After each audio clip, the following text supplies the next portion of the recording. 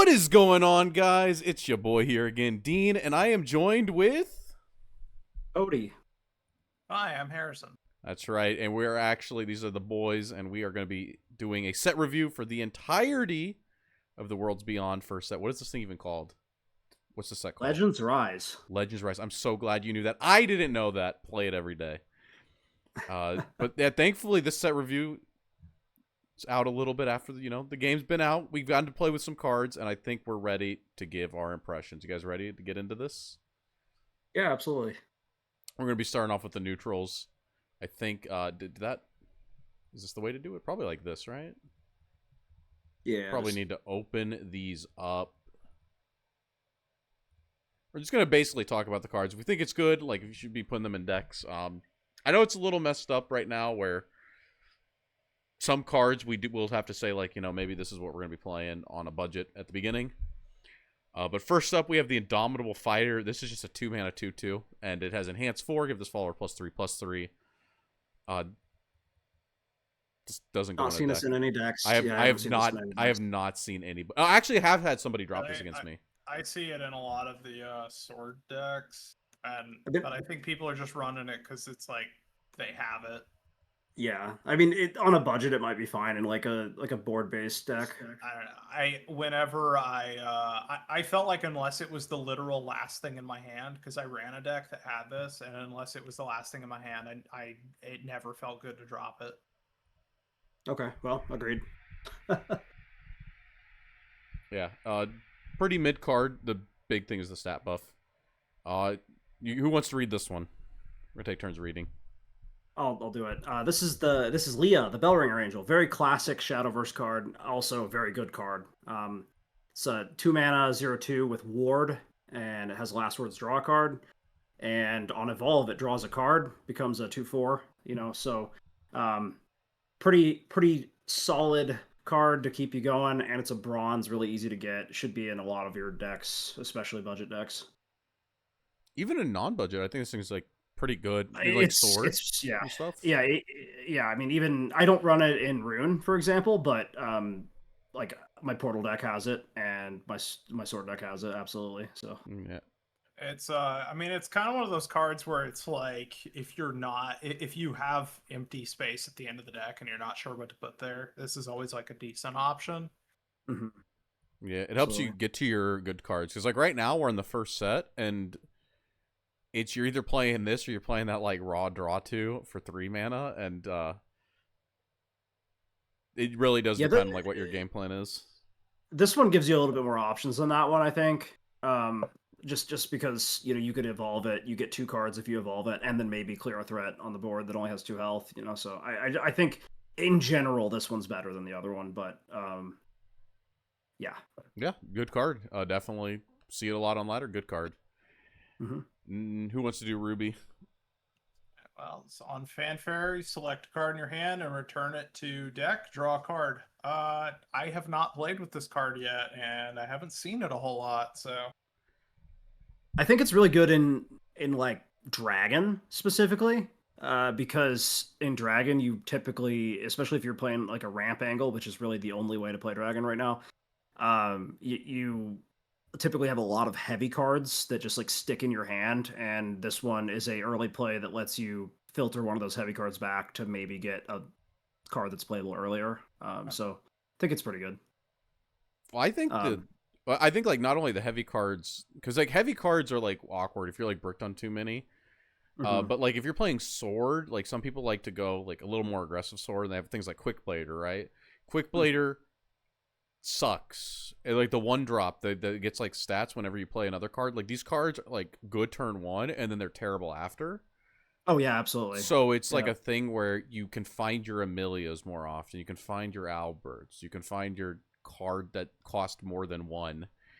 Yeah, no, absolutely. It absolutely works the other way around too for those decks that have those.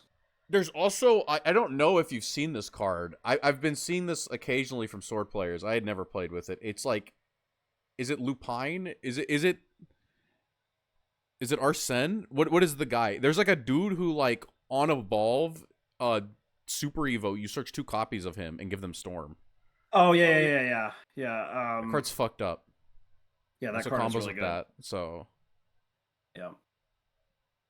yeah, I think this card is like set 1. It's like a bell ringer, but more aggressive, but not really, but kind of. So yeah, definitely a Yeah. card you can include in your deck. Pretty good. Yep. Next up is Phildau, Lionheart Ward. This is 2 mana, 2/2, and on evolve we get to destroy an enemy follower. I don't know how I feel about this one. How do you guys feel? I've seen it run a lot actually. I think especially with the current state of the game and like how difficult it is to get cards, I think it warrants a slot. Weirdly enough, despite having 4 Evos now, Evos feel kind of like more valuable than they did in Everything Shadowverse relies 1. on and Like literally everything requires Evo. so I think that like you got to be really careful where you use your evos, and using it for just this effect when there's other single cards that kill at a threat is a little rough. But again, in the context of set 1, I think this card's pretty playable, especially in maybe in decks that are more control focused. Maybe like Haven. That's what I felt, because like when I was playing like Sword, my initial Sword list had this guy, and then I'm like playing him, and then I'm like, fuck, dude, I needed to like evolve like other card, like any other card that wasn't this. Like I needed to do not this. Absolutely. And that's like been the problem. But that's like a constructed deck, like fully constructed. So I do understand where there's like a lot of players right now. We're gonna have to say this quite often. There's a lot of players right now. We're playing. Some people are not gonna have a full powered deck, and even then, though, I don't know if it's good enough. I don't know, because like I think the good decks ultimately at 2-for-1s, right? It does. I mean, but it's tall removal on one end as well. What deck is missing tall removal though? That's the question. It's like it is like tall removal, but like I think there's a card that we get to later that I think might be better. But I do think that this is like the targeted is good in the late game, but I always feel the late game is where I need to like be doing not this. Yeah, no, the Evos, yeah, absolutely. Like, yeah, like this like clears a super Evo, but that means that you were playing this when your opponent super Evo'd, which is. And you would have rather super Evo'd, probably, So yeah. That's the hard part I have with it, but it's like it is good. I don't know. This one's a hard one for me. Yeah, it's kind of hard to read. Oh, who wants to read the bad card? I'll get it. Detective Lens. It's a 2-mana amulet. It says destroy this card, select an enemy follower on the field, remove ward from it. You have to put this on the board. think you do have to put it on the board. I don't think I've ever seen anyone run this in any list. I have. You have? Okay. I could see where maybe you know what? If you run this in Artifact Portal and you're really going for that end of game mech play, this could be good. If they have a if I lost this card removing like being on the board and removing a ward, I would be so upset. Well, you can put it on the board like early game, right? Yeah. So I kind of lied. I didn't actually play this. I played a card that gave me this, but yeah. I think yeah. I can't believe this card was actually printed. Like this card looks so bad. It's a funny one. I mean, it might be a secret tech later though. Who knows? It's a bronze, so it's easy to get. Secret tech. Yeah. Okay, Harrison, you want to read this card? Yeah. So Aria Luxminstrel on evolve restores 2 defense to your leader. On super evolves restores 4 defense instead. How do you feel? I feel like I've never seen this in constructed. I feel like this card is unplayably bad. maybe when Haven gets like Alana, maybe it'll be playable. If they get Alana. I will say this. Heal is like actually at a premium right now. Heal is at a premium. But I don't know if I'm down bad enough for heal for this. I wish. Well, it goes back to the problem, right? It's like, would you rather use your Evo on this or something else? And it's like almost assuredly something else. Yeah, every single time it's something else. I wish that super. Yeah. I know this is wrong. I wish that Super Evolve triggered when Olivia triggered it. That would be insane. Then this card would be good. Olivia would be like the best card. Olivia would actually be the best card. Yeah. Because it doesn't, it's I mean Olivia would be actually too broken. Never mind. Yeah, you're right. Yeah. But yeah, definitely like I think this is one like in the future we could see this card come up though. Maybe with like an Alana deck. Mm-hmm. Hey, it's the card I played. It's the Vigilant Detective. 3 mana, 3/3, so normal stats. Last words, put a detective lens into your hand. And I know what you're thinking, Dean. Why do you play this? Why did you think this was okay? I think that Amulet Haven's problem. Have either of you guys like played Amulet Haven or even looked at the cards? I've played against it. I have not played it. Okay, you probably played against Not My Little Cook. Harrison, are you aware of the cards at all? No. No. Okay, so it's Haven identity is like a mixture of old digital and current physical, where some of the amulets have last words, they all have engage, and they have countdown. So they have like a bunch of different things, and like Skullfane blows up your board, but then you have like this big Stormer in Haven later that's like 8 mana, and it can push, I think it's like 6 or I think it's like a 6/8 ward or something, and it gets Storm when you engage an amulet. And because Skullfane wants last words, Skullfane wants last words amulets, and we have a 7-drop that pulls amulets out of the deck. I didn't want to play amulets that would get blown up and not have effects, so this was the only way to not put an amulet with engage into my deck, but still have the option to. That's just something for people who are on like a super budget. I don't know if like you guys want to like mess around with Haven at all, but that was like my thought with it. I think it's like not a good card. I mean, for me personally, I'm more interested in like later Haven stuff that they'll likely come out with. Yeah, this is like set 1 like budget Haven card, and it's I mean like it does its purpose, but like it's awful. I mean, it's like an amulet in your deck that comes with a body, so in that context, it's probably playable. I mean, Detective's Lens niche uses, but you know. Yeah, that was my crazy cook. I had to talk about it because it's such a bad card, but ooh, this card's really good. Yeah. Okay, I guess it's my turn. It's Apollo Heaven's Envoy. It's 3/1/2. It says Fanfare, deal 1 damage to all enemy followers, and Evolve, do the same thing. So it's AoE for 2 on Evolve. That's pretty good. It's really That's pretty good.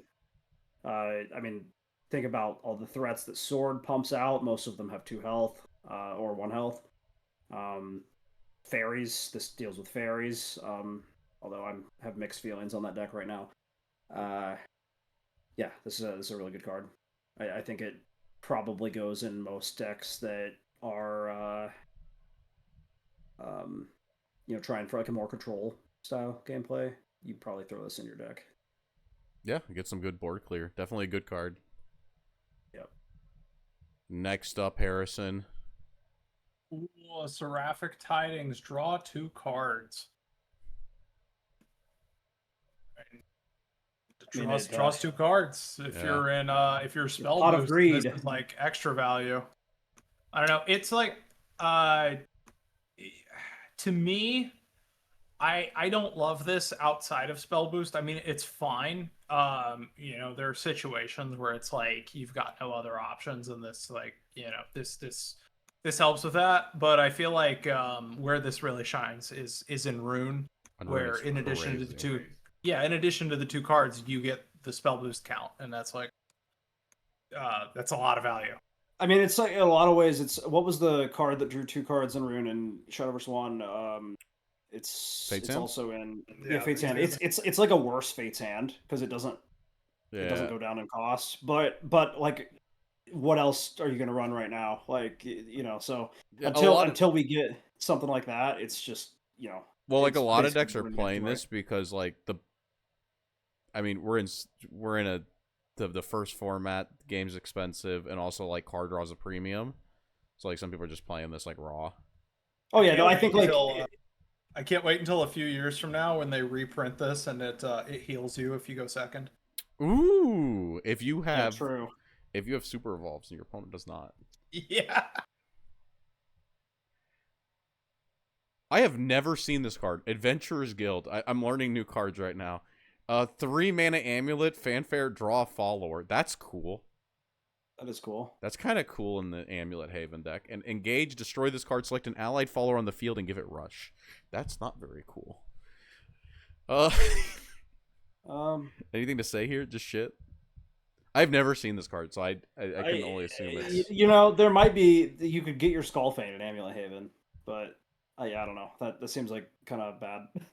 If we get more amulets where it's like pure amulets, I could see it. Right now, we're not. Yeah. There. Right now, Amulet Haven doesn't play that many amulets.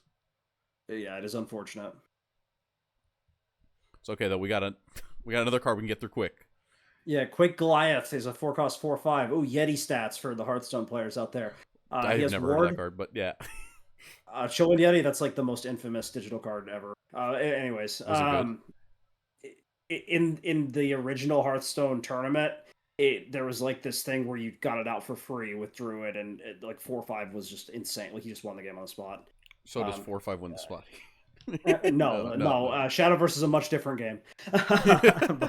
We start at a higher power level. Yeah. No, that's not great. I mean, yeah, it's not great. Shit card. Yep. Ward for Ward Haven. True. Ooh, Harrison, you can read the bait card. All right, Divine Thunder. Destroy a random enemy follower with the highest attack. Deal 1 damage to all enemy followers. I mean, sometimes this is like super good. Sometimes it's completely useless. I mean, it really depends.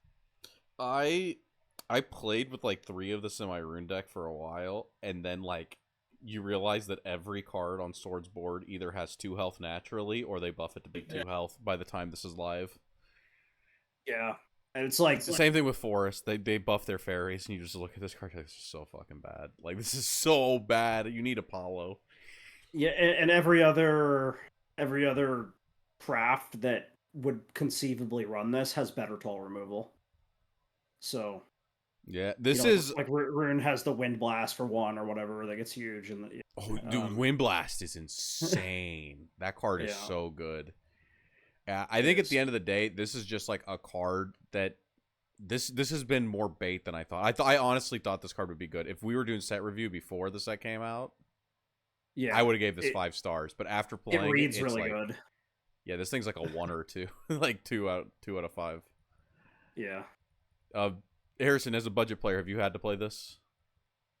When I was on the Rune TD, yeah, absolutely, I was playing this. Okay, but that was like turbo budget, right? That was like you didn't have cards. Yeah. Well, okay. What would happen is, there would be like a super evolve that I just could not answer except with this. So, it was never my first choice, but it's like, sometimes it was good enough. It was good enough.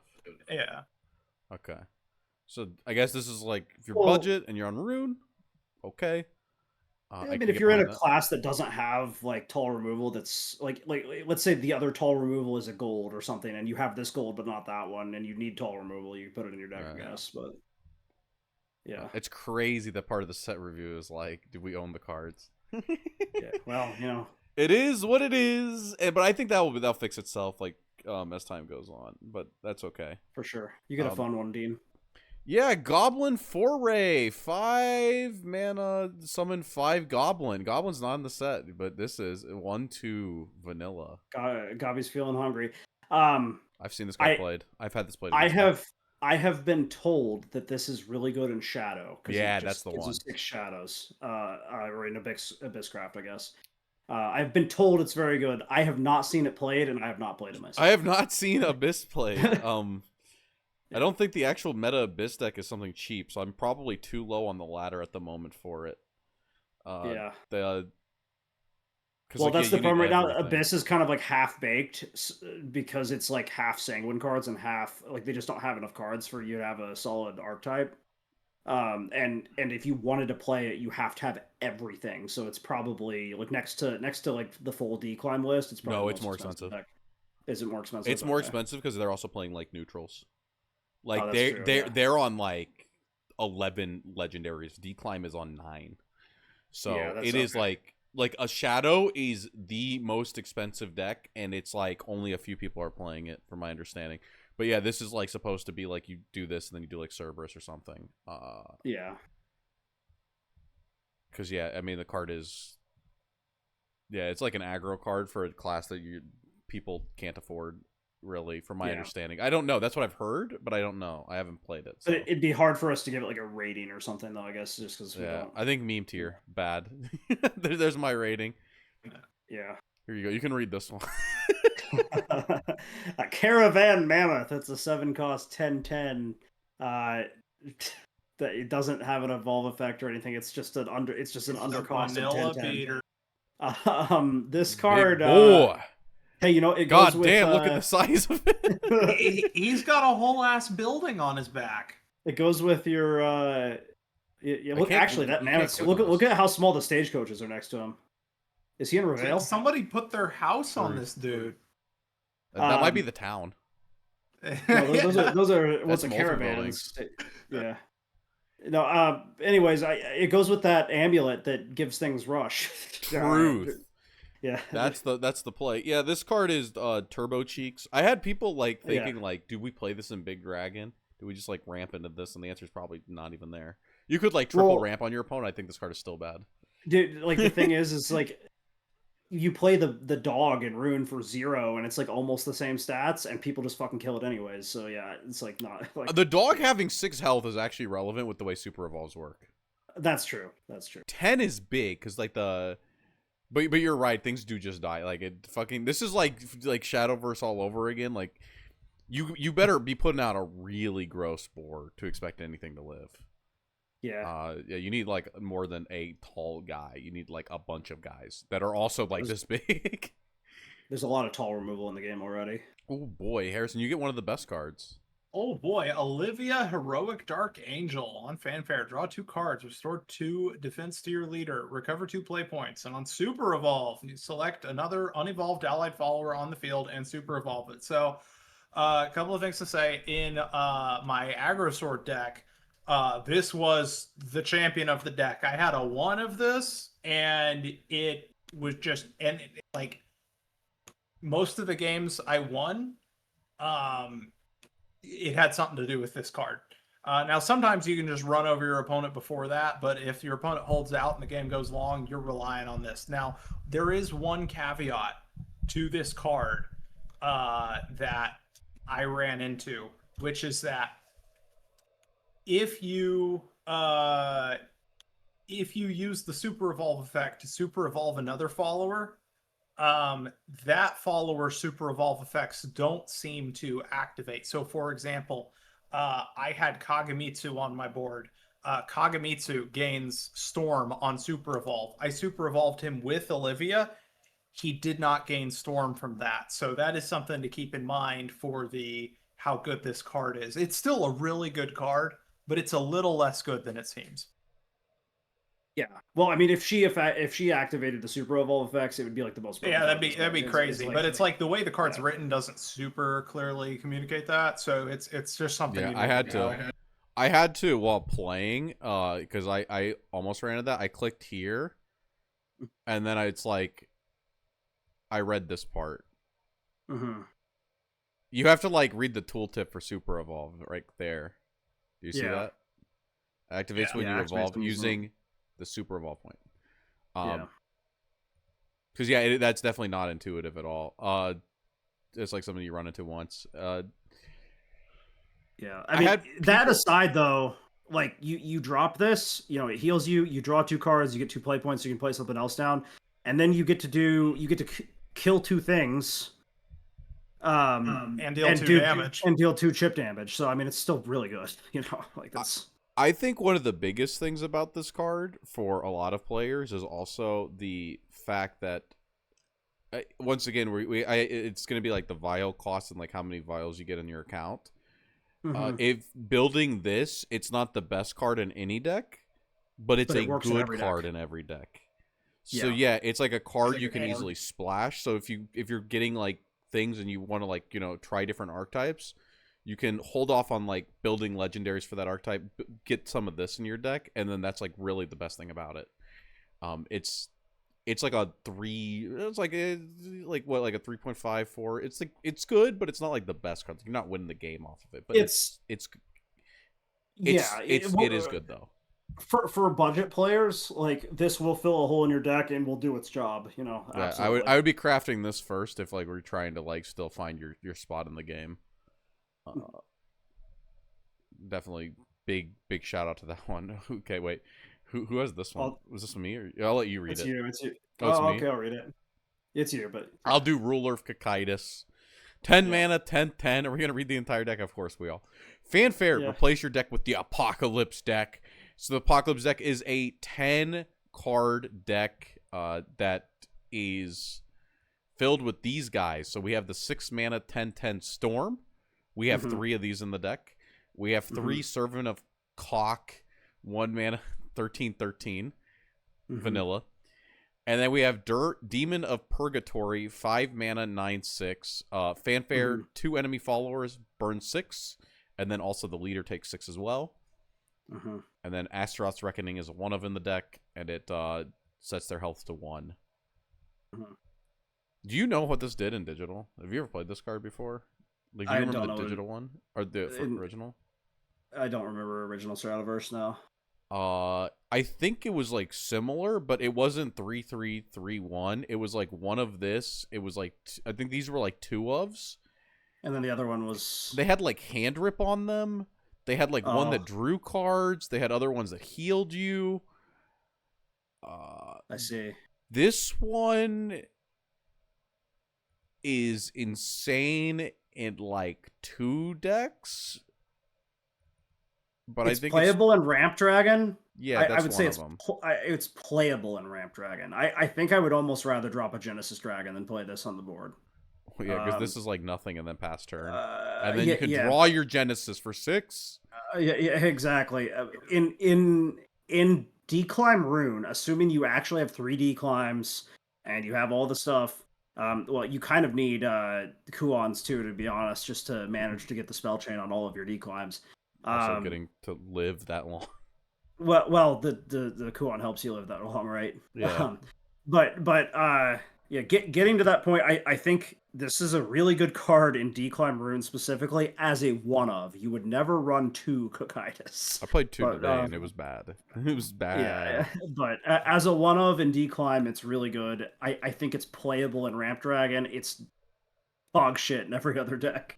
The one thing that Cocytus does really well, because I keep running into this on the receiving end of it, is if you have an opponent that is struggling to find their finisher, like let's say they get to turn 10 and they don't have what they need in hand, this just makes sure that they can never come back. Like that's the only time I really see this shining is when you are already just like beating somebody into the ground and you slam this down and it's like no matter what they do, they can't come back at that point. It's kind of a win more card. I will say in Declimb specifically, there have been games that I won with this where I shouldn't have won, and it's simply because I have. If you have the 0 cost Declimb, this is basically free. Yeah. Yeah, the weird thing with Declimb is I realize this. It's like this is a 10-card deck with the 1 of win conditions. You say 50% chance of drawing it off of 5. Well, okay. But then you shuffle your hand back in, and it goes down to like 10% chance. Well, the Demon of Purgatory. If you see a 2 of those, that's usually a win because I True. usually have them around like 8 health or something. The Silent Rider could also be a win. There have been the Silent Rider. There have been a couple times where I declimbed Demon of Purgatory to clear their board, dropped a Silent Rider, dropped 2 Servants of Cocytus, passed, and then they just quit. So, it's like, it sort of depends. I think you would prefer to win before you have to do this, but it's sort of like a nail in the coffin to most people. I don't know Yeah. what the Control Haven like completed list is like, because I was like more of like playing around with my own little homebrew. But Mhm. I don't know if they play this or not. Haven might play this. Because that The is a list, deck on ladder, but I don't know what it looks like. the list that I keep running into for Haven doesn't have it to my knowledge. Okay. But I I could don't be know what their wrong. actual win condition is. They sit there like looping removal, and then they die to the Megazord, I assume, or something. I don't actually know. I don't know I don't know how they beat the Megazord. That deck I've is... lost to Haven once, and it was because they shit out a bunch of Stormbirds and buffed them really big. So I don't know. Bro, I just pulled a fourth Kagamitsu. Oh. I'm sorry for Hey, your that's loss. that's some dust. I pulled like 6 of him. He's pretty funny. He's glued to me. Gonna move on to Forest, huh? So- Yeah, we're opening up all of the cards. Well, my computer cries, dude. One day I will buy a new computer once I stop buying cards. I'm so deep in the hole on cards. Don't play physical Shadowverse, boys. That's an expensive one. You think this game's pay to win? Yeah, for real. Well, there ain't no free pack at the card shop. That's true. Yeah, I guess this one's you. You get the May Journey Elf. Yeah, I'll do it. So Mage Journey Elf, she's a 1-cost 1/1 fanfare combo 3. Select an enemy follower on the field, deal it 3 damage. I mean, it's a 1-cost 1/1. You run it in your forest deck as a 3 of. It's just the combo effect is nice, but even How if you're does playing one on turn 1, grown up? yeah, her voice sounds funny too. Yeah, I need an adult when she dies. Yeah, this card has been, yeah, like you said, 3 of. I think that's really what Yeah. people want to hear is like, how many do you play? You play 3 of this card. It's actually really good. Yeah. You get the combo. It's 1 mana, Rose Queen, good card. Yeah, right now there's not a whole lot of 1-mana cards in the game, so if your craft has them, you typically run them, I think. Harrison, how familiar with Forestcraft? Only on the receiving end. They Okay. don't seem particularly strong. That's what a lot of people say. I like to believe. I have like not to felt their believe. power yet. I think they need a little bit more help, and then they'll be good. But Like I've had games where everything is going wrong for me, and my forest opponent is just staring at me and doing nothing because it's like however bad things are for me, it's worse for them. It's not worse for them. They're setting up. Okay, I've played the deck. You're setting up. You have the extra mana orb. You're able to control the board, and then you're sitting with 11 mana, and you're like, I still can't kill my opponent. Yeah. I think it's because I wasn't on the Rose Queen. I think if I had the Rose Queen, I would be able to win on turn 10. Yeah. I know that's like really fucking late, and a single Yeah. ward stops it, which is also tragic. But the ability is there to win if you have the Rose Queen. But yeah, I do think this class needs something. It needs a little help. Yeah. Anyways, this is yours, Harrison. Yeah. Oh boy, good fairy of the pond. The last words: add a fairy to your hand. It's a 1-cost. You can play it on turn 1. Yeah, that's I don't it. know what else there is to say about it. You get the fairies. Yeah, I mean that's you put 3 of this in your deck too, 100%. Oh, things to note: fairies are better in this. They get rush. Oh yes, yeah. Fairies in original Shadowverse did not have rush. They have rush in this game, so they're a lot better. They are. It's like kind of insane. It's actually kind of insane. Yeah, I was shocked at how weak Forest felt because despite that, at least initially, I expect Forest to only become stronger and stronger as they get more support. Yeah. Next up is me. This is you. Okay, Bug Alert. This card's good. 1 mana spell. Select an allied card on the field. Return to your hand. Deal 2 damage to a random enemy follower. Doesn't draw like the old ones, but it's removal. Removal's good, especially with all the brush. I mean, it's You random have- removal. Kind of. I mean, like, random removal means that you just set it up to be the good removal, right? Right. You play around the fact it's random. I think this card is insane.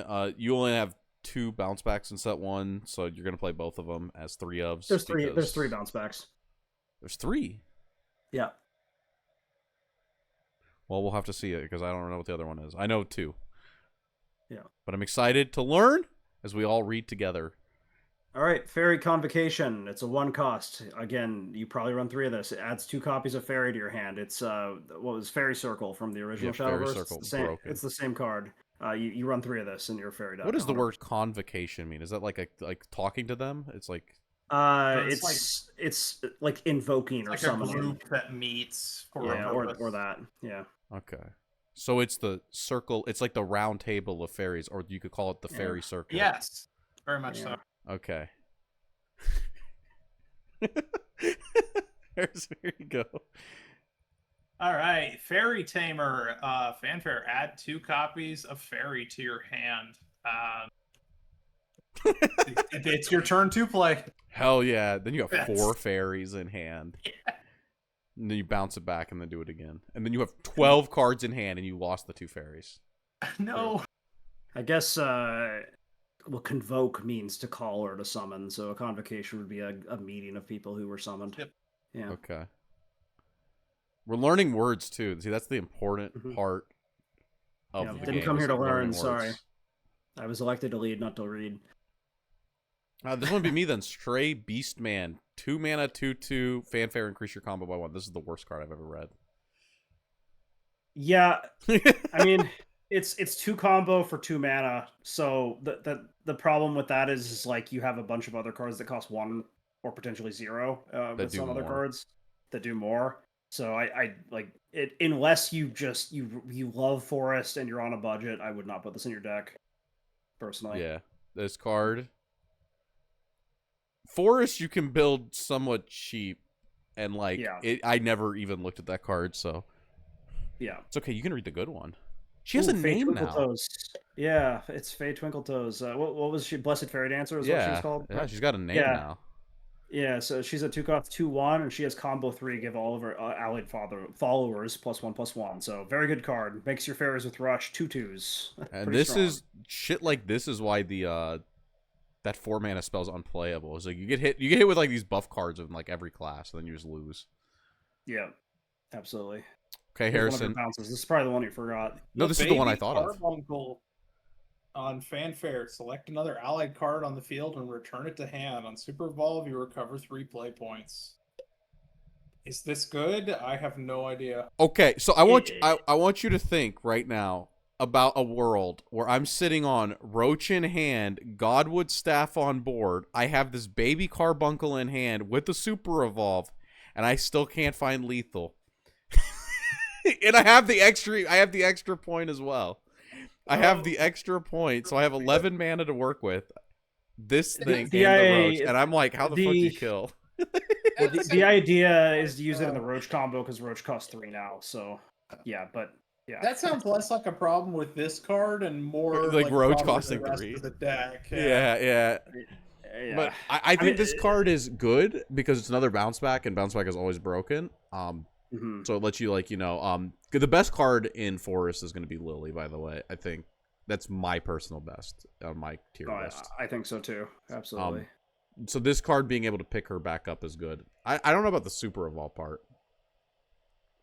I think in some niche scenarios, it's a Roach extender. good. It's good that it just bounces something for 2 mana, right? So the fact that it has an extra effect that's there as an option is just icing. Like, it doesn't have to be good. The fact that it's there is like sometimes that might be relevant, right? Yeah, I mean, if this pushes your Roach down a second time and your Roach hits for an extra 5, then it's good. For what it's worth, I do run this as a 2 of in my Forest deck, despite having 3 of it. But yeah, good card. Bounce back. That's the big thing. Yeah. Here you go, Harrison. You can read the best card. Or is this me? Lily, Crystallian Innocence. Fanfare combo 3. Select an enemy follower on the field and set its defense to 1. And on Evolve, you draw a card, select an enemy follower on the field, and deal it 1 damage. Yep. Card's It's insane. Oval, yeah.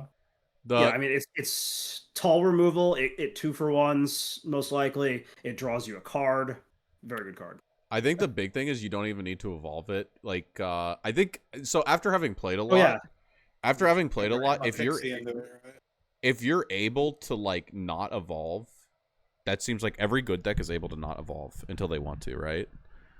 Yeah, no, I agree, because you could drop this and then trade a fairy into whatever. Yeah, that's the big thing. Yeah, Is because the like, fairies have rush, they're getting you your combo count, and then you play this down, and you just pick it back up, and you're like, okay, now I'm yeah, we're gaming. Like you're able to clear super balls with this. yeah, absolutely. Definitely, this is the overperformer. This card's really good. Yeah.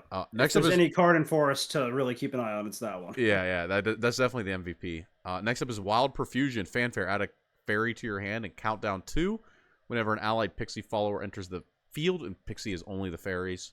Deal 1 damage to a random enemy follower, so you get like your fairies deal 2 damage. Yeah. I think this card's good. I think it's good too, specifically into like sword and the barrier cards. That helps a lot. Where like without this, like Amelia is like a fucking house. Mm-hmm. But with this, we can clear the Amelia boards, and also just like ping down like wide boards. So yeah, you're gonna be playing 3 of this. Absolutely. All right. Lambert Cairn. It's 2 costs Amulet, Fanfare, add a fairy to your hand, combo 3, add a Deepwood Bounty to your hand. Deepwood Bounty is a 0 cost that heals you, I think, right? 0 cost, heal 1. 0 cost, heal 1. Okay. And then it has Engage, destroy this card, select an allied follower on your field, give it +1/+1. I do think this card's good. I mean, it's a fairy generator. It gives you a 0 cost if you're going for that big roach turn.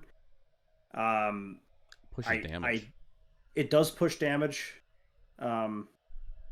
I think it's pretty good. I also run this as a 2 of, not a 3 of in my fairy deck. I don't know if that's right. I couldn't draw it when it was a 2 of, like, but like I wonder.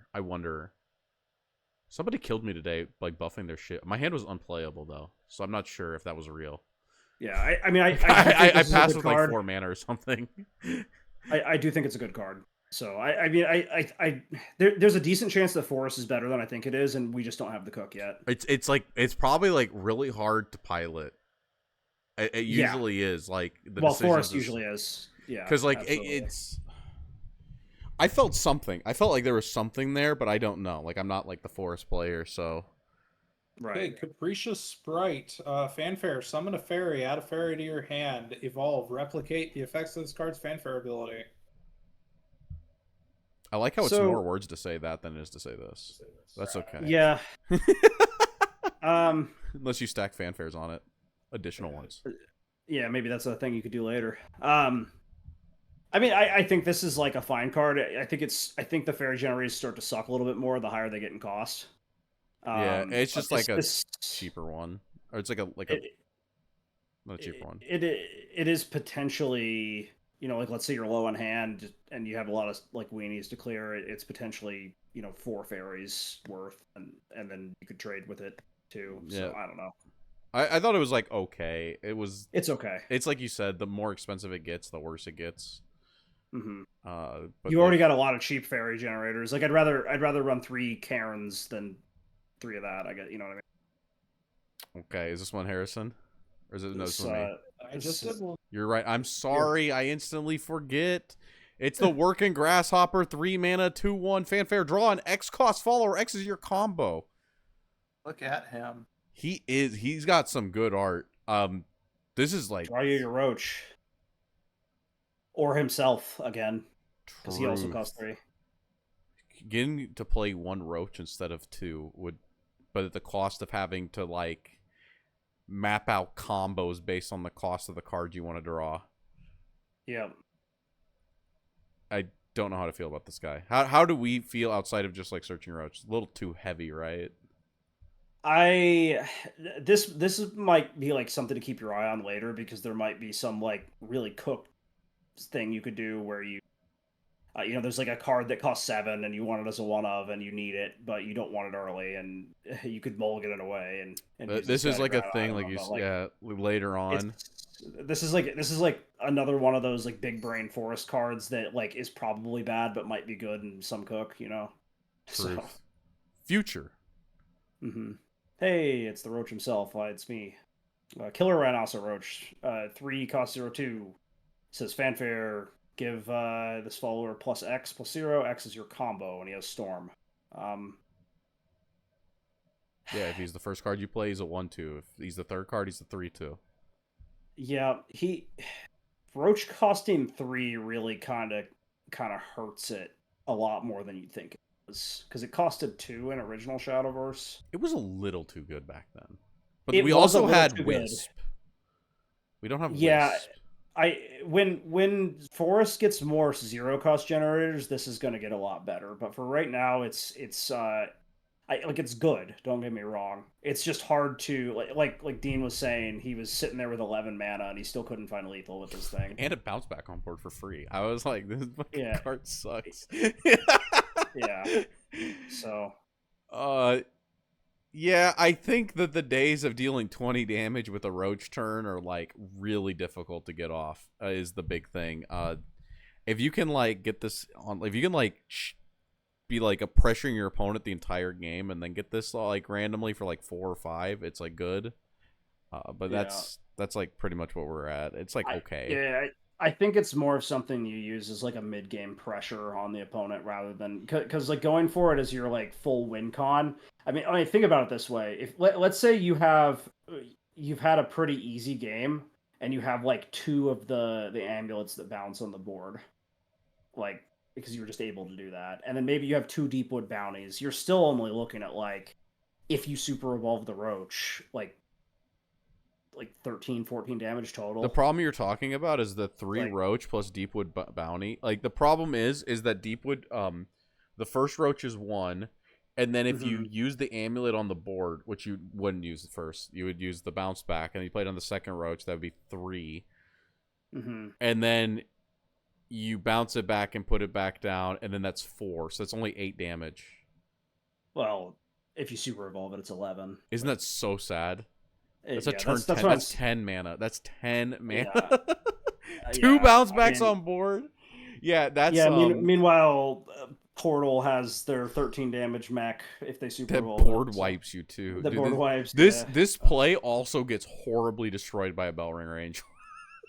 Yeah, well, yeah, that's the thing. It's like it's so anemic. That's why I think it's better to use like a mid game push than it is to go for like some wombo because it's just not gonna happen. That's what I've been feeling too. I think that's the real problem is like it's like everything before that is so bad. If you're like trying to like full into this, but like if you're tempoing them out, it's like it has potential though. This is a card to keep your eye on as Forest gets more 0 costs and more ability to. I mean, this says gain infinite attack. Yeah, we got to watch it. Yeah, so I've seen a lot of combo 12 on like a 4-card hand. I'm just saying.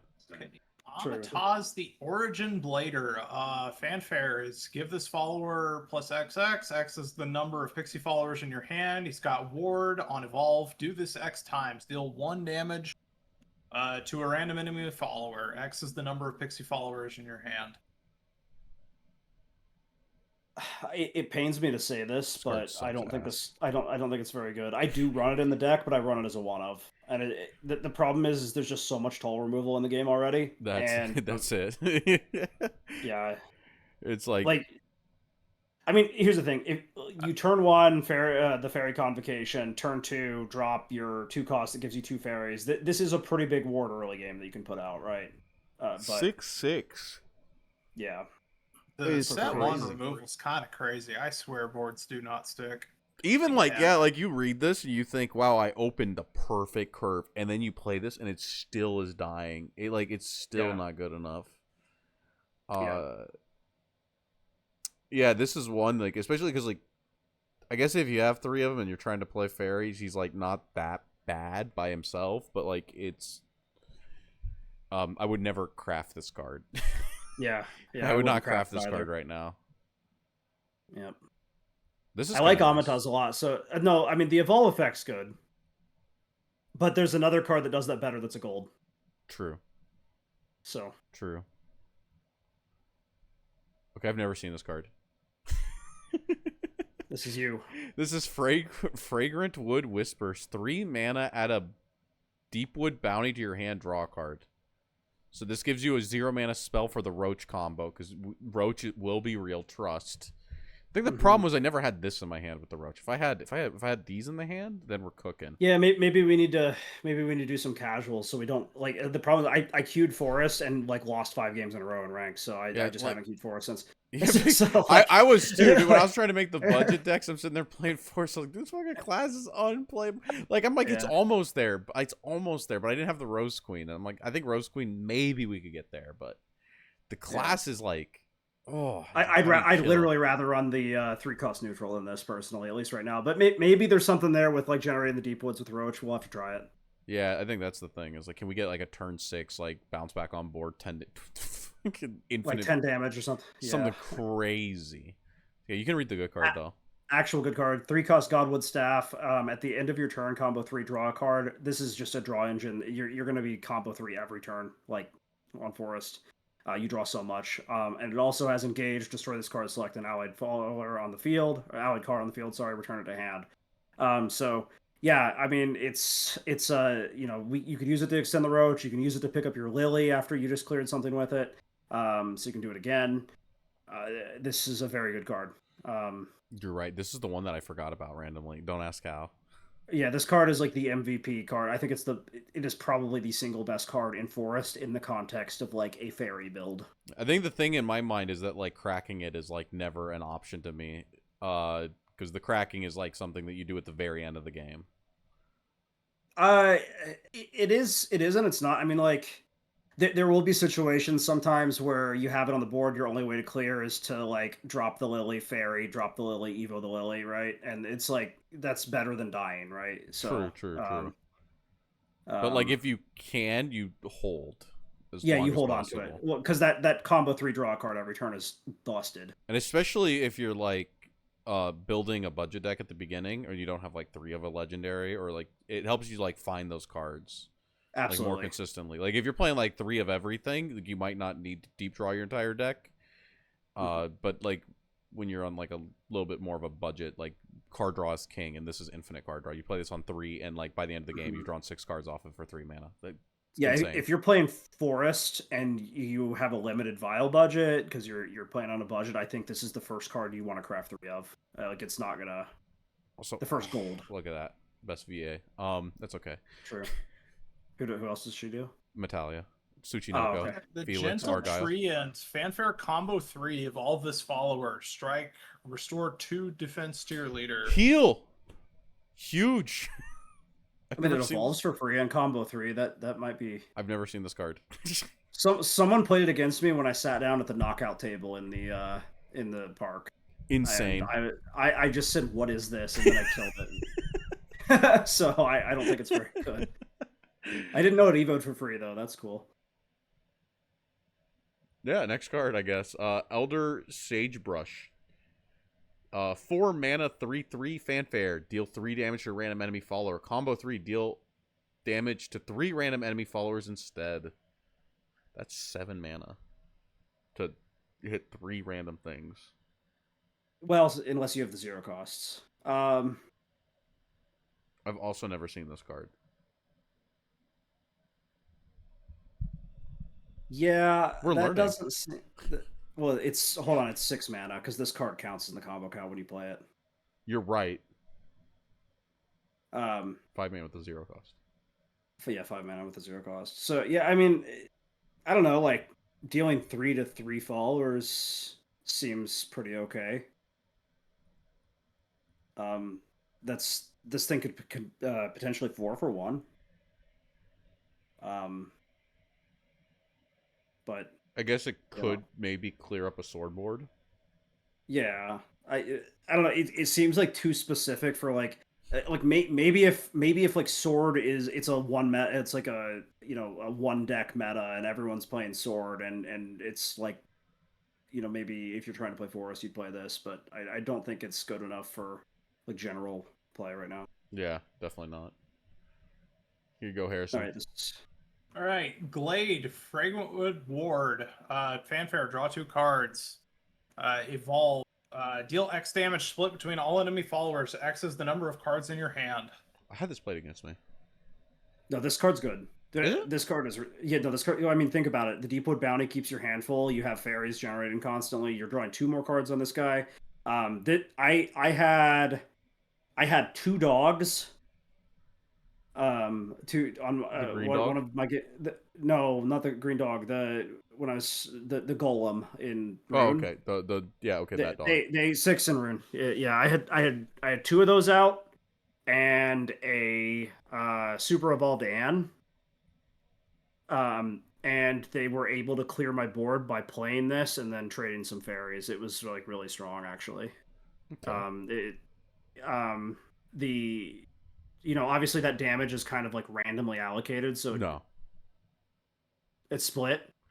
Yeah, Yeah, the way that split works in this game is left to right the full number. left to right the full number. Okay, yeah, so it cleared my board out then. And maybe knowing that, I would play the Anne first and then my other two That's dogs like against some weird. Forest. I don't But know how to play around stuff like this. yeah, but in any case, it did clear my like I thought unclearable board. I was like, unless this guy is Lily, I'm safe. And then he dropped that down, so I felt that like this card was actually good Okay, I can get behind personally. it. Yeah. Um, I mean it's AoE removal and it's tall kind of too. Okay, I see it. Aria, Lady of the Woods. I fucking hate this card. This card's bad. 6 mana, 4/4, fanfare, gain crest. Aria, Lady of the Woods. Super evolve. Summon 3 fairies, and the crest is whenever an allied pixie follower enters the field, give it storm. So all of your fairies get storm. I know you think this would be good. It is turbo cheeks because the fairies are small.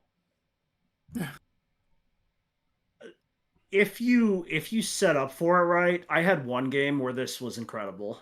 I had a bunch of fairies in hand. I had two blessed fairy dancers. I played this, cleared the enemy board. They didn't have much of a turn the next turn, at least one that I had to respond to. And then I was able to. They cleared my board. I was able to play three fairies and two blessed fairy dancers, or whatever she's called now, Faye Twinkletoes, and that was a that was a push for 9 damage on turn 7. So Maybe, I think maybe. it's like fine. And I had hit them for 4 last turn because they only had one thing on board. I super evolved her, killed the thing, and then hit them for 3 with the fairies. So it was like in 2 turns I was able to go face for 13 damage. So if you have like the right hand, I think it's playable, but it's a little bit too conditional. I think you're right, and it's one of the weaker legendaries in the game right now. Yeah, like Kuwan or Yeah, Anna like Grea even. yeah, no, Like, Anna Gray is insane. That card's like, insane. you're sitting Yeah, there like, look at these other cards, yeah, and then it's like yeah, this card, and you get this crest, and you get these 1/1s, and you gotta have the combo. You gotta have the twinkle toes as well. I think if we had yeah, more fairy buffers, I think that's really the thing. Is like I don't think there's a lot of cards that buff. yeah. Well, didn't Forest and Shadowverse 1 have cards that buff their fairies in their hand? No, is that one? Not in I set don't one. think. They did though later on, is what I'm saying. Yeah, like later on, like fairies were getting storm. I mean, it's like something similar. That's what I'm saying. Like maybe later on, if you can start like buffing your fairies in your hand or something, You get similar to how big, puppets do, yeah, get some then you big can lay. pushes. Yeah, you can lay down like 3 of them that have 3/3s or whatever, like. But Yeah, it is like a uh, thing where like right now, I mean, like you said, yeah, you can get some turns off of it, but it's a yeah. lot of it's a lot. Like Forest needs a lot of cards. Mm-hmm. All Uh, right. I guess this is me because you just went. yep. Selwyn Sonic Archer. It's a 7 cost 4/6. Has Storm baseline.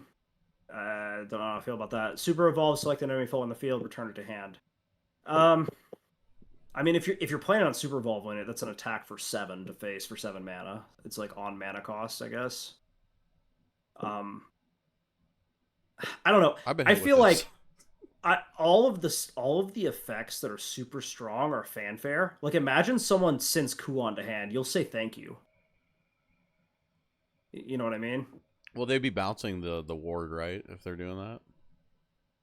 Depends. Sometimes you have to. I mean, against Forest you probably wouldn't have to, but sometimes you have to give that storm and trade and use it to trade. Yeah. Um, yeah, I don't know. I feel like a lot of the things that they would bounce with this, like you would be like, oh, okay, thanks. That's the kind of problem with it. I mean, it's possible that if you went for like a mid-game roach, you could close out the game with this with some of your other incidental damage you got in. That's throughout what the I'm game, maybe. thinking with it, because like Yeah. I've been hit with it. And it's like, yeah, you aggroing it Yeah. down, and then right there at the end, boom, they think they're safe. You bounce a card back because it's like Yeah. Forest isn't played a lot. It's a Yeah. it's like a pretty random inclusion that just gets a lot. It's just like another card that like checks your opponent because like it's really hard to play around. They just pick my board up. Yeah. Not much you can do about that. Yeah. How much? Well, we'll know later. I was gonna ask how much the and summoning costs. Two should Two. be. Oh, that's not. It That's wasn't not that digital. bad. Okay. Aaron, the Crystallian Frostward. Fanfare. Select an enemy follower on the field and destroy it. Restore 2 defense to your leader, and it has ward. It's big. This It's is another big. one that's like. This is another one I don't know how to feel about it. It feels like it doesn't really like. Do anything. Maybe when there's like more Crystallian cards, this card will make sense. Yeah, this is like one I've never seen it played. I've never seen it played, and I read and I see why. Well, it's like you could super evolve it, and it's a 9/12, but like then you just get hit with one of the kill spells or something. Yeah, so. yeah, right. The amount of removal really changes what cards are playable. You get hit with a Lily for fucking 2 mana, and it has 1 health Yeah, now, and then it dies. Rune uses the snowman thing on it to give it 1 health. Forget the snowman. They use the 1 mana spell that spell boost to infinite damage. That's unbelievable too. Yeah, true. The snowman costs 0, dude. But all right. I think the problem with big guys is they need to be with like they need to be comboed out with like a bunch of other big guys to like ever be safe. Or they need to have aura. Yeah, Aura has been pretty good. Sometimes you went off of the. Yeah. I don't know. I think I had like a 20. I misplayed on the stream today, and I had like a 20 health Chikagami, and it was like able to get cleared. Something to think about. I know I'm kind of going back to the old card. That Zeus card that gets around aura because you don't target with it. What's Zeus card? The 4 mana. The 4 cost, the 4 mana card in neutral that gets around aura because you don't target with it. That is so. True. I mean that might make it a little better than we initially said. Anyways, this is the Deepwood Fairy Beast. 8 mana, 4/4. Fanfare. Draw a card. Heal.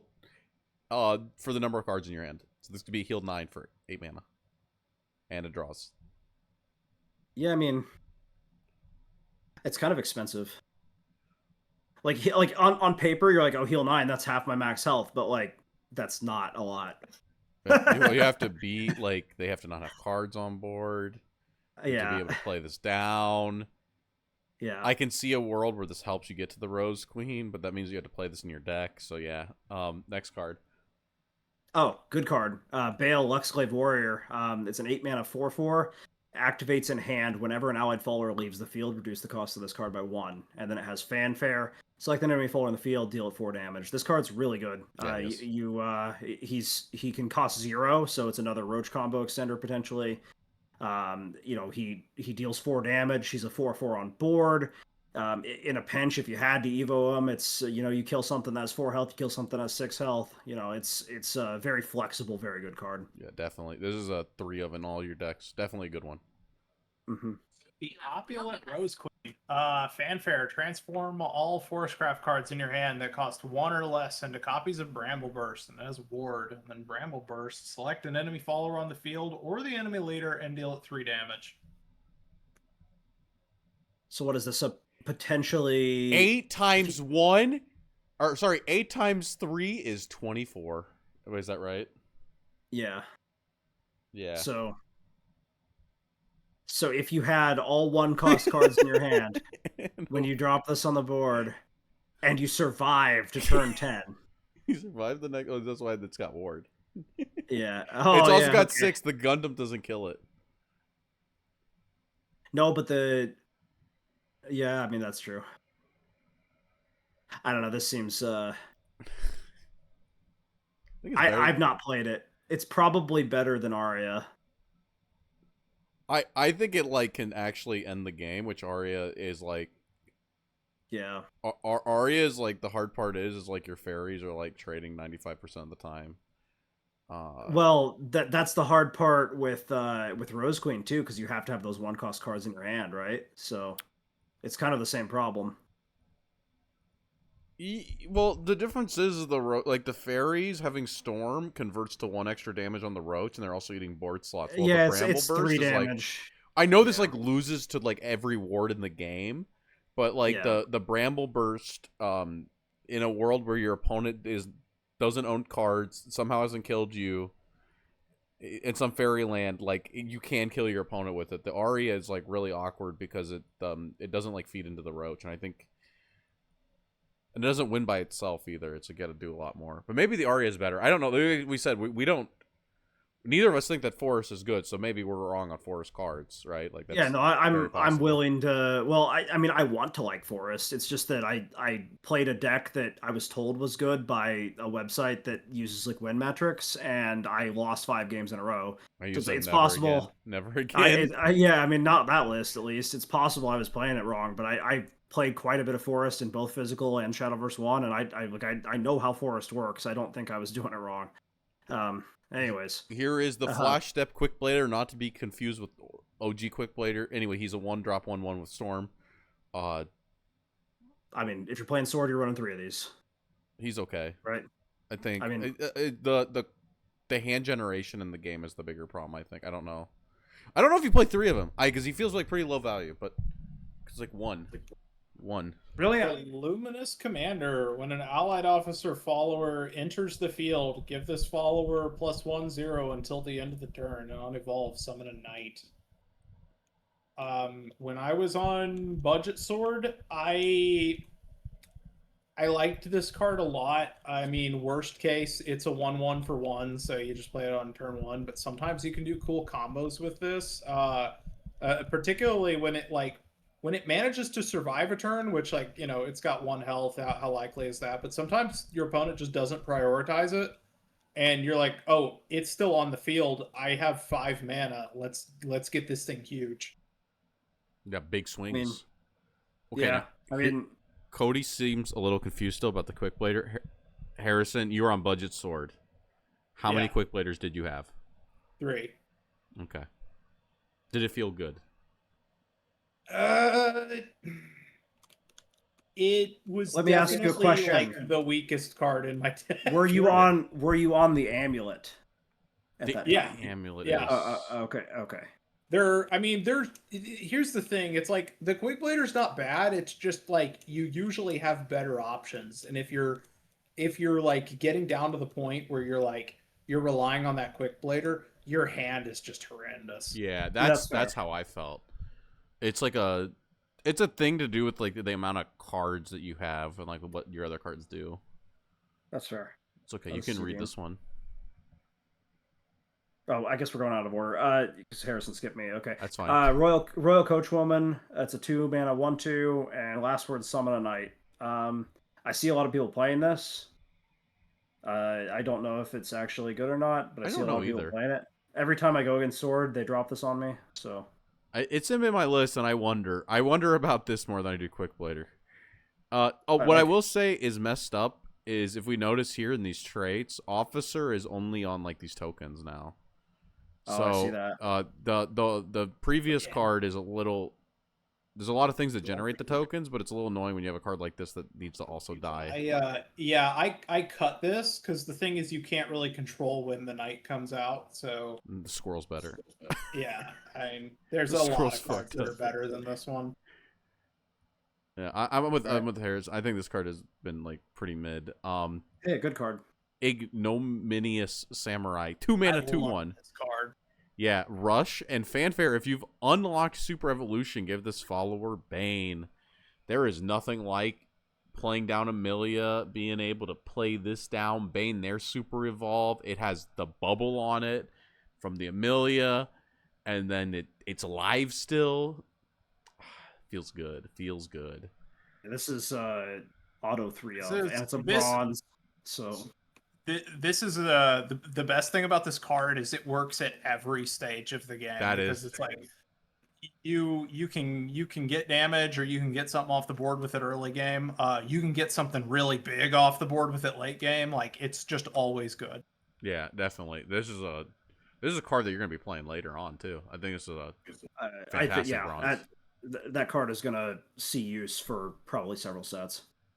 This is Udine. This one's me. Luminous Lance Trooper, 2 mana, 1/2. Fanfare, summon a knight. Whenever an allied officer follower enters the field, give it rush.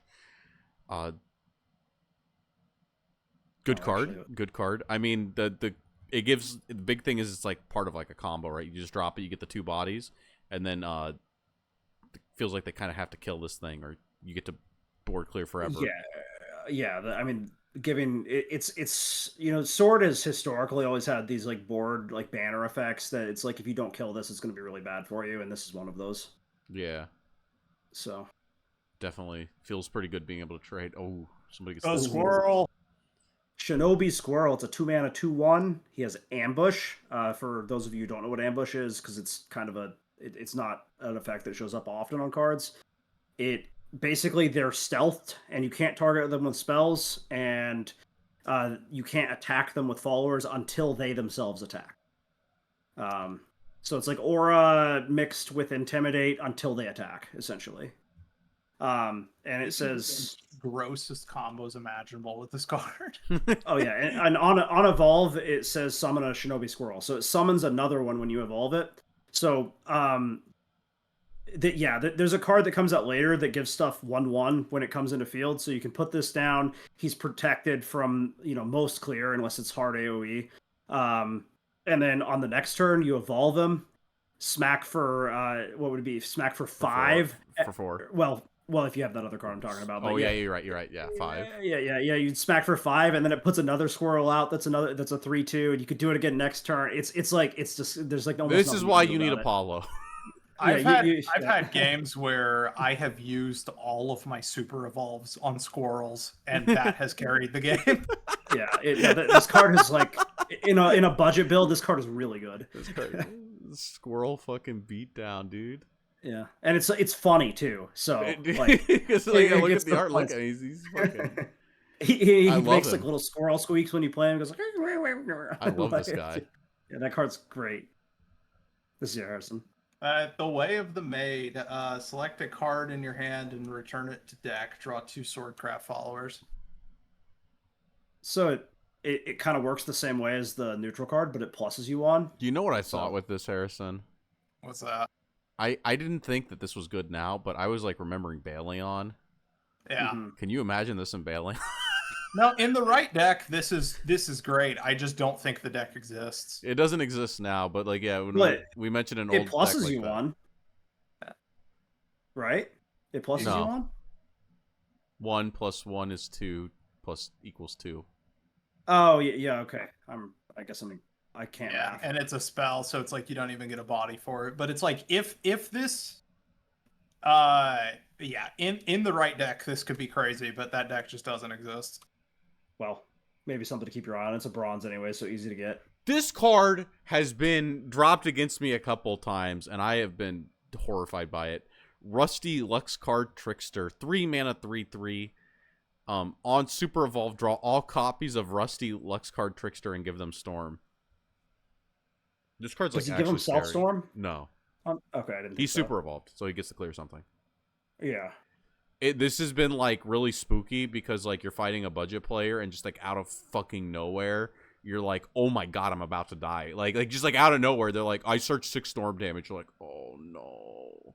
Yeah, that seems, especially because it's a silver, that seems really good. Well, it's not only that they search 6. So like if you're playing around Albert and you put down like a ward, right? Like you put down like a 4 health ward, you're like, okay, I'm gonna take like 7 damage. This is actually also 7 damage. Wait. Basically, this is the same damage output as Albert without putting a legendary into your deck. But sometimes they'll also do it on 6 randomly, and then they'll just like have like 6 storm looming over you, or like actually you could super evolve it, so it'd be 9 storm on the following turn. So you could super evolve this on 6 and then have 9 storm on 9 or 7. Albert would be more damage on super evolve, wouldn't he? Albert doesn't get double strike until 9 mana. Oh, okay. So it's actually faster Albert that also deck thins too. Yeah, that card's pretty insane. It's For like a Yeah, I think budget player, it's like really. It's been like something I went. Do Oh, you think that's even really cool. Do you think even a non-budget player would run it though? I guess that's the question. You're playing Garnets, right? That's the problem. Every Yeah. copy of Rusty that you draw is one that doesn't. Well, yeah, get but then you stormed. run Way of the Maid to put it back in your deck. Truth, and then it Oh, add you Way of the interesting. Maid it back in, and then puts it right back in your hand. Mhm. Puts 2 copies in. Interesting. Yeah, maybe the deck does exist, huh? This one's you. All right, Oh, Ian, okay. the Lovebound Knight. Fanfare, select another allied follower on the field and give it +1/1, and it has ward. How'd you feel about this in your aggro sword deck? I assume you had it. No, actually, I didn't. Oh, it's bronze. You heard it here first. The budget player's not running the bronze. It's probably you probably give it a miss. I had this in my deck, so I didn't know how to feel about it. I mean, it has ward. It's an early game That's play. the The thing. buff's another thing on your board. You know, you can use it on the squirrel. Oh, yeah, the squirrel beatdown, dude. I love Yeah. the idea of that. The thing I've seen with this, with the way I would play it, is like if you go second, you go like turn 1, the 1/1, and then it's Okay. like if you go turn 2. Extra play point. Full disclosure, Yeah. my budget deck was kind of like fake budget because I like the game really likes to give me Kagamitsus and Alberts, and so that was like my deck was like 2 Alberts, 3 Kagamitsus. So But that's still like it's still not like this- fully constructed, right? this It doesn't guy have might the have noise. been. This guy might have taken the Kagamitsu slot if I didn't. Ah, have 3 you're right. Yeah, that's fair. I mean, Kagamitsu's kind of mid. We'll get to that later. He's almost there. Um, We're almost there. This is you. Okay, this is Lyrala, Luminous Potion Rite. She's a 3-mana 1/2. I actually don't think I've seen this card. Fanfare, summon a Steelclad Knight. When an allied officer enters your field, restore 1 defense to your leader. I played. I ran Hmm. this. Card's good. Yeah. Yeah, this is a good card. I've never seen it run on any of the sword people, but it seems pretty good. I think mean, on the that's- initial Yeah, day one it's list in- I had. It's in my sword deck. I like it. it's trickle healing. It heals you 1 on play because of the Steelclad Knight. Yeah. Was it Steelclad Knight's a 2/2, right? Yeah, the 2/2. Yeah. Yeah. So, I mean, that's 3 mana for 34. 4 worth of stats and heals you 1. I mean, that would be playable in most decks, I feel. Yeah, it's not bad. Good include. This card's good. Next up, Hound of War. This card was not in my decks originally, and then when I was building budget, it was because I had people telling me, "Dude, you gotta play the dog." So what You the got the dog dog in doing? 3 mana, 4/2 rush, aggressive stat line, but Mhm. also rush. So it's able to trade into like evolve followers, and then enhance 6. You get 2 more of them, so you get just a fuck ton of Mhm. bodies. That's a lot of clear. Yeah. Also, look at his evolve art. He's got the Yeah. sick ass coat, dude. Hell yeah! Got that drip. he Get the looks cool. like Joseph Joestar. Oh, you're Or right. not He Joseph, or does. not Joseph. Jotaro. It does look like Yeah. Jotaro in part 4. Yeah. Jesus Christ. Yeah, no, the dog's insane. You drop the dog and say, Look at that "Yari, bronze, Yari, too. I ran it. Was happy with it. It's fine. Oh, next this card's up- really good. Vouse Silent Sniper, or is it Harrison? Whatever. It's you. It's fine. He's a 3-mana 2/1. He has Fanfare. Select an enemy follower in the field, deal it 5 damage. Enhance 6. You give it +2/+2 in ambush. I felt every time this gets played, when I'm playing Artifact, when this gets played against me, I'm really sad. It clears most of my stuff. I don't know about the enhance 2/2 in ambush. I mean, that seems like it's probably decent, but I think the 3-mana deal 5 is more important. Yeah. I think it's just like removal on a body. And then I've you know, never maybe- used the. That's not true. I have used the enhance effect on this guy, but I'm never like going after it. It's You're too busy with the 100% squirrels. for the damage. Yeah, exactly. The squirrels are the real ambush. True. Why would you need removal when your opponent's dead? Well, Yeah. Hey, it's your boy. Kagamitsu, the enduring warrior. The last words: gain crest Kagamitsu, enduring warrior. Super evolve. Give this follower storm. So like, and the crest is countdown 2. Last words: summon a Kagamitsu, enduring warrior. So it's like, when he dies, the turn after next, he's gonna come back, and when he comes back, it's like, here's the thing: is it's like unless you have those super evolves ready, he has to sit there a turn before he can do anything, because there's like the only way to give him storm is the super evolve, and he's got 2 health. If you have the amulet out, he can have 3, but it's like he struggles to survive. He struggles to live a turn. That's why he comes back. He's enduring. He has to endure. Yeah, but it's like, so it's like every other turn they have You to lose a burn board a slot. little bit Every on other this turn you guy. lose a board slot. Yeah. I think if he said rush, this card would be insane. But because he doesn't. Yeah. Yeah. But That's he's how I felt. okay. Yeah. If all you're pulling is Kagamitsu's and you have to make a deck around him, he's okay. Yeah, I think it's like I think at the very least when he comes back he should have rush, or like this crest Would should be like nice. be at the end of your opponent's turn, like, right, Yeah. or would be nice. something, because like when you put him down and he dies because he's already understated, you're like, okay, he came back, and you're like, he's there. Well, it's can't- turn 5 now, and I have a 2/2. You know. yeah, it's like he's on the board. Very cool. Thank you, Side Games. I appreciate my card.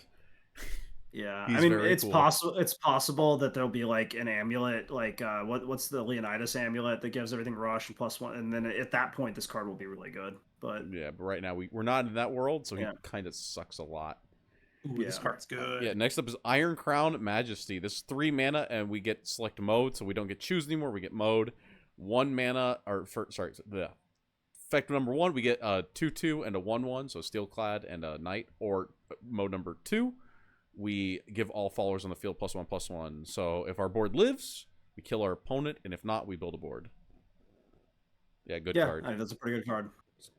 This card's actually insane. Here you Ooh, go. the Arms Peddler. Look at this guy. That's a 4 mana 3/2. That's kind of expensive. But he has Rush and Last Words Draw a card. So I mean, Have you ever seen this card? I've never seen anyone play this card. I think it's fun when we're doing the set review and I'm like seeing cards for the first time. Well, yeah, this card, I'm like it's like the Kitty Cannoneer from Portal, but worse because it costs 4. Like it's I just remember it's he just had like he had a funny voice line, but I can't remember what it was.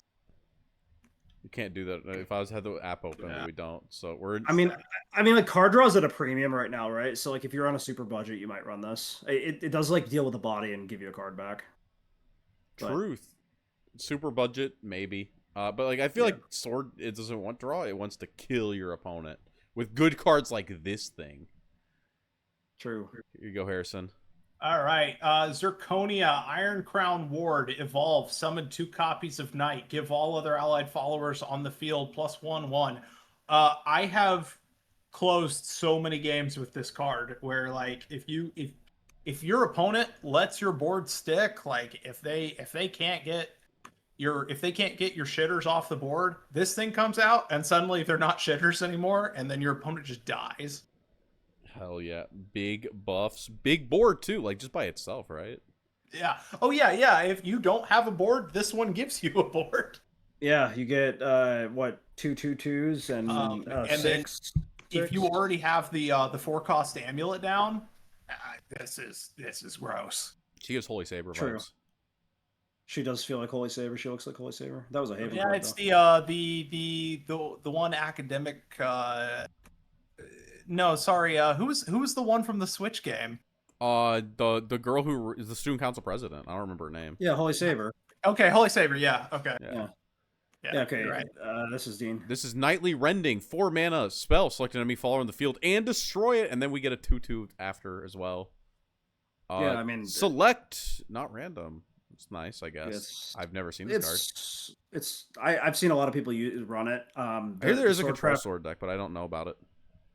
Yeah, I mean, I don't know if it's any good, but I mean, having a tall removal option that also generates you a body is pretty good, I think, in Sword. So, I mean,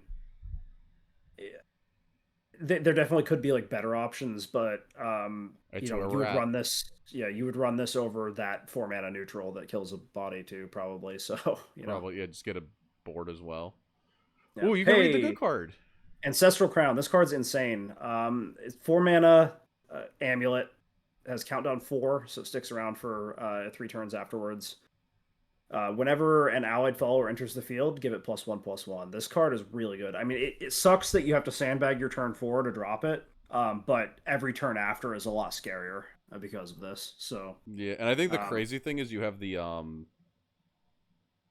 what is the card? You have the card that's coming up that's like insane that goes with it. the one that drops the wards. Yeah, Yeah, the wards. This card. Here you go, It's this one. Harrison. All right, Luminous Magus. Fanfare. Summon 3 copies of Steelclad Knight. Whenever an allied officer follower enters the field, give it ward. So, I mean, this is kind of, this is kind of like the force cost one, except it's more defensive. But yeah, you can you combo this with the 4 cost amulet that we just reviewed, and this is insane. yeah. That's 3/3/3s with ward that you drop, and like we were saying, it's like a single big ward is kind of bad just because of how much toll removal is in the game. But 3/3 cost wards is really hard to deal They're with. all three. The only card that outs that is that Forestcraft shrub guy. No, the Apollo amulet. doesn't do it. No, sorry, not the amulet. Not I know Apollo doesn't, but the Portalcraft mech part does. Okay, fuck Portalcraft, but yeah, the ominous artifact. It's whatever it's number. it's the gamma. Insane. He knew. Yeah. Good card though. Yeah. Here's Albert Levin Storm Saber. I pulled 2 tickets for him. Very cool card. 5 mana, 3/5 Storm, enhance 9. Deal 3 damage at all enemy followers, and give this follower can attack 2 times per turn. This card is okay. I don't think you play 3 of it. And when I play it, I honestly think some of the other cards are better. Like I am almost more impressed by the ambush or the search 2 copies of himself guy almost. I have been perfect lethal by this guy 2 times, so I have a little bit of a grudge against him. But I do. Well, I've been at 12 health, and I'm like, surely they don't have the Albert, and then they do.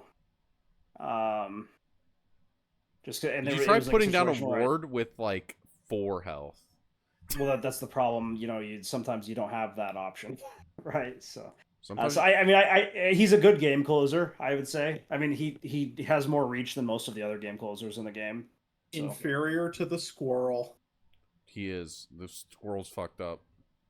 Yeah. Oh, Ernesta Peacehawker. This is a merchant card. About to get this in physical. Yeah, true. She's a 6 mana 4/6. On Fanfare, gives all other allied followers +1/+1. So pretty good if you have a board still. On turn 6, is it likely that you still have a board from the last turn? Probably not, but maybe. And then evolve, replicate the effects of this card's Fanfare ability. So if you dropped that card that brings out all the 3/3s and they couldn't clear it, then all of a sudden your 3/3s or 4/4s or whatever health they have left. So yeah, I mean it seems like a decent card. Yeah, I'm like that where it's like it was in my initial list and then I've cut it and then I don't miss it, but I remember that there were times that it worked, but there were also times that it just did nothing. Yeah, so it's like it's a. I like how she puts on she puts on more clothes when she evolves, which is usually the opposite of how that works. True. That is true. Normally, when you evolve, you have nothing on. Like this one just turns. Flipped art. Yeah. This one, Harrison? It's more background. This is you, Harrison. Okay, Amelia, the Silver Captain. Fanfare, draw 2 Swordcraft followers, recover 3 play points. On Super Evolve, give all other allied Swordcraft followers on the field barrier. This goes really good. I died to this more than anything else. The barrier is so obnoxious. Yeah. That's why you give you give barrier to the one that has Bane, and it's just like I can't do anything about this. Yeah. Very good card. Big board. There's also your consistency. Plus she's a 7/7. Yeah, she gives you 3 play points back, so you can still play cards afterwards. She draws you 2 more cards at a time where you're about to run out of gas in Sword. So yeah, very good card. This is the one if you're like building Sword, this is the card you want to be building first. Yeah, I think this is the best card in Sword. Because this is also a good card though. Yeah, Geno, Levin, Axe Raider. This guy has not been in my Sword decks. I'm thinking that's why I think that Sword sucks. No, this card's really good. Yeah, every time I see this, I'm scared of it. Yeah, 7 mana, 7/6 rush, can attack 2 times per turn and strike. He gains barrier, so he doesn't take damage, and he summons a knight, so you get 2 knights So he's a Yeah. 9/8, and the stats stay on the board. The stats stay on the board. Yeah. For those of you that don't know how it works, strike triggers before the damage step. So when it says strike, give this follower barrier, it means that he doesn't take damage from the combat. Yeah. Even for 7 mana, I feel like this guy is overstated. Like, he just does so much. Yeah. He's like well, and almost also as good as Medusa, and she's a legendary. if he survives, yeah. if he survives, you're taking 14 damage next turn. If he super evolves, you're taking 20. Like if you don't kill this thing, you are dead next turn. And I think it's the single best card in Sword. I think so too. I think that not including this has been a big reason. Like I have to I haven't seen what the high end Sword decks look like, but yeah, it's good. It can also deal with like most super evolve followers with the 7. That's the big thing. Yeah. Okay, who's reading this one? This is me. Ravening Tentacles. It's a 7-cost spell. It's a select an enemy follower on the field or enemy leader and deal it 5 damage. Restore 5 defense to your leader. I think this card's okay as like a 1 or 2 of. Harrison killed me with it in our casuals earlier. Insane. I had like 5. I had exactly 5 health left, and I was like, sure. I had my Ann ward up, and he was dead to rights next turn, and he's like, guess what? This card you've never seen. Yeah, I didn't even know his thing. I think it's actually pretty okay. Games with it. I love this card. I also really like that it has Urias on it. Urias was one of my favorite original Shadowverse characters. Yeah, maybe he'll get another card. Maybe I'd never seen that card. I think heal 5 is pretty big. Yeah, lethal range. Here you go, Harrison. Centaur Centurion. It's an 8-cost 7/5 with Storm. I have only seen this guy once, and it was when my opponent already had lethal and he was just BMing me. That's the only time I've seen this at the board. I had people in the comments of videos say they like this more than Albert because he actually ends the game faster. I mean, fair enough. It happens a turn earlier, and on Super Evolve, that's 10 damage phase. That's pretty strong. Yeah, it's a bronze, which is a lot lower investment than Albert. It's cheaper than Genesis Dragon. I think this guy is like he's not that bad actually. I mean, he's a bronze soda budget build. That's like if I honestly, we were talking about how Portal is the best budget deck. I think Sword actually might be just as budget because like the best cards are, I mean, Amelia is a legendary, but like other than Amelia, all of the best cards are like bronzes and silvers, and then you have that one that's a gold, the guy that attacks twice. I think the difference is that like Portal is like really messed up because you can heal, you can like blow up the board, you have the gun. Portal's modular, but yeah, if you're not like, Sword's way easier to play though. True, and that matters because like you have to invest the time to learn Portal and like make the right decisions with your modularity and all that. I guess what you're saying here is the people who are really good are probably also willing to spend money. Exactly. So yeah, I guess that's right. Sword might be the better one. Especially if you're a new player, I think Sword is the way to go. We have to kind of I feel like caveat that a little bit because you say spend money. I'm now in like I'm now in what $70 on this game, and it was extremely fortunate that I was able to complete the Portal deck that I did because when you say spend money, we might be talking about hundreds of dollars because the rates in this game are not good. I think that once you after a round give it like a month, people will have, as long as everyone's logging in and getting their pack every day, and like I mean they are still giving out like 10 free packs a day still. Yeah, I mean if we're talking about long term versus like right now, it's kind of like a different context. Yeah, but no, if you're playing right now and you don't have very much money to spend, or you don't want to spend any money at all, I think Sword is your best bet, just because the cards that are good are cheaper. Amelia's not in a structure deck was my only thought with it. Because like I feel like Sword really wants the Amelias, but the Ralmia is optional. You can get by without Ralmia in Portal.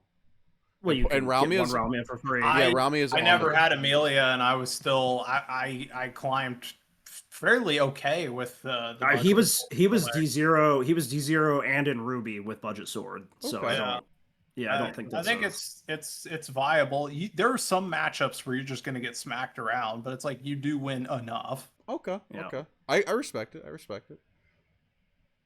Oh, one more. This one's me. This is another good card. Amalia. Lux. Amalia. Amalia? Mm-hmm. Metalia. Lux Steel Paladin. 8 mana, 6/6. Fanfare. Summon 4 copies of Steelclad Knight, and whenever another allied follower enters the field, give it +1/+0 Russian Ward. Yeah, this is just another really good card. I think this is, again, golds are easier to get. This is another reason Sword's good. It's another control card. It's like a control card. Late game. It is. Budget. Good. It's decent. I was like surprised. I'm like, holy shit, dude, you got a full fucking board. What is this? So this might be weird, but I only run this as a one of. I mean, that makes sense. Oh, that makes sense. But no, it's like an 8 cost. You don't want to fill your hand with it, but yeah. It's a good card. Holy shit, boys. We might do this in 2 parts. That's fine. We'll see where we're at. We're gonna keep going. How deep are we? How many hours? Not that deep actually, but like it's okay. This is gonna be a long one. Yeah.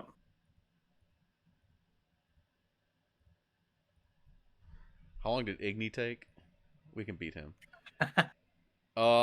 Yeah. Who wants this one, Cody? This is you. Yeah. Foresight. 1 mana. Draw a card. This card's insane. It's not Insight. It's Foresight. It's the best card in spellboost. Yeah. Don't look inward. Look outward. Yeah. True. Here you go. This is Harrison. Stormy Blast. So X starts at 2 on spell boost. Increase X by 1, and then on use, select an enemy follower on the field and deal it X damage. This card, honest to God, might as well just say kill opponent. This is like the best card ever. I actually can't believe Wind Blast and original Shadowverse was like 2 mana. Yeah. The Stormy Blast is unfucking real. Like when this thing it says like 10, and you're like, oh.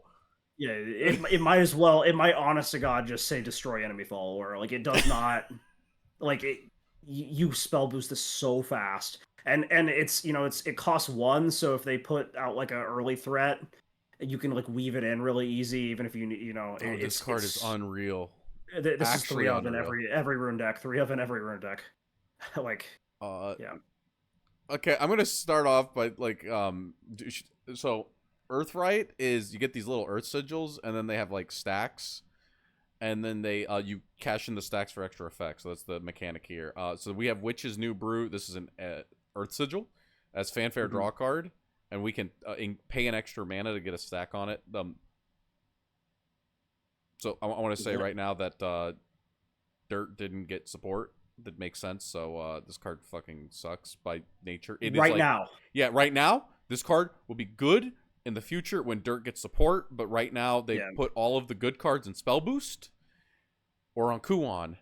And I'd like to point out, for those of you who have played original Shadowverse and know how Earthrite works, the fact that you can engage this at any time to gain Earth Sigil for 1 is crazy. If you could do that, in like certain old Shadowverse decks, like Earthrite would just be like the best deck all the time. Levi would have been tier 0. Yeah. So like that. This is something to keep your eye on. You definitely want 3 of it. It's a bronze. You're gonna have 3 of it anyways. But yeah, for right now it sucks. It won't suck later.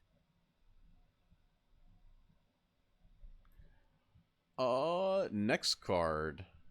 All right, Apprentice Astrologer. It's a 2 mana 2/2. It says fanfare, select a card in your hand, return it to deck, draw a card, gain an Earth Sigil. Again. It's like a hand filter, like that neutral. When Earthrite has more support, this card will probably be pretty good. Right now, it's not. The girl in the picture is literally like Fierce Mistblood from the Adelair series, and I can't get over it. Yeah, she does look really similar. Yeah, could be good in the future, but at the moment, Earthrite's home is not here. Miss Miranda, adored academic, fanfare, spell boost your hand, evolve, select an enemy follower on the field and deal 3 damage, spell boost your hand.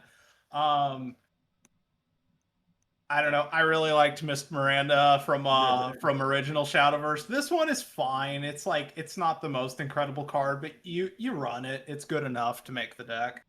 What? No, Dude, this card is insane. He hasn't. Oh, right. Okay, You haven't felt true let me- power. You haven't felt the me- actual real deck. Let me preface this by saying that currently I think it's next to Abyss. Dimension Climb is the most expensive deck. So if you're not someone if you're not someone who's really dedicated, you don't want to spend any money. Just ignore Rune for right now as you like slowly build up your collection. But this card is crazy. I can't believe spell boost is on bodies like this. Like in OG Shadowverse, we had like Owl, and it like spell boost 2 on evolve. But this like you raw drop it on 2, get some spell boost. You evolve it, you can fucking 3 for 1 or 2 for 1. It's insane. You 2 for 1 this card, and it spell boosts you twice. You can play it on curve to spell boost you once. This card is really good. I feel like even within like the budget cards, right? It's like I feel like even if I had like the higher tier rune stuff, I would want to hold my evolves for the penguin. Like I feel like no, the penguin. No, shit. you don't. The You don't even run the penguin. What? Yeah, no, trust. So Harrison, you might want to like I was streaming some games earlier with the deck. You can like look at the VOD a little bit. You are like at max hand size like every turn with that deck. It's like kind of insane. Yeah, you don't run the penguin. You play the 3 mana draw 2, and then there's a draw 2 that's later in this. So you have like 6 draw 2s in your deck, and you just fucking deep draw. You deep draw, and then you like get this. You're spell boosting your shit. You got the Anna Gray that spell boost. It is unreal, like how much actual spell boost you get. You get enough that you don't really, you don't need the penguin. Take your word for it. Yeah, the penguin is. Trust us on that. The penguin's not a good card. Yeah, the penguin is because like it's like you said, like, but the problem with the penguin is it's on 4 only good, and then it's like hard to weave in the other cards. While this one like spell boosts as much as the penguin, but it's cheaper. It goes 2 for 1. Yeah. This is you. Me? Yeah. Oh yeah, you're right. I'm sorry, Harrison. We had to defend Miss Miranda. Penelope, Potions Prodigy, 2 mana, 2/2, Fanfare, gain 2 Earth Sigils. 2 for 2! Man, I can't wait to see it. What was it Dom said? The Mud Guzzler deck. I can't wait to see the Mud Guzzler The Mud Guzzler deck. Yeah. On Super Evolve, we draw 2, heal 2, gain 2 Earth Sigils. Not 1, but 2. This would be great if there was an Earthright deck. This would be insane if there was an Earthright deck, wouldn't it? Next set. Pretty much where we're at with that one. Yeah. It's Truth Summons. It's a 2-cost spell to summon a Clay Golem. You might think that because it's a Clay Golem, it goes in Earthright. This is actually an okay card. It's a spell boost card. Yeah, this is actually an okay card for spell boost. I don't know. I think the list you sent me runs it, doesn't it? It plays it. It plays it. It feels like the card that you'll cut like as soon as you can, but like it's a golem. It's a spell that puts a guy. Yeah, I mean, I'd personally rather run. The list you sent me only had 1 of the snowman. I'd rather run more of that than this card. But anyways, there's like a 2-drop that can kill a Swordfall. that's kind of the thing it does. Yeah. I mean, I in that context, it probably makes the sword matchup a little better. Sword's probably the worst matchup. So. Yeah, sword is just like shitting down your throat until you can like start boarding up with Kuons and Ans. So like, you gotta like stay alive until then, right? But that's decent. Okay, Harrison, please. Right. Radiant Rainbow. Select a card in your hand with on spell boost and spell boost to draw a card. Now, okay.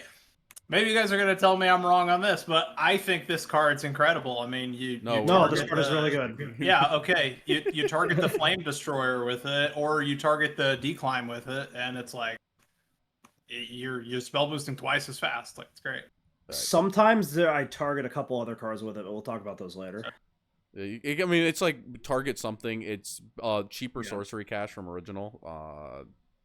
With the same amount of spell boost, like 1 for 1 on 1 card, and then additional draw. Good card. Yeah. Yep. This is the Dazzling Rune Knight. I don't think I've read this card, so I'm already a little biased. 3 mana, 2/2. Fanfare. Select a mode to activate. 1, spell boost your hand 2 times, or 2, Earthright 1. Give this follower +2/+2 and ward. This goes in either deck. Either your Earthright deck, which doesn't exist, or it goes in your spell boost deck. And it's, if you're running some sort of combination spell boost or Earthright deck later, maybe this will be good. I think 3 to spell boost 2 times is actually fine. In my Yeah. in my favorite VA deck, it will go. Yeah, Yeah. waifu deck. I might take a look at this card just because I think there are matchups where I'd rather play this than the draw two. Because it spell boosts an additional time. I think we need more spell boost for that. The problem is that like you're only Yeah. spell boosting like 3 cards total. Yeah, Like that's once fair. we get more spell boost, I think a card like this gets better. But like, I could see this like being like a budget player would like this as well, like over like Anagram. I really don't think Rune is the budget player class right now, though. I don't think so either. I was like thinking about Yeah. that when I was trying to make it, and it's like when Okay. you're budget rune is you need to have declimb, and you're like, or you don't need declimb, but you need to like assemble like multiple flame destroyers in the 5-drop, and like just vomit a disgusting ass Well, like board out. it can work, but it's not going to be near. Like it's not going to No. be near the consistency Funny- level to climb. The But, like- funny thing is, though, okay, so all of the starter decks are dog shit. We know that. Yeah. But Kuon's in the dirt deck. the Rune one is probably the least dog shit of them. I could buy that because the Rune cards are really insane. The legendaries are. However, I still wouldn't recommend it because it's like, you know, as soon as you go against anybody with an even sort of constructed deck, you're gonna fold, and it's like just get something. Does the sword one come with Amalia? No, it comes with Albert. Oh my god, that's horrendous. Yeah. All right.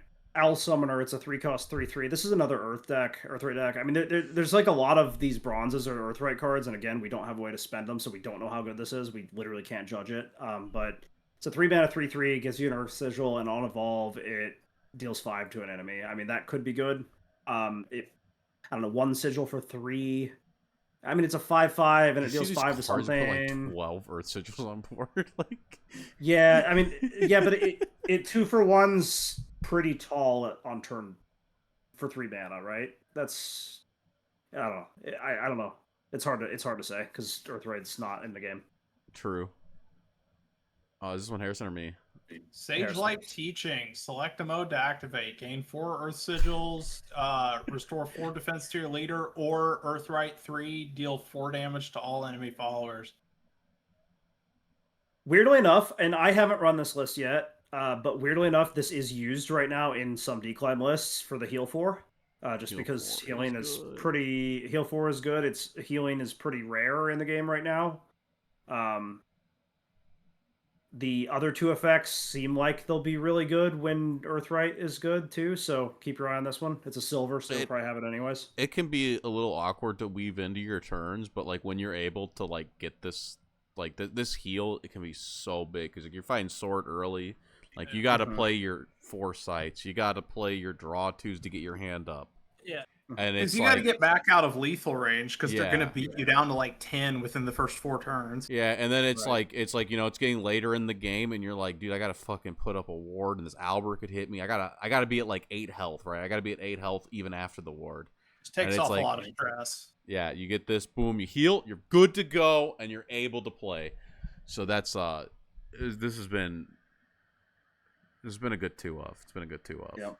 Yeah, I'll have to try that list. Homework good card. time. This homework's too hard.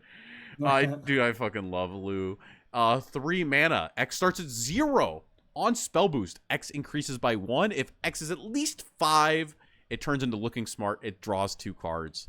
And Looking Smart is 1 mana, draw 2, deal 2 to a random enemy follower. This is fantastic. Very good card. Uh, Even if you have to play it for the 3 cost, it's still fine.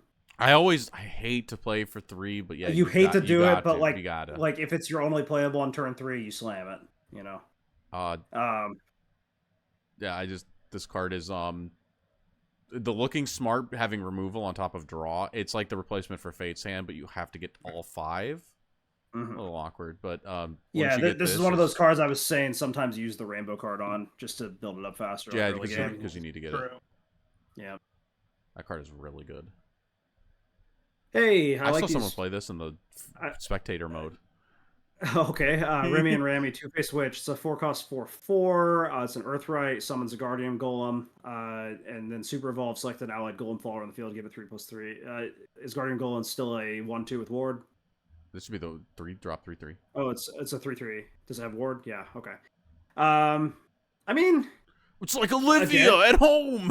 it's like the only Earthright card that I mean there's a couple others that'll spend the thing, so like in that context it's like seems like it's okay. Big board, big. I mean, yeah, board it's on a budget. 7/7 worth of stats for 4 mana. So I mean, you know, when Earthright gets more stuff to spend sigils on, could be good. Here you go, Harrison. Defend him. All right.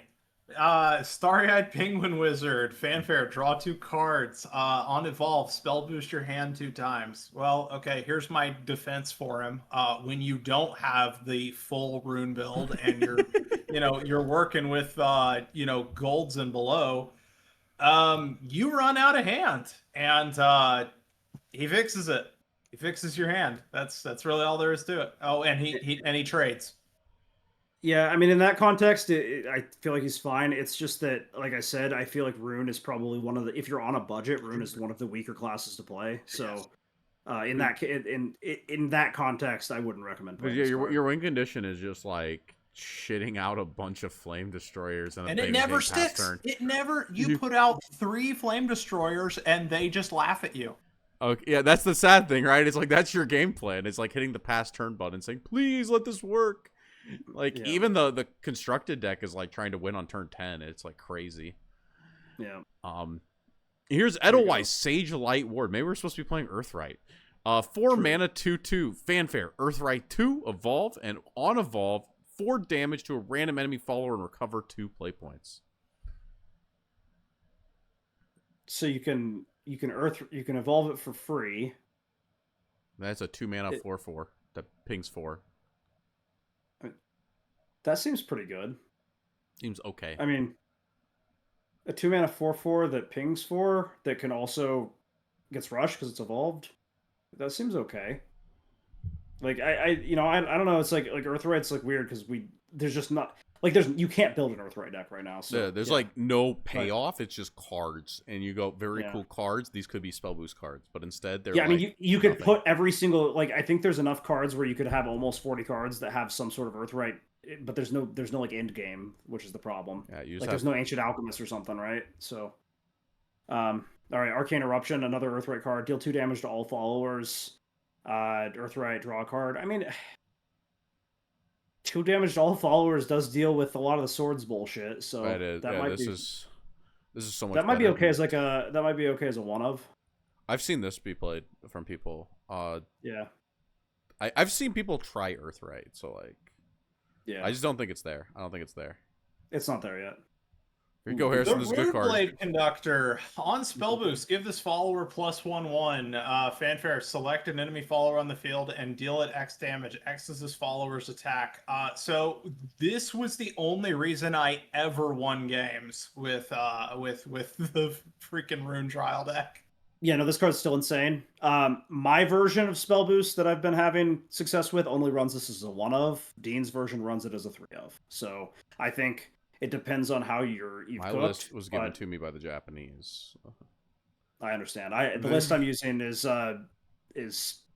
very close to the list that is like the top leaderboard spot. Still very vulnerable to tall removal is the problem. Well, here's the thing though. There's a lot of the tall removal in the game that just does a lot of damage. Like some of it just says kill an enemy, right?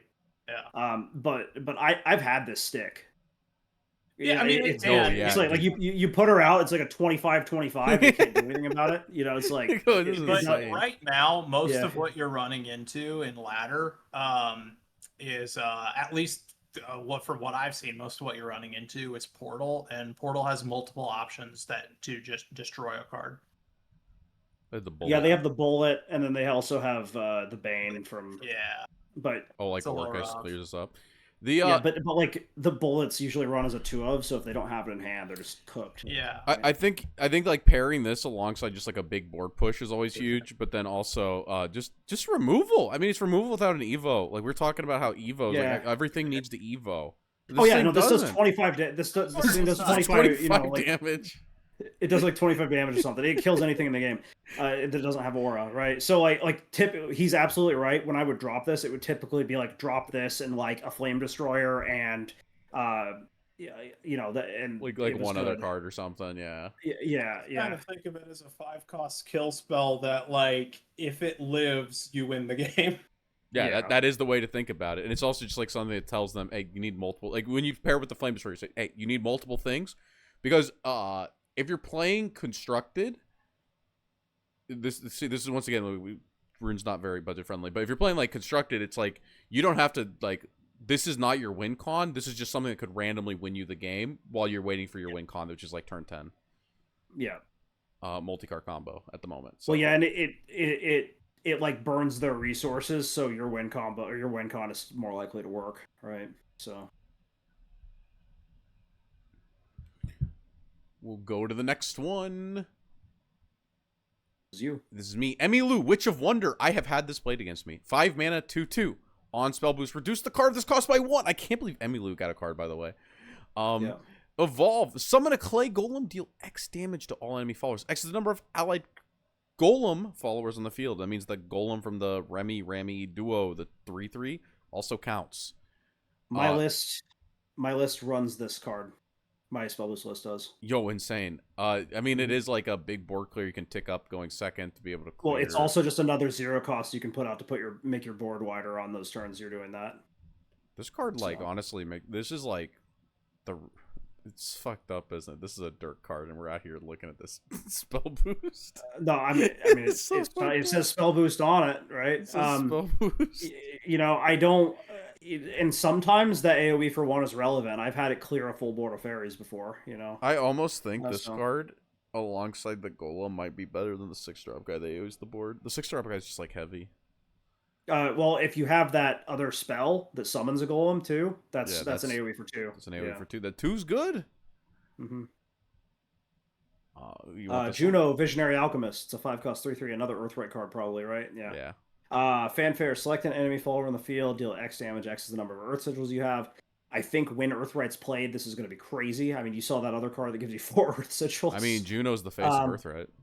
That's true. And then on Evolve, she gives you a crest. At the end of your turn, Earthright 1, summon a Guardian Golem. So at the end of every turn, you get a 3/3 ward. That seems like it will for 3 turns. Yeah, it seems like that'll be a pretty good card when Earthright gets more support. It almost makes it look playable, but then you realize that's the last Earthright card, I think, and then you go, no! Yeah. Ooh, the actual best card. Here you go, Harrison. This is you. Anne and Graham, Mysterian Duo, Fanfare, summon an Anne summoning, spell boost your hand 3 times. On Evolve, select an enemy follower on the field and deal it 3 damage. And then this is important, the Anne summoning is a 5/5 with rush and ward, but at the end of your opponent's turn it dies. So this card is like, so it spell boosts your hand 3 times, which is pretty good, and then it's just like, it's a lot of removal. If you evolve it, you can go like basically 3 for 1.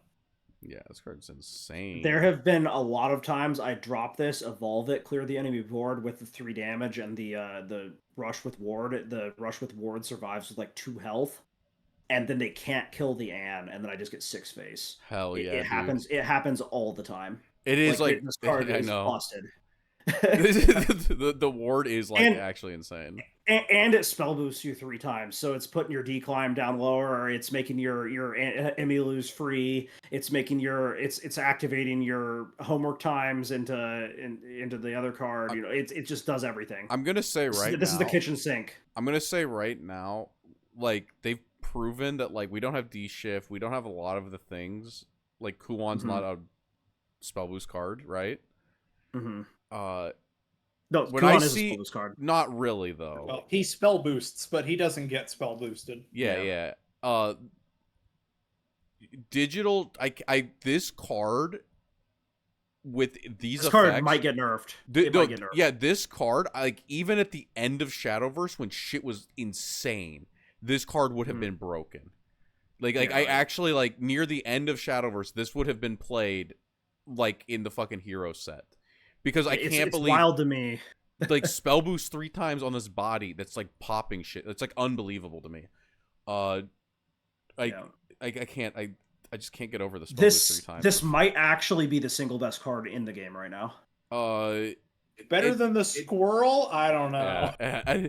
Well, I think the thing is like it doesn't like win the game by itself, but like when in the context of everything, and when you're like thinking about the future of the game, you go, this thing spell boost 3 times on a body. That's like fucking unreal. Well, no, it's not just on a body; it's on 2 bodies. Two bodies. And it does 3 to a target. And with the thing, I mean, you can do this on 4 going second. Yeah. This could be your Evo for turn. Yeah. Like that card is it's good. Yeah.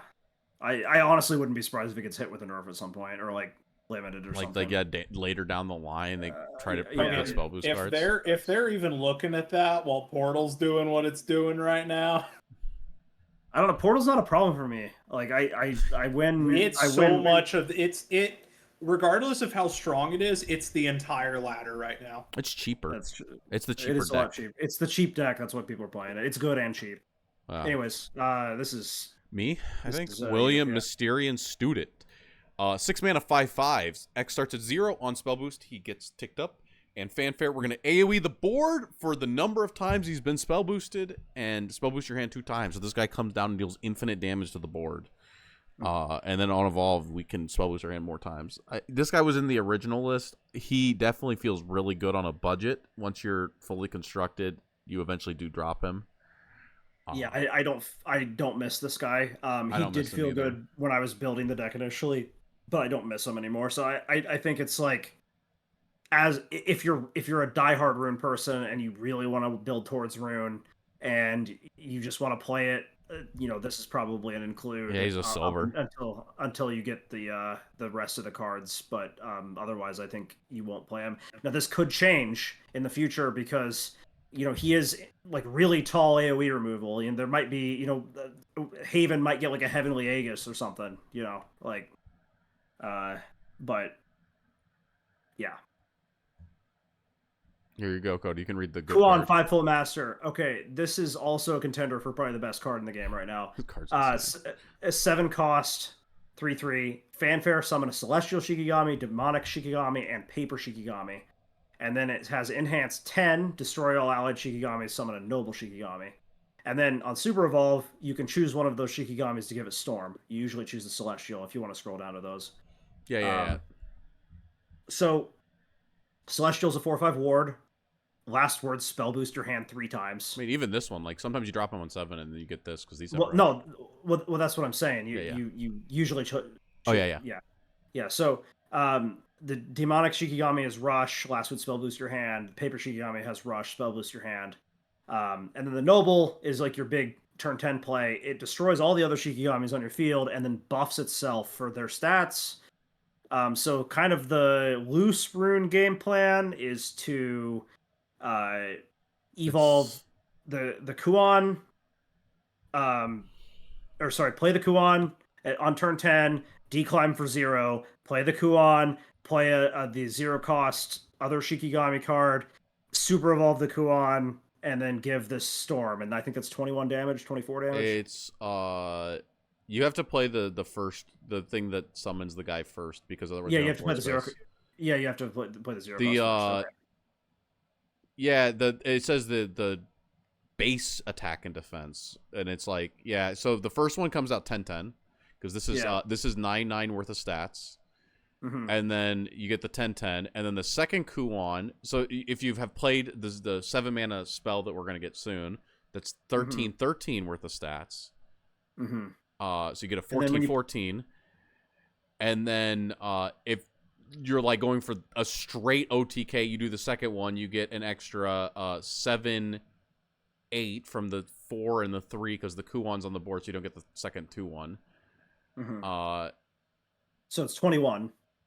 And then I think you also get the 1/1 as well, so it's actually 22. 22. Which because it's where you miss lethal by 1. You miss lethal by 1 without getting the 7 mana spell. If they're at 20. Yeah. It's still swing for 19 is pretty good. So, but we're talking about this like late game combo. I want to say playing Kuan on 7 and super evolving is still a phenomenal play. Oh yeah, no, it's what about 6? Well, even on 6 going second, Yeah. absolutely. Like there have been so many games where the enemy just has this fucked up board. I drop the Kuan, the board's gone, and I'm left with a 4/5 ward that I swung into their face with, and a 6/6 super evolved And you Kuan. spell boosted your hand 5 times. And you spell boosted your hand 5 times. So like if you're not set up, let's say you pull your declimb like halfway through the game, this guy fixes that. Like it's a very overloaded card. Again. This card is insane. Does it yeah. all. Does it all. Does it all. Here's that card. This is you, Harrison. The demonic call on spell boost reduces the cost of this card by 1. And on play, you summon a demonic Shikigami, which is a 3/3 with rush and last words spell boost your hand. Yep. I mean, it's good removal for 1. If you have to use it that way, it's good removal. It's all part of your probably a big play where you putting down the flame destroyers. You're playing down this as well. Like in your budget deck, and in the normal deck, it's like it's removal, spell boost. It gives you the super combo, the super Kuan wombo combo. Do you not run flame destroyers in your version of Dimension Climb? Because I still run them. There was. Okay. Yeah, there's still flame destroyers. I think it's like 2. Yeah. No. I mean, what this card enables, if you have it in your hand, it costs 0. It enables your Kuan OTK even if they're at full health. But I mean, if you have to send this earlier, you know, it spell boosts you twice and it kills something. It's really it costs 0. It costs 0. You don't play it till it costs 0, right? Or you can like weave it in. This is you, Dean. Snowman Army. I love the art on this card. I have not been impressed by it. 8 mana spell on spell boost, cost down by 1, and then select an enemy follower on the field. Set its defense to 1, and until the end of your opponent's turn, give it can't attack followers or leaders. This is Hostage Runecraft. Yeah, no, see, I love this card because at least how it's been working out for me. Obviously, you could brick on it because I do run it as a 3 of, but let's say you're against Sword and they drop their Amalia and they have all those wards and you know you're dead to rights next turn, but their board's full from the Amalia. You drop this on the Amalia, you kill like 1 or 2 of their wards or whatever.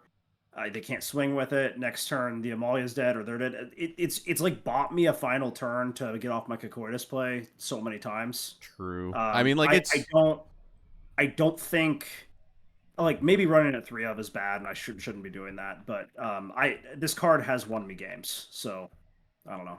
It's just like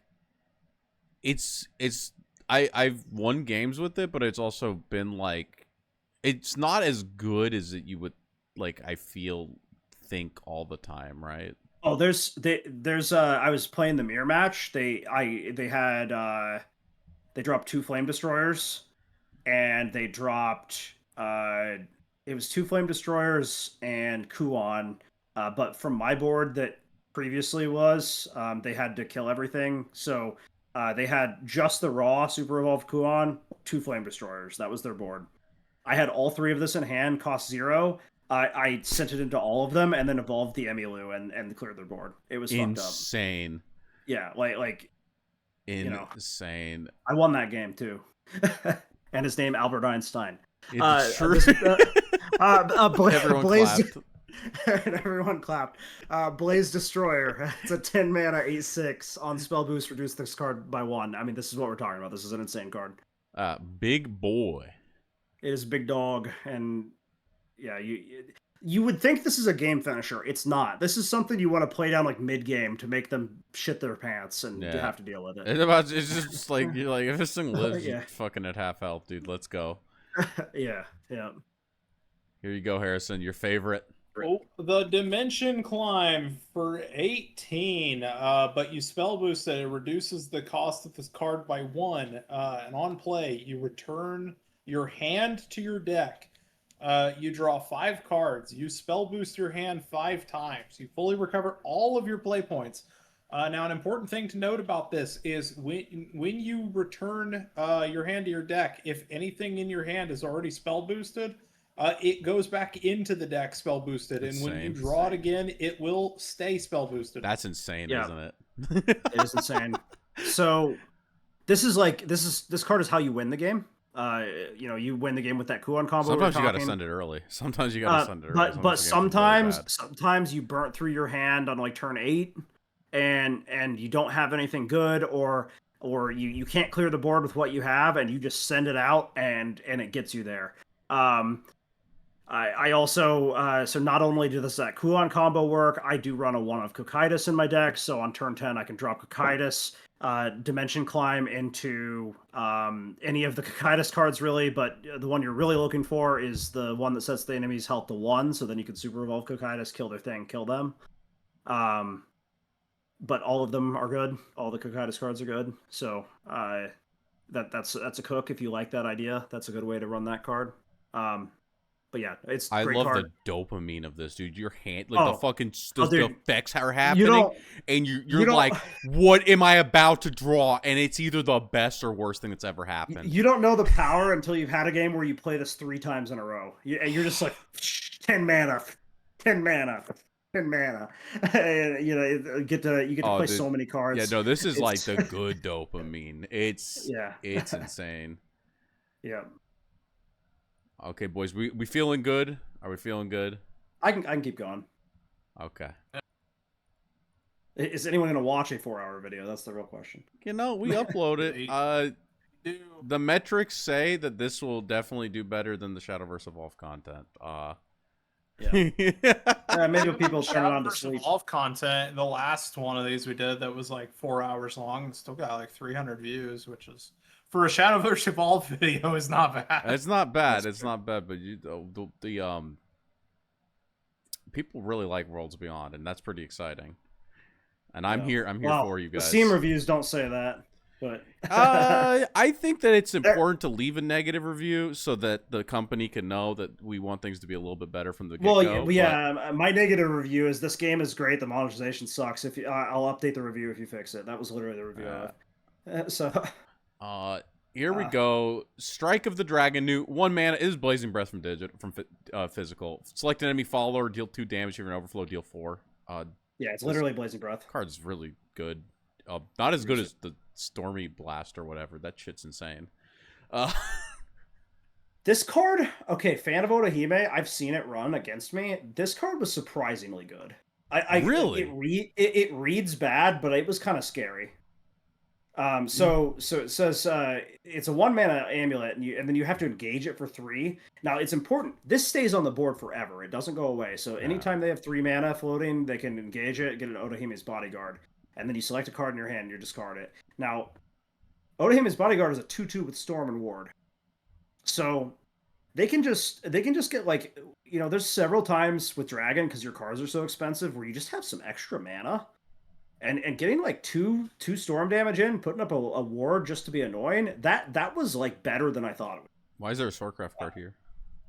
Well, it's because it's the other version of Otahime. It's not the Swordcraft one. Oh, it's the Swordcraft one. Oh, you're correct. The art is they use the art. It's the marine. No, it's the Marine Dragon one. See the Marine Dragon in the background? Oh, this is the original Otahime. No, it's a different art. Oh my god! It does have a dragon in the picture. Do you see the Marine Dragon? It's a Marine card. It's from the crossover Sword Dragon. No, that one's like, aren't those ones evil? Okay, well those are Otahime's Vanguards. I don't know what to tell you, man. It's a dragon card now. I'm here for you, dude. Look at this. Yeah. Okay. All right. Sure. Fair enough. This is their revenge for when Rune stole Genesis Dragon. Truth. Yeah. In any case, this card reads bad, but I when I played against it, I did win that game, but when I played against it, it caused me some troubles. So it might be better later, especially when cards, because it says select a card in your hand, discard it. Dragon will, I assume, get discard dragon cards that have effects. There are discard effects already. So, okay. All right. We'll get to see them. Okay. I'm interested to hear that people have been playing that card. Oh, this one's in Japanese. Yeah. Oh yeah. Look at this shit. Look at this shit on your website. Side games. What the fuck? Dude, well, I'll do this. I know the card. Fortunately, I know what it does. Yeah. This is Searing Fire Newt. I'm assuming Harrison doesn't know this one, or do you? I hate this card. Do you know I it? hate this card so much. Oh, good, you know it, right? Yes. Okay, then you can read it. Okay, yeah. Searing Fire Newt. Deal 1 damage to an enemy follower on play. Oh, It's- Nihongo Jozu desu. Oh, Harrison-san. Yeah, so just ka. It's like no matter what I put down on turn 1, like I think I have a cool turn 1 play, and then this guy comes out and goes, nope. Yeah, though I thought the 1 would be bad, and then the 1 is good. The 1's good. No, it's a enough. lot. It's a lot better than it feels like it would be. So yeah, I'm glad that you like that one. Because did you Another say you card. built Dragon, Harrison? No, I was playing Sword, and that guy is a terror to your Sword. True. I have a budget dragon build, and it uses that card and this card that we're about to Yeah. read. I mean, they were in my little budget deck I made. The little Dragon Nanny he, is 2 mana, 1/1 fanfare. Summon a Fire Drake Whelp, and on evolve, do it again. Fire Drake Whelp is a 1 mana, 1/1 intimidate. This gets cleaned up by Apollo, but it's good into Sword. I think it's just like It gets cleaned up by Apollo, but if you don't have an answer to that 1/1, it gets like 4 damage in. yeah, It's the like- 1/1 like it can just- get damage in. The Yeah, because you could always like evo it later too, right? If you need it, if it survives. Intimidate strong. Intimidate's a good keyword. Intimidate's very strong. It's a good keyword. Ifa, Wind Rider. She's a 3 mana 2/1 fanfare. If you're in overflow, give this follower intimidate, and she has storm. You know, nice little storm damage, and she can get intimidate late game. I think it's a pretty good card. I just face dragon, you know, big bungus damage. Yeah, and the fact Yeah. that she costs 3 is like not, you know, any other class you'd be like 3 mana 2/1, even though it's a storm, that's a little sus. But dragon ramps, so it's not. This is a discount Forte. It is. Yeah, Like mini yeah. Forte. I heard like I remember like day one, people were like, "Why does Dragon have all these intimidate cards? This is kind of fucked up." It is a Like- little fucked up. All right, Zell, the Wind Reader, Super Evolve. Select another allied follower on the field and give it Storm. I've never seen this guy. What do you mean? He was used with the plunge into the depths. Yeah, no, this The- guy. in the original, remember? Oh, okay, yeah. No, this guy seems pretty good. I mean, I've had it used against me on like. A Have 7 you mana card. what? Yeah, no. Did they tick up Garu plus the? They No, ticked up just- Garyu plus the no, just- not Garyu, but there's the 7 mana card that has the good stat line. I don't know. You can. Oh wait, the 10/10. Yo, Yeah. Genesis Yeah. Dragon at home with the Yeah, mammoth. yeah. Insane. Well, Harrison, you only have Japanese. I hope you've been doing the Duolingo. This is Dragon Oracle, but it costs 3. Yeah, it also doesn't Yeah, draw. Yeah, unless do you have gain a 10. play point? Yeah, you gain a max play point. It draws at max play points. I've opened 2 of this multiple games, so it's kind of better than Dragon Oracle. I can't draw the green card, but the silver card, or whatever the color. Yeah. What color is that? Is that also green? It's not really. It's silverish. It's like bluish. The dragon's greens or wings are green. This is not the pure green though, but it's a little bit. In any case, this glued to is my like hand. this It's glued to my card. hand. This card is a permanent 3 of in every Dragoncraft deck for the entirety of the game, probably. Probably. I So- keep losing to this card. It's horrendous. Like even though it costs 3, Dragon Oracle is really good. I mean, it kind of only still costs 2 if you go second. That's what I was saying. But yeah, when But you're on so- second and you get to like play this, you're like, man, I'm fucking so winning this game. Yeah.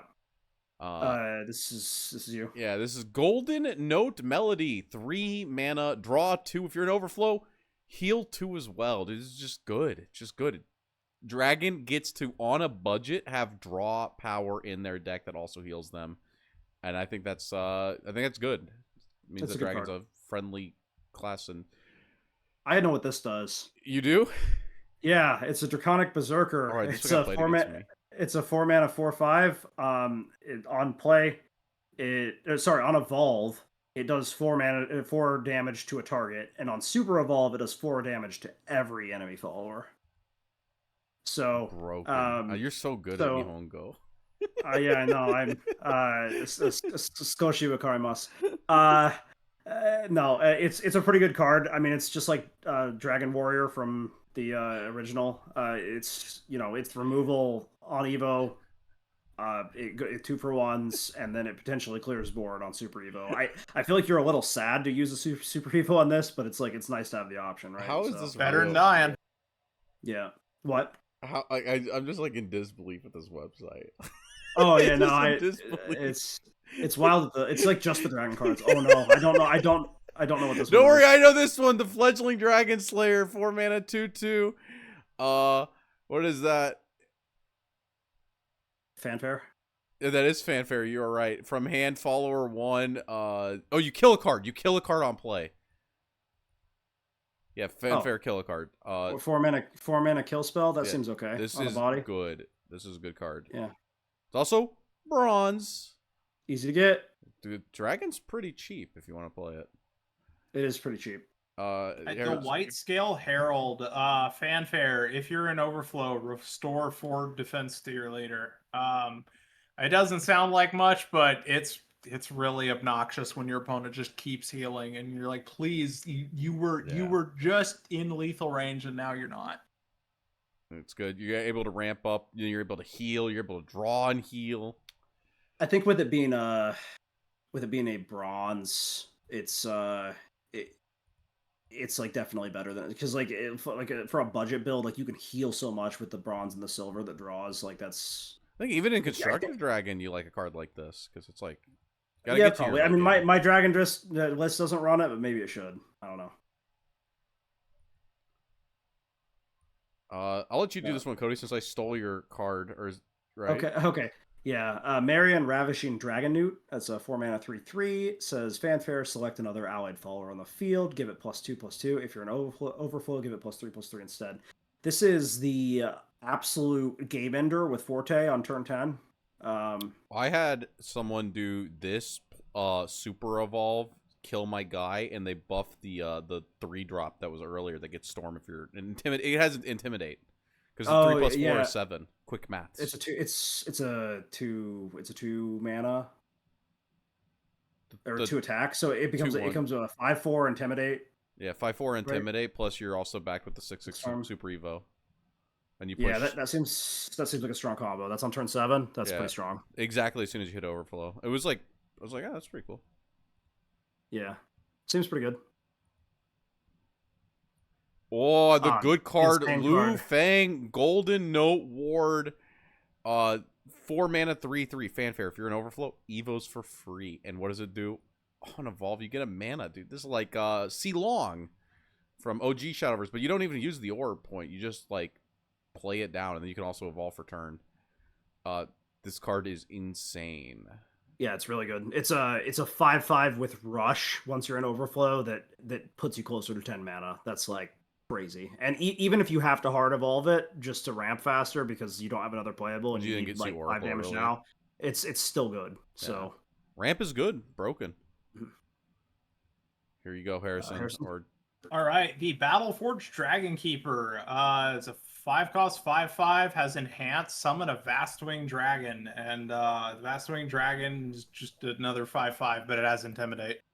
Yeah, there's a lot of stuff with intimidate. I haven't seen this card run, but I could see a really annoying dragon list where everything says intimidate. There are multiple cards that summon Vastwing Dragon. Vastwing Dragon is like the guy. I think this is the worst one that summons it. Yeah. Yeah, I mean, Enhanced 7's a little rough. I mean, you're ramping, I guess. Especially, we're going to see a card that's just 6 mana, just summon Vastwing Dragon. It's like, why would you play the other one when you can... why would you wait an extra turn? Here is Sword... Oh, this one's Cody's, right? Yeah. No, you can go ahead, because we'll reset the order. This is Sword Snout Trencher. 5 mana, 4/6 fanfare. If you're an overflow, he gets Storm. I've not seen this one played. It's been played against me, and I said, what the hell? I have sure seen this thing.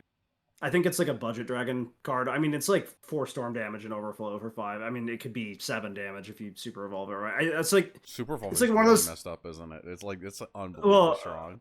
It's like one of those things. Like storm is like such a better keyword now that super evolving exists, because it's just any card that says storm is like technically has 3 more reach than it says it does, which is a lot. I mean, that's... It is. It's like a lot of cards are hitting like well over half. Yeah. This is like kind of a retrain of a card in the original too. The isn't Sea it? Brand Dragon. All right, Axe Wielding Dragon Slayer, 6 cost, 5/10. It has Ward. No, this is it wasn't the elephant. This is the card that he gave Storm, and then he super evolved it. It was like 7/13 Ward that he gave Storm to. So on turn 9, it's pretty messed up. Bad. I mean, it's not a good card. Every card cards die. In a budget list, you know, I don't know. I can see it. This is Kit Luxfang Champion. It says when this card is discarded, give a random allied follower on the field +1/+0. There's your Otohime support. And it also has Rush. A big Yeah, boy. I don't think I've seen this guy played. Like I've seen him from packs, but I don't think I've ever seen him played. Yeah, I mean, Discord Dragon has some support, but it's sort of like Earthright, where I don't think there's enough cards that trigger it for you to really think of it as like an archetype yet. But we need cards that say discard your hand. That's when we know we're in discard territory. Yeah, Jarva, my boy. Yeah. Okay, this is you, Harrison or Dean. This is Zahar Storm Wave Dragoon. I think this card's good. 6 mana, 3/3. Just on play, we get the Vast Wing Dragon as ward. So yeah, just get the guy with Intimidate. Comes out a turn earlier, and if your goal is to slam down guys with Intimidate and hit face, every turn is the turn that you could have been hitting them. So yeah, this is part of the Intimidate Turbo. Yeah, I haven't seen a list that just runs all the Intimidate, but even on Declimb, I think that would be a little scary because I mean, while I do have the like spell based removal, there are turns where I have to swing into stuff, and in gray, I can't touch it. Like, well, yeah, they could do at most 3 damage, and it's a 5/5. So yeah. Spooky. Time for an actual good card. Ooh, Forte Blackwing Dragoon. She's a 5/2 with Storm and Intimidate. That's 8 damage when she super evolves. That's like half your health, basically. We love Forte killing us. Yeah. I have grasped defeat from the jaws of victory because they dropped this card on turn 10. So you know, it's just how it is.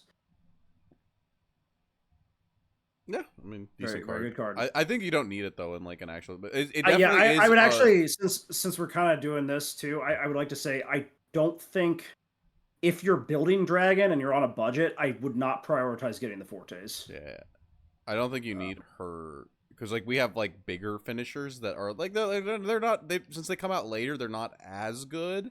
But like you can get by without her. Like she's like not. Yeah. It's not like Swordcraft like where you need the Amelias. Like I feel like, or you really want the Amelias, right? The Sword Trout or whatever that had Storm, you could run that instead of the Forte and it'd be fine. Yeah, like it's not. Yeah, it's like this card sucks. Yeah. The Calamity Breath, 6 cost spell deals 5 damage to all followers. No, my Intimidate cards. Yeah. Well, good news. All of those are in Dragon, and so is this. You can out your own board. I have this as a one-of in my Dragon deck, just because I felt like I was kind of missing wide removal. But yeah, I guess it is important to note that this hits your own board too. That is kind of an important part here. Yeah, it's like one of those things where it's like, oh, it's just the easiest way to clear the board. I mean, you know, costing 6 sucks, but you're also ramping, so you know. That's why you should be on Apollo. Apollo might be straight better. No, you need Last Words Dragon, and then this is sick. Ooh, truth. Okay, I know. Wait, what? Well, they tried. This card so reads scuffed, dude. This card reads pretty good. If I could read it right now. This is Burnite and Anathema of Flame. It's like fanfare. You follower X damage. X is oh yeah. So on play, you discard a card from your hand. You select an enemy follower and you deal damage to it equal to the cost of the card you discarded. So like when you're playing all these big heavy cards, you discard it and boom, you hit something. This was and then on Evolve, or is that Super Evolve? This one's Super Evolve, isn't it? It deals it to all enemy followers, so it's AoE removal. Oh, is it AoE? Yeah. Mm-hmm. Oh, you discard a follower from hand. Yeah. So it says I've got the English up on the in the game. How right that's now. impossible. They don't Yeah, have Japanese in the game. It says fanfare, select a card in your Reading. hand, discard it, deal X damage to all enemy followers. X is the cost of the selected card. Okay. So it doesn't have to be a follower Good. that you discard. What the fuck am I reading here? No. So this would be all then or something. Opponent something, and this would be all. Yeah. Well, it's because Japanese grammar is like completely different than English grammar. So Well, I can read follower. This is opponent, so that must be all. Okay. So we're learning Japanese better. So yeah, AoE the board for the cost of the card. AoE the board for 10. On Super Evolve, you get the crest, and the crest says at the start of your turn, deal 1 damage to your leader. So wait, you give your opponent the crest. Yes, So you give your opponent the crest. So when they draw for turn, they take a damage, and once on each of your turns, when your leader's defense is restored, you take a damage. The combo is you play this, you evo it, and then you play down Satan, and then you draw it into the deck, and then you play Astaroth's Reckoning. Yeah. Wait, it's a lot worse than the D-Shift one. It's a lot worse than the D-Shift. It's a lot worse, yeah. But that's the idea with it, or that I think it's. This card is like a fine card, though. I mean, it's probably better AoE removal than the last card we were reading. So I don't think you can have duplicate crest. If you could stack this effect 3 times on your opponent, and they just go, that would be insane. Oof. You're playing Valdane at that point. No, I did a little bit less than Valdane, but a little bit less. it's an okay. All card. right. This card. Warrior of the Deep. 8 mana, 6/6. Fanfare, deal 6 damage to the enemy leader is really fucked up. You could also run this instead of the Forte if you don't have this it. This killed me today. Died. Yeah, the art is really funny. Yeah, when you super evolve it, it actually does 7 to the enemy leader because you kill something with it. This guy is people play him. He's good. He ignores ward. Yeah, no, I think Dragon and Sword are the 2 best budget decks that you can make. The Silver Cloud Dragon Riders, and 8 cost 6/6 with ward, and last words summon a Vastwing Dragon, which is again that 5/5 with Intimidate. Yeah. Once you're getting to like the 8 mana range, it's like a little worse. But I suppose if they kill it though, and then they can't out the Vastwing Dragon, that's 5 manage next turn. So they have to kill the ward, right? True. Ooh. Now we get my favorite card, Garyu, the Fabled Dragonkin. You know, his crimes in physical have been forgiven. He is back in digital again. 8 mana 5/5. We get a Supreme Golden Dragon and the Supreme Silver Dragon. And on Super Evolve, the Golden Dragon, which is the 4 mana 4/5 ward, gains Storm, and your Supreme Silver Dragon gains Barrier. That's the 5/4 rush. Yeah. You do ramp into the sky, and everything has over 3, which is important. That's huge. Being over 3 means that the artifacts don't blow up your board randomly. And getting the barrier, plus you super evolve the sky, means that 2 of your guys. Hold on, you can craft 2 of those, and then. Hey, look! Garyu's 8/8 at this point. Okay. Yeah, I know. Garyu's 8/8. He would live. He'd be fine. But you're right. They can do that. It's a little fucked up. What's more important is I can't do the voice lines for you guys. This guy says observe, like Larry the Lobster. He goes observe. Yeah. It's like the fucking the big weight at the beach. This guy's like okay. I think he like reads kind of bad, and then you play him, and you're like, I'm playing this on 6. I see. Well, yeah, you play it on 6. You know, you kill a guy with a super evolve. You have an 8/8. You get to kill a guy with the rush that has barrier, and then it's still a 5/4, and then you get to push 4 face. It like does a lot, and you're playing it. You're playing it earlier than turn 8, unless you got super fucked on. For like 8, he's not good, but for like you've ramped once or twice. Okay, now he starts to get pretty decent. Like right. Yeah. And he's on the start of a structure deck, so you probably have him. Yeah. This card is actually really good, though. Oh, this card is insane. I'm honestly shocked that they have an effective like this game this early. So this is Twilight Dragon. It's a 9 mana 9/9. Fanfare, give all enemy followers on the field -0, -9. Super evolve, draw 3 cards. So not only can you use it to refill your empty hand in a class that historically struggles with keeping hand, it is a that avoids like minus counters, avoids all type of like if you have a card that can't take damage, it still takes minus counters. Mhm. Right, like this is like historically in basically any card game the strongest type of removal, and to me it's wild that we have something like this And in it's set so one. much too. And yeah, it kills like everything, And and anything it doesn't kill, as long as it doesn't have intimidate, this thing can swing into it afterwards with super evolve. So yeah, this draw 3, like we said, like Dragon, historically doesn't get a lot of card draw. The big thing for me too was like when we're building budget decks for like people, this is a gold that's unbelievably strong. It's like this is like almost like legendary. I guess it's not legendary because it doesn't end a game, but it's like a control tool that like is really powerful and can help you. yeah, like, this thing kills keep up. this thing kills your 25 Runeblade Conductor, dude. If you super evolve, yeah, you're right. Yeah, so 9 plus no, it doesn't. It doesn't. 9 plus 12. It's I guess usually 21. gonna kill it. It's Not 21. always, but it's usually gonna kill it. Yeah. Okay, Yeah. we're like, no, the 25 is still there. Yeah. Okay. The boy. Genesis Dragon Reborn. It's a 10 cost 9/10 with Storm. Yeah, but it's actually a 12, 13. Yeah, you super evolve it, and it's Yeah. really Broken. big. This It's is just why it's the most depressing way to die. I mean, it's a big guy. It ends the game. Once again, Dragon, good on a budget, good for new players. Mm-hmm. Now, I want to preface Abyss by saying I've played like 2 games on Abyss. I've read the cards. You played 2 games? You're so much better than me. I think. Well, I played a shout out to Ryan Wibberley there for the list, the Shadowverse Evolve World Champion 2025. Weiss Schwartz, 3rd place 2020. Yeah, he gave me the list. It did feel good to play. So like I think, but one, it was really expensive, and on the dust, and 2, well, actually, I kind of played a scuff version. He has 3 Aragavi. I have 1 of those, and I wasn't about to craft that. So,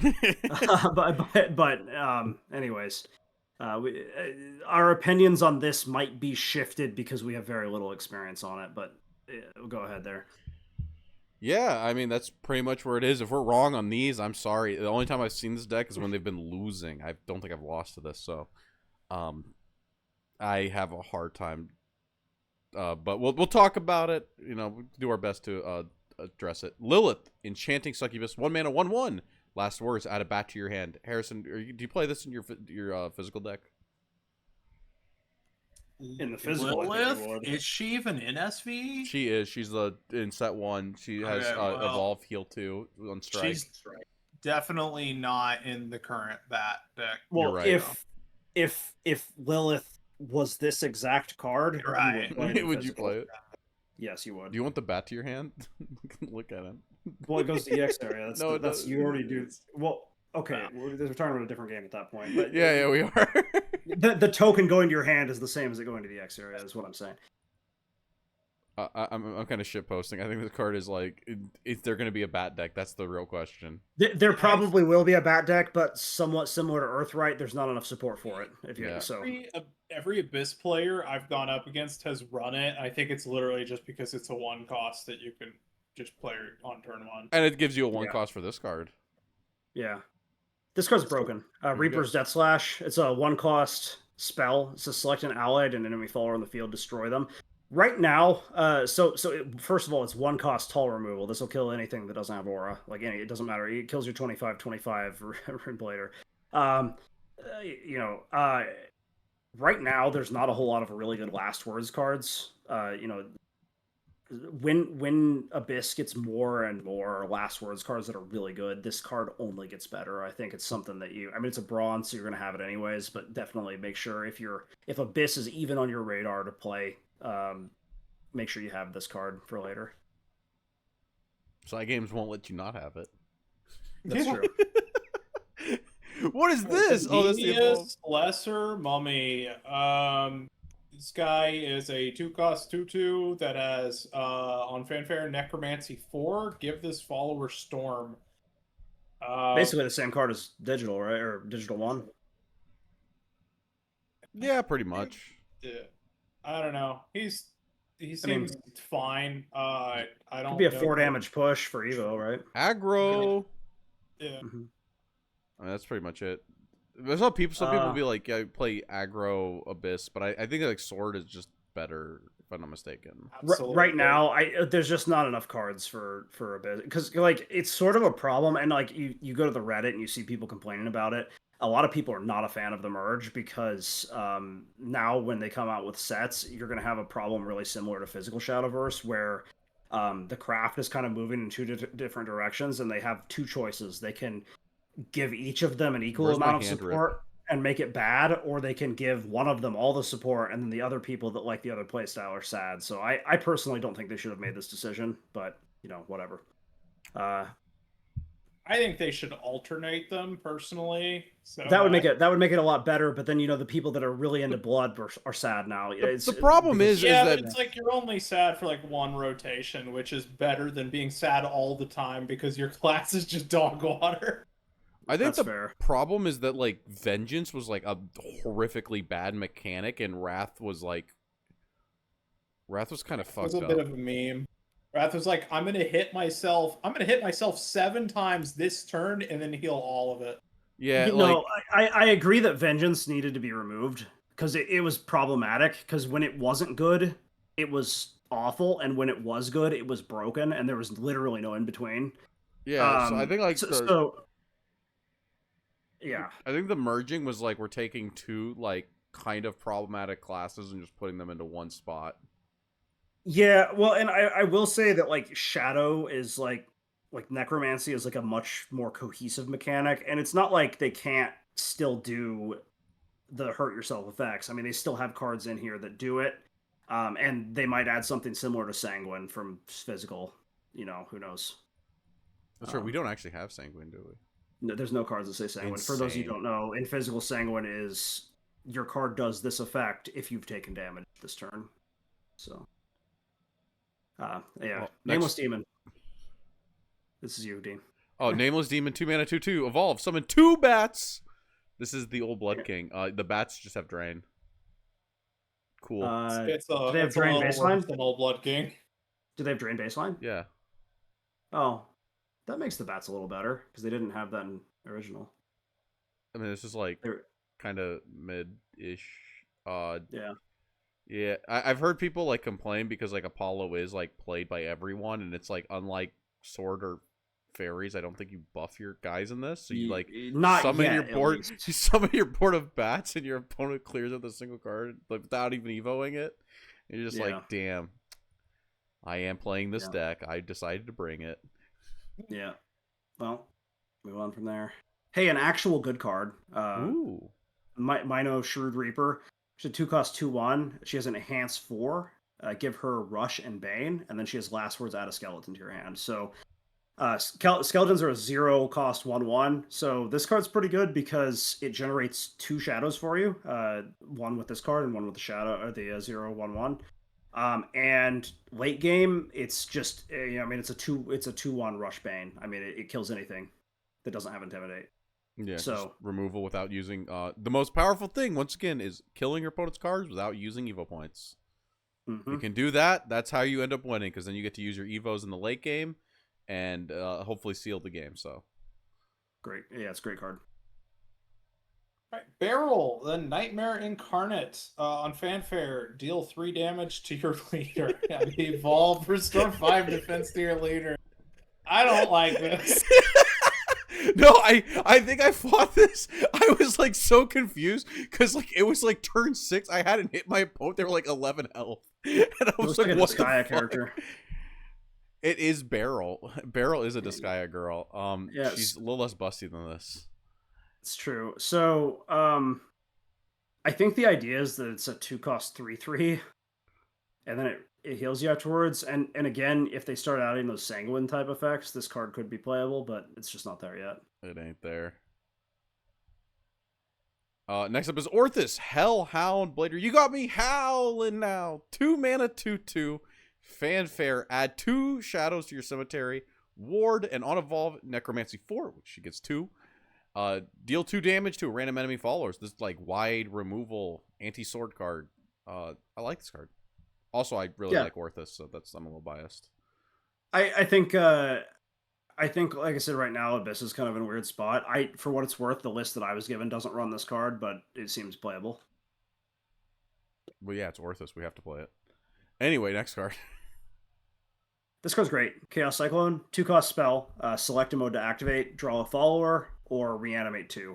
So it pulls back your 2-1 that you played with Bane for maybe a little extra reach. It doesn't actually give it Bane. There's some other 2 costs it can pull back. Orthus. Orthus it can pull back. It doesn't run it. There's a reason why. Let me pull up the list real quick while I hear. Well, you probably like to play a specific 2-drop to reanimate, right? Pretty sure but I've only played the deck a couple times, so I don't have it like memorized. I guess my deck does run Orthos, so you probably use it to pull back Orthos to get more removal. It's more shadows and removal if you need it. So yeah, cool. Good card. Seems okay. I mean, it draws a follower too. Soul Predation. Select an allied follower on the field and destroy it. Draw 2 cards. I mean, It's soul conversion. cost. That's right. Yeah. No, Wind Blast sucked because it costs 2. Now it costs 1. It's insane. Soul Conversion costs 1. It was too strong. Now it costs 2. Yeah. But I mean, this is cool because you can like force your last words effects, even if they don't give you a target to run into, or you don't want to use an Evo, right? So yeah, you just use this to force a last words effect, and I think they've kept Sarah and Williams really busy. Yeah. Well, I can't wait to play the League of Legends card game to get the SP Jinx. True. Next up.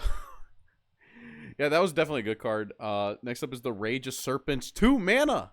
Select an enemy follower the field or leader. Deal 3 damage to it. Deal 2 damage. This is Razory Claw with extra It's words. It's Razory Claw with Better art. cute Medusa.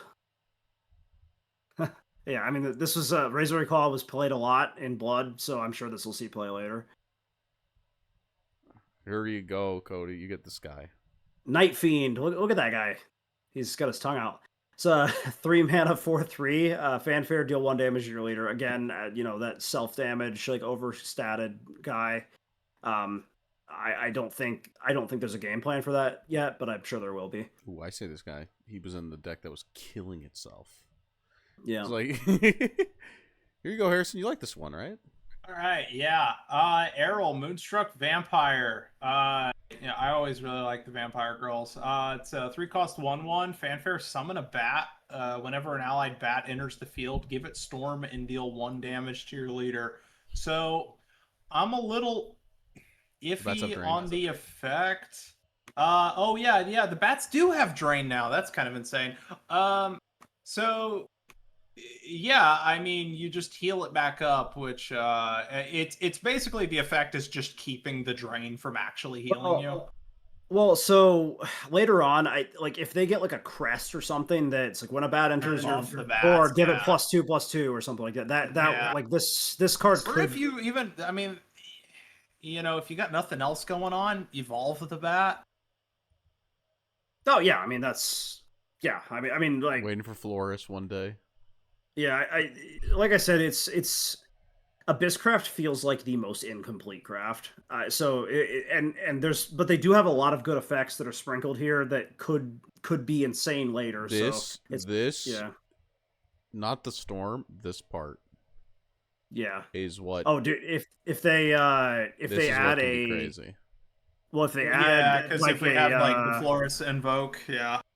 Or Floris, or what's the Omen? Valneric? Until we actually, what ends up happening is they get Alana's Prayer and Abyss instead, and this is what's actually relevant is the Drain. Oh no! Don't say that! Don't say that! That was in Crosscraft. It was like one of the best decks was like it was Alluvia plus like Abyss, because you would get the bats and give them Drain. That's gross! Don't say that. It could happen. Yeah, it could. Anything's possible.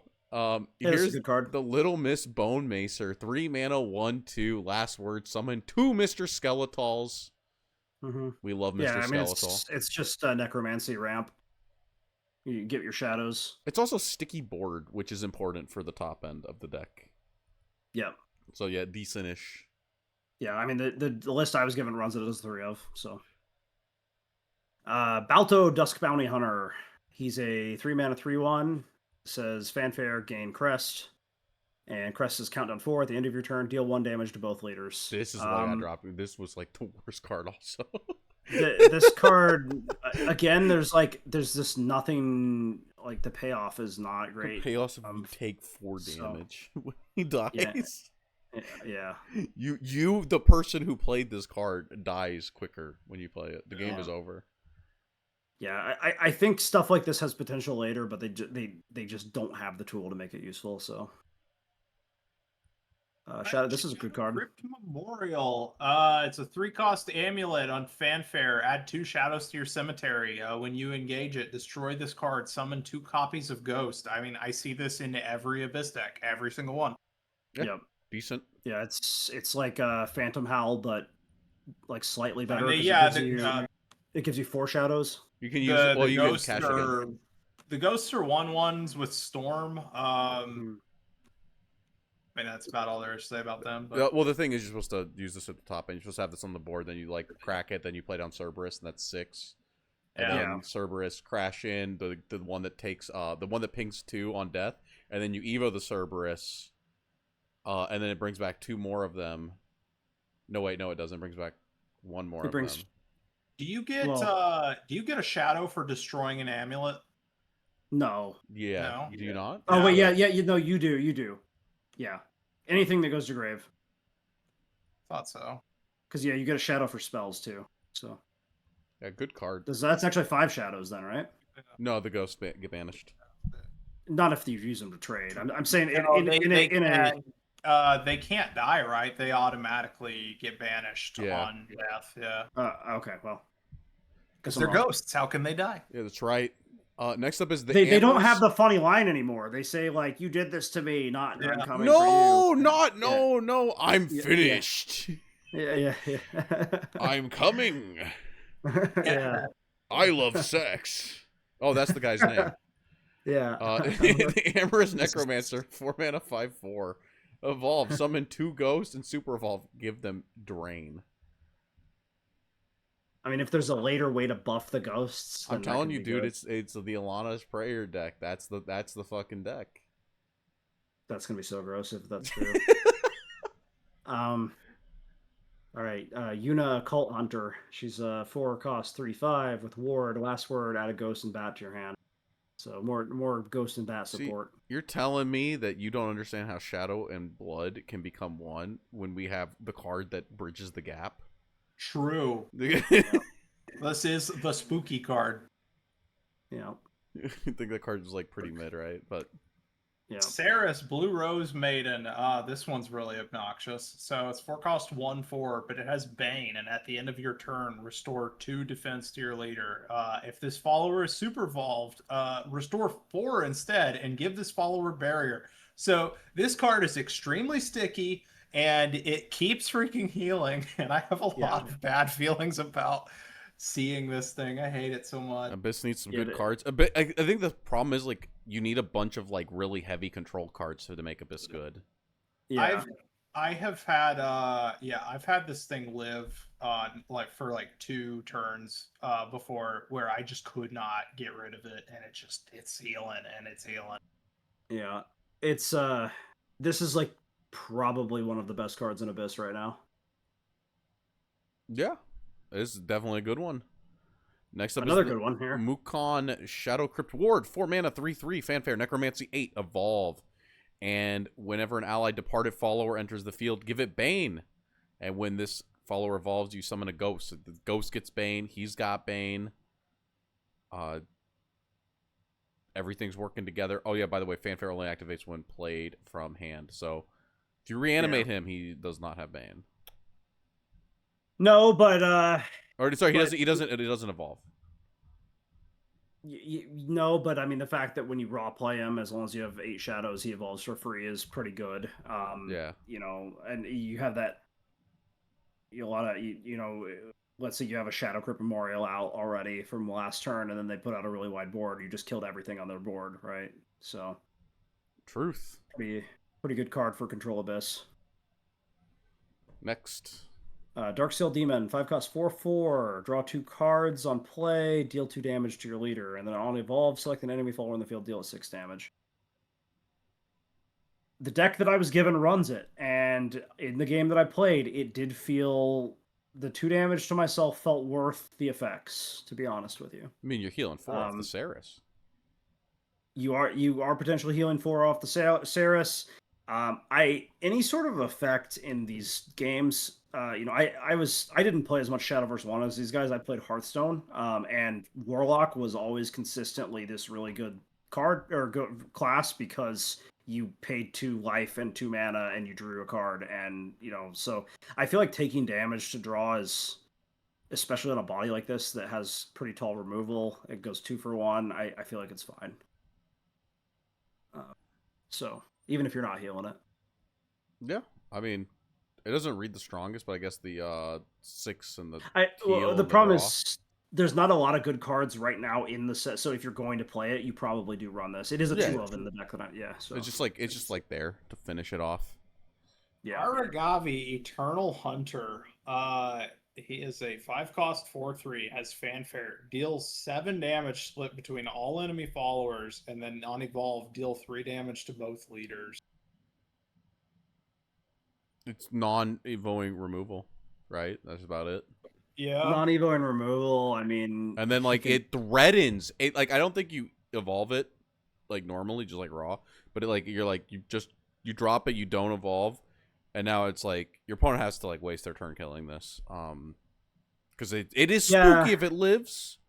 I mean, yeah, because if it lives, it's a lot of damage because you get the 3 and then so it's 9, potentially 10. Like if you're playing also chip randomly, but like then you're taking the chip as well.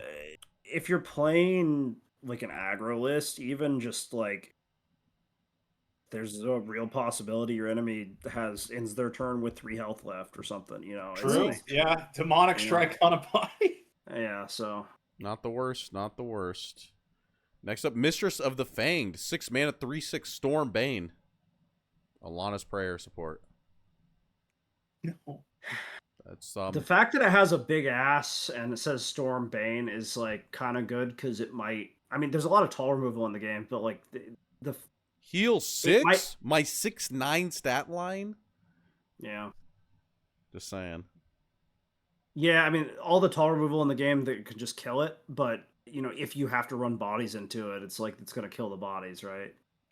Super evolved makes Bane worse, though. Is the only problem. Oh, that was Storm. That was Storm Bane. Okay, I'm sorry. Yeah, Storm Bane. Yeah, super evolved makes Bane worse because Bane doesn't work on your super evolved units on your turn. We're pretty deep into this, and the hour is late, and I thought it said drain. Don't ask. I understand. Drain would not sick. This is Harrison. Okay, Ghost Juggler is a 6 cost 5/5 that has fanfare, reanimate 4. Pulls back your Saris. The value of it does. It does. That's probably the best target for it. The value of this is going to heavily depend on what is in your grave, which is controllable by what you put in your deck. I was told by the man himself, Ryan Weberly, that he ran this initially because he thought it was really, really strong to pull back the Saris, and then it ended up falling flat, not being very good. This is from the man who is only playing Abyss right now in Worlds Beyond, and is I think he doesn't. He plays other cards. Oh, is he playing other stuff now? I think so. Okay, well, he's playing. I'd have to talk to him again. When I talked to him, I only talked to him briefly in the Discord channel, and I was like, "Hey, what was the best list?" And he said, "Yeah, I've been having success with it." So I don't know. He might be playing other stuff now, but he told me that this card was not like he read it and was like, "Oh, this is good," but it ended up not being good. Doesn't mean it won't be good later, because Reanimate 4 could be insane. Who knows? Good to know. This card is good. This card is good. This Harrison is me. Harrison. All right. Medusa, Venom Fang Royalty. So it's a 7 cost 3/7 that has rush and can attack 3 times per turn. And then follower strike to destroy the opposing follower. So it's just it's like 7 cost to destroy 3 followers, and then they have to get it off the board, which it's a 3/7, and if you evo it, it's going to be even bigger. It's like, And it's a threat. It's a big threat. yeah, and important to note too, it's strike. It's not bane, so this doesn't trade damage. It just kills the thing before it. Yeah. So The- it keeps all its health. And it And doesn't if it need to survives, you can push. If you super evolve it, it can push like 18 damage. Yeah, the big thing is like non-evolving removal on really obnoxious stat line bodies, Yeah, which is how decks are good. Once again, Yeah. non-evoing removal is good. it's very good. And that can deal with 3 threats. That one card. So Vlad the Impaler, 8 mana, 5/8. Fanfare, This select is an enemy sick. follower on the field and deal it 5 damage, restore 5. It's the tentacles. I love the art on this guy. Yeah, I like how he starts out in human form and then he becomes a vampire. Yeah. I don't know. This seems like okay. Seems mid. It's okay. Here you Ooh, the go. good card. Serby. Cerberus. R for my turn. Hellfire Unleashed. She's an 8 mana 6/6. This card's insane. Fanfare, summon a Mimi right paw Hellhound and a Coco left paw Hellhound, and then Necromancy 6, give all other allied followers on the field +0. Then on Super Evolve, you get to reanimate 1 twice. Now the things she summoned cost 1, so the idea is that you trade them in, because they both have Rush, and then you pull them back out and do it again. Well, you traded one of them. But do not both of them have Rush? Yeah, they both have Rush. Well, why wouldn't you trade them both in? You go bop, bop, bop, bop. No, you trade in the one that you want to do twice or 3 times. Ah, yeah, true. Because if you trade in the damage one, then it'll summon 2 of the damage one. So that's Yeah. 6 damage face or 6 damage healing. I don't know. There's probably situations where you want to do both, right? Like you have 18 health. If you kill both, it's random each time. Oh, that's true. So you could get 2 more healing ones. Yeah. Probably better to just control it. Yeah. I guess that's fair. So okay. Well, in any case, she's a 9/9 with a really busted effect that pulls out, up to 6 face damage that the opponent can't stop. And with as long as they have with the things to ghost target. thing, that little amulet that we played that had engaged, that's like 6 damage off of the ghosts that come in because she buffs them. It makes like any board that sticks like instant lethal is the big thing. Yeah, that's fair. Yeah, Cerberus is a good card. It's just like the good cards are lacking until we guess we're almost done, guys. We gotta We're finish almost done. strong. We'll push through it. We'll push through it. We gotta push through. Like we're like 3 hours in. We'll push through. We're pretty deep in, guys. Leave a like and comment for us. We went deep for this one. Yeah, don't forget to ring that bell. Ding dong. Might show up to work late. No, I gotta show up to work late. Got a lot to get done tomorrow. The winged statue. It's a 1-cost amulet with countdown 4. On last words, summons a holy falcon, and you can engage it for 1 mana to advance this amulet's count by 1. So you can potentially have your holy falcon in 2 turns. And then the holy falcon is a 2/2. It has storm. It's a bird. Yep. I like the bird. I really like. I don't have a whole lot of experience with Haven yet, but I really like the fact that you can spend mana to advance your countdowns on almost every amulet. I think that's like it's gonna make Haven harder to play, but there was a lot of times in the original Shadowverse where you'd have like floating mana, nothing to do with it, and like being able to advance your countdown is awesome. And I think that like Amulet Control Haven is like a very popular archetype right now. I've played around with some of it, and it seems. I was definitely not playing like whatever they're playing, but I was playing like some like aggro-y variant that was combo, and it was like good. A big thing is like this card right here, as far as like what makes it very playable is like one we just saw Storm for 1 mana, but look at the Serene Sanctuary, countdown 3, last words, draw 2. You can also pay 1 extra to get your card a little bit faster. Yeah, I mean all of the other cards that draw 2 cost 3, so this costs 1. It's like it's delayed, but like that's fine. Yeah, so good card. very good card. We got Fox of Purity, another card that I see a lot of people running. I don't know if it's good or not. It's might be just for lack of options. It's a 2-mana 1/3 with Ward.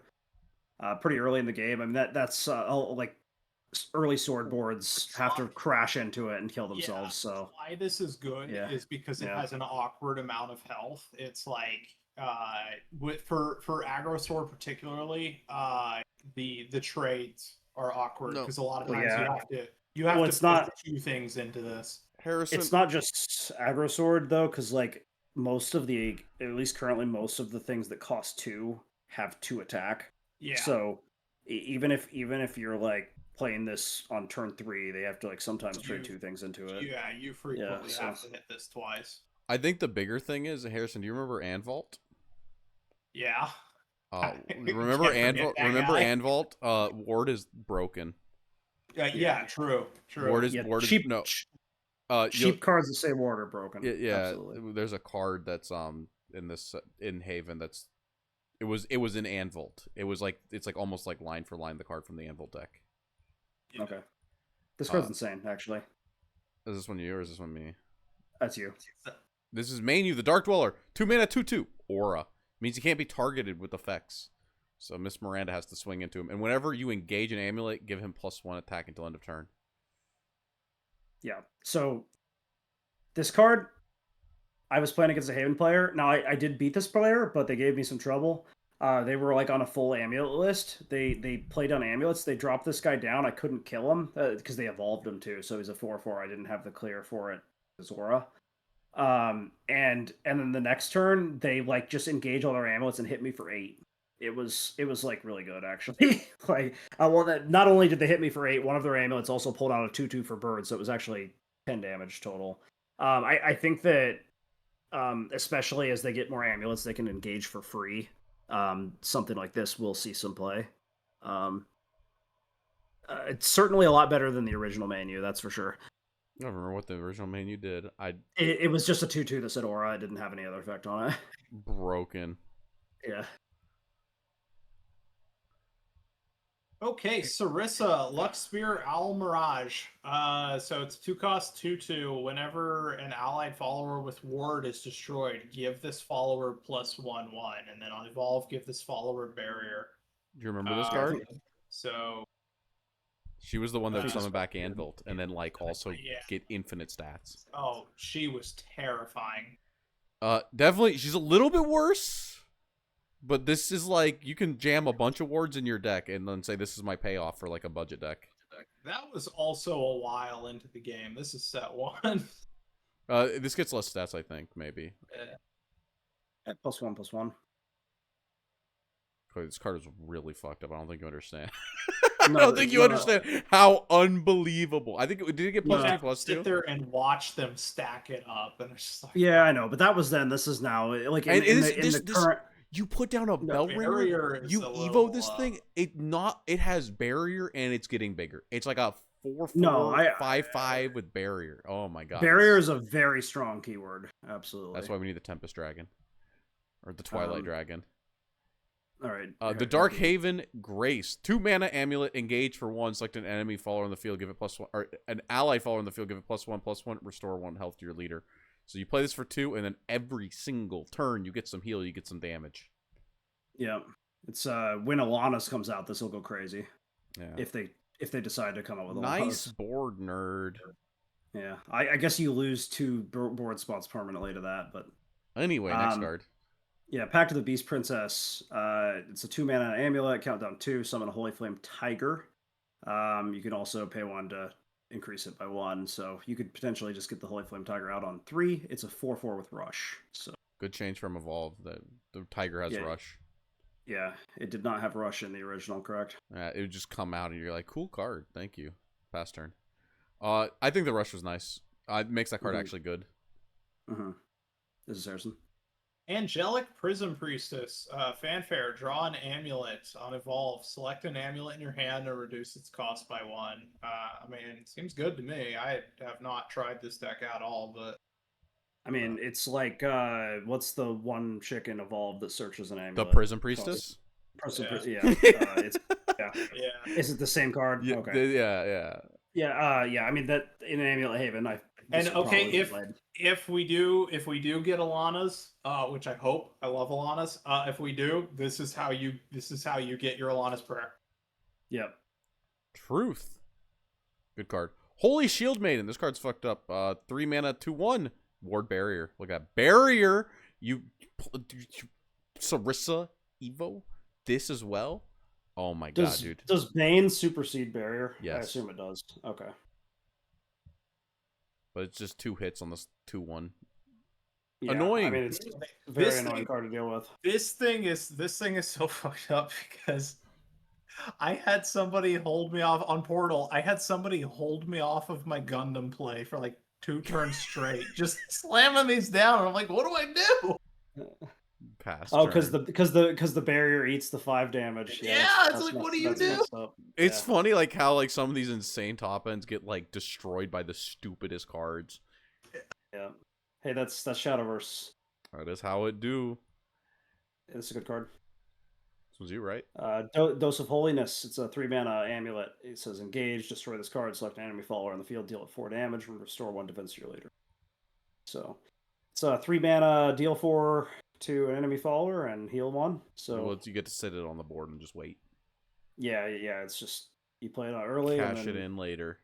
This cash card's it in okay. later, I right? don't like it though because I like Skullfane. But in the actual deck Well, that people play, they play that because it's more removal. But I like Yeah. Skullfane. That's fair. Harrison. The Winged Warriors, 4-cost 4/4 fanfare. Select another allied follower on the field and give it +1/1, and then on evolve.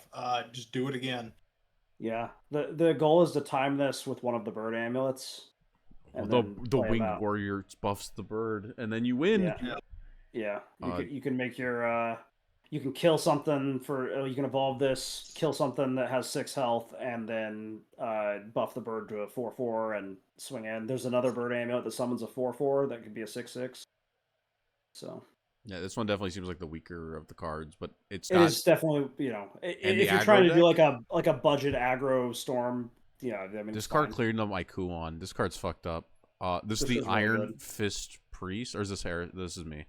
4 mana, 5/4. Evolve. Select an enemy follower on the field with 3 defense or less and banish it. Banish. This is like the only banish in the game. And on Super Evolve, banish all enemy followers with 3 defense or less instead. Cleans up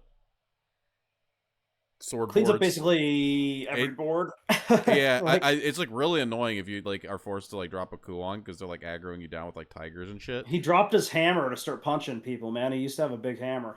That is true, dude. Look at him. He's punching now. He's Zell. Mhm. He saw what the Iron he saw what the Iron Knuckle Nun was doing, and he's like, yeah, I gotta get in on that. Hell yeah. All right, we got Reno Luxwing Featherfolk. It's a 4-cost 3/5. Clash, deal 1 to the enemy leader. That's just whenever she fights. It's not. Yeah. Is that against if you? That's not if you hit face, right? You have to has to be against the No, follower. it's Followers only only. follower. Yeah. Yeah, But it's also yeah, when he gets so- hit. But if I'm not mistaken, at least this is how it worked in original Shadowverse. Clash works both ways. Yeah. Yeah, so what's good about this guy is when you super evolve him, he can attack 2 times a turn. So when he becomes a 6/8, and when you kill something with super evolve, you deal 1 damage to their face. So with the clash, you deal 1 damage. It's for 4 damage. So And then they have to swing into it. That's 5. and then they have to swing into it if they don't have a spell to remove it. So that's potentially 5 damage face. Seems pretty good for like an aggro list. Aggro Haven, dude. Aggro Amulet Haven might be real. Might be real. Harrison. Ronavero Dark Haven Ward. It's a 4-cost 1/3. Has ambush. On evolve, select an enemy follower on the field and destroy it. I have never seen this played. Same. It's No, wait, I have. Like, I you know, have. we talk about how good non-evo removal is, but it's kind of cool. This guy's ambush because you can just put him out, and then like if you really needed to later, you can evolve. him. That's what they an did. Option. Yeah. 4 cost is a little salty. Yeah, But you can have like you can time like a tiger popping on the turn that you would play this, so the tiger Now- gets to trade, and then he gets to come out, and now he's like threatening them. Yeah. right. This is like I saw the amulet. I'm playing D Shift OTK. I don't give a fuck about your control cards. So like I was like, cool. I'm gonna sit here and draw cards and ignore your card. But He was Right. doing stuff. The priest though, he killed my Kuon, and I was like, that's fucked up. Oh, here's the thing. Your turn, Dean. Avian statue, 4 mana, countdown 2. Last word, summon a Regal Falcon, and you can engage for 2 mana, and you get the Regal Falcon for full cost. It's 6 mana, 4/4 storm. Yeah, it's just a bigger bird. Just a bigger bird. Push that damage. Part of the aggro deck. Putting down the amulets, they pop. You push face. Yeah. Decentish card in Amulet, because Amulet doesn't have many good cards with last words, which will This be is important later. This is retrain of Shadowverse 1 card, Radiant Guardian Angel. It's a 5-cost 2/3, and it has fanfare, draw 2 cards, restore 2 defense to your leader. I think it's better than the original because it draws 2 cards, because if I recall correctly, in original Shadowverse, it just healed you. I think it drew like 1. It might draw 1. It might have drawn 1. In any case, draw 2 is pretty good. I don't know that it's worth 5 mana for a 2/300 board, but at least it kind of like heals and draws and puts the body out, so I don't know, maybe it's worth it. If again, if we magically get Alana's prayer set too, this could be sick. Could be. Yeah. God, I'd be shocked if that doesn't show its head at some this point. is a little bit better of an Alana card, though. Yeah, Stalefa, Guardian of Water. It's a 5-cost 3/3, has fanfare, restore 3 defense to your leader, has ward. On evolve, deal 3 damage to all enemy followers. I mean, that's pretty good. If you would have asked me day 1, like before I played the game, if I thought this was good, I'd be like, oh, 3's not that good. And now I've been playing the game, I'm like, 3's really fucking good. Yeah. 3 clears most things, yeah. It deals with those messed up sword boards. That's what's well, important. And it's also putting out a 5/5 ward while you're doing it and healing. So yeah, this is at a premium more than I thought it would be, and this is 3 is the right number. It's the right number. Absolutely. This one's me, Soul Cure Sister, 6 mana, 3/5 fanfare, heal 5 ward. I had this dropped against me. I thought it sucked. Yeah, I mean it's kind of expensive. I mean, heal 5 is a lot, but it's like part of the control do nothing. I don't know what their win condition was. They just sit there and they do nothing. It just get every Haven player I've played against playing like the control just has Cocytus. Oh, that's just their goal is Cocytus and do nothing. Insane. It's do nothing, sandbag, heal, control, play Cocytus win. Dude, that's their plan. Well, I guess if you're on a budget, if I'm on a budget, I'm playing this card. I can't imagine crafting Cocytus if you're on a budget. Though. That's like, Skullfane is a 6-cost 4/4 fanfare. Destroy all allied amulets. Deal X damage to all enemies, including the enemy leader. X is the number of amulets destroyed by this ability.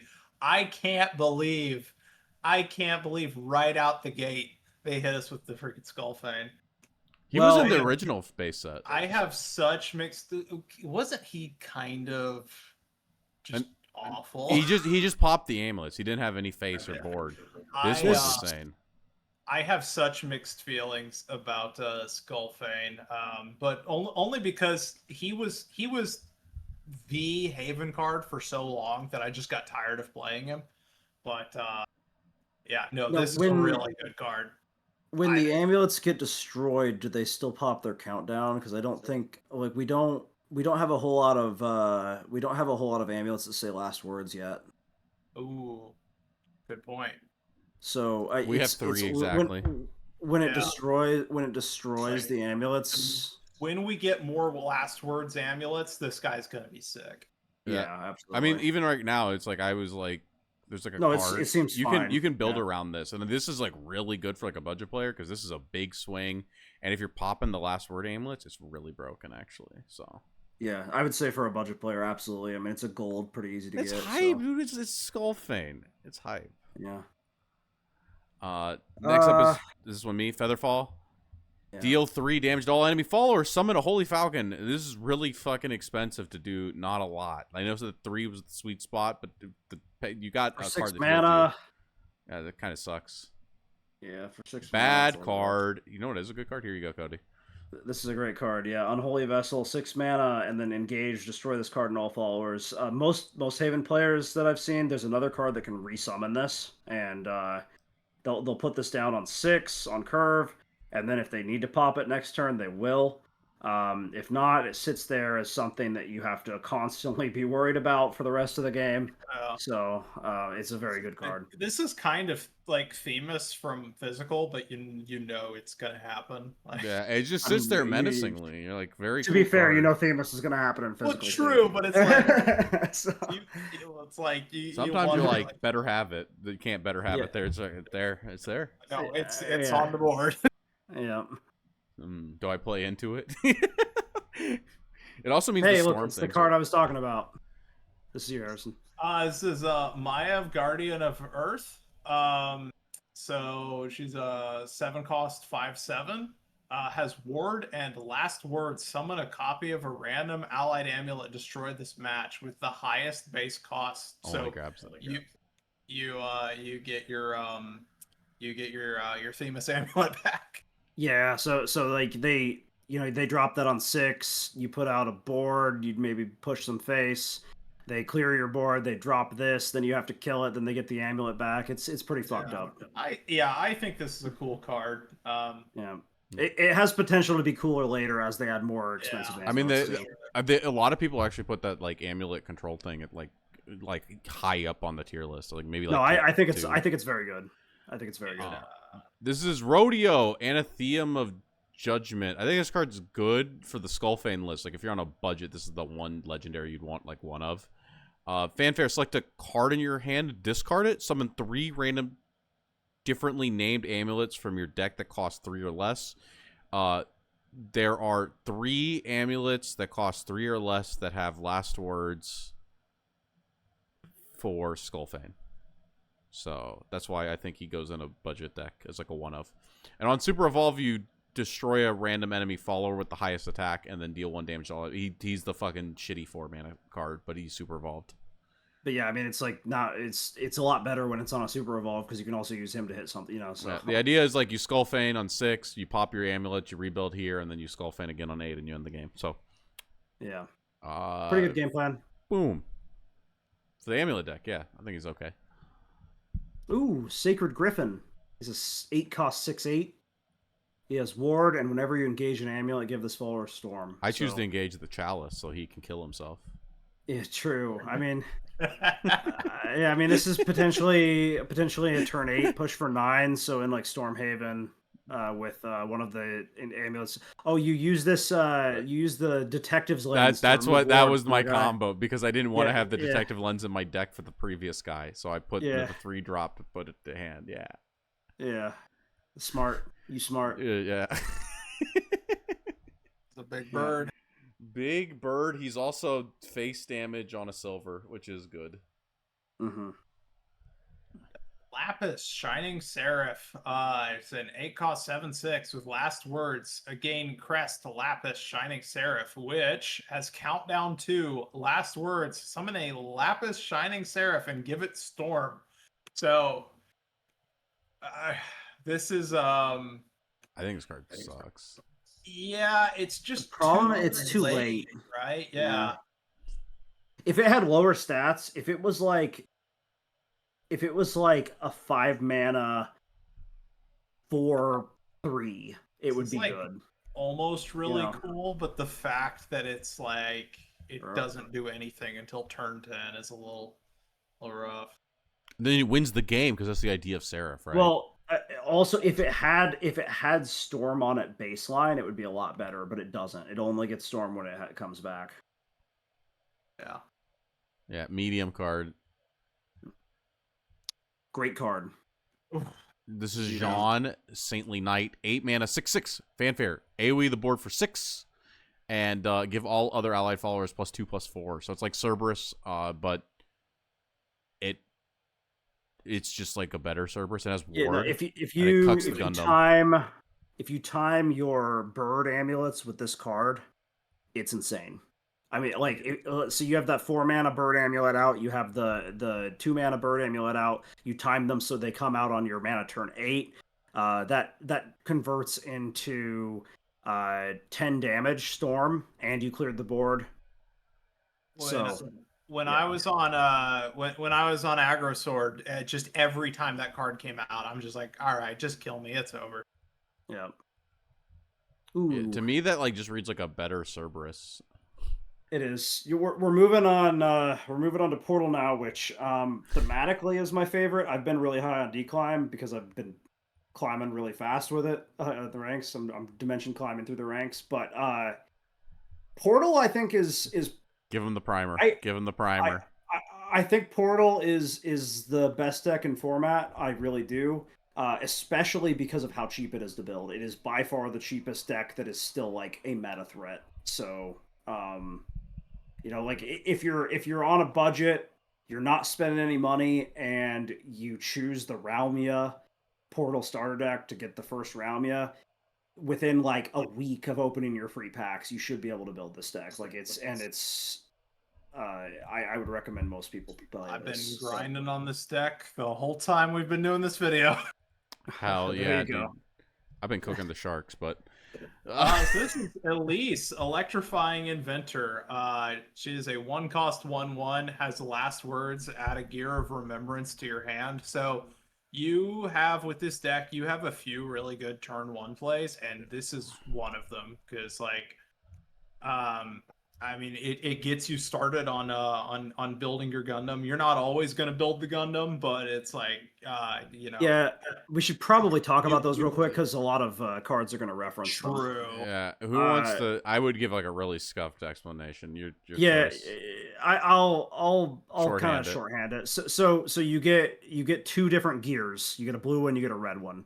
They don't matter. They don't matter really. They have the ability to fuse other gears into them. Okay, You can so fuse when you fuse if you choose the red gear and fuse another gear into it, doesn't matter what color, you get a 3-cost 5/1 with rush. If you take the blue gear and fuse any other gear into it, you get a 3-cost 1/5 with ward. So there's some modularity here to this. Now, once you get those 3 costs, you can further then fuse them into other things that are parts of your Gundam robot that you're trying to assemble. Everyone else is playing card games. You're building a Gunpla kit, okay? Exactly.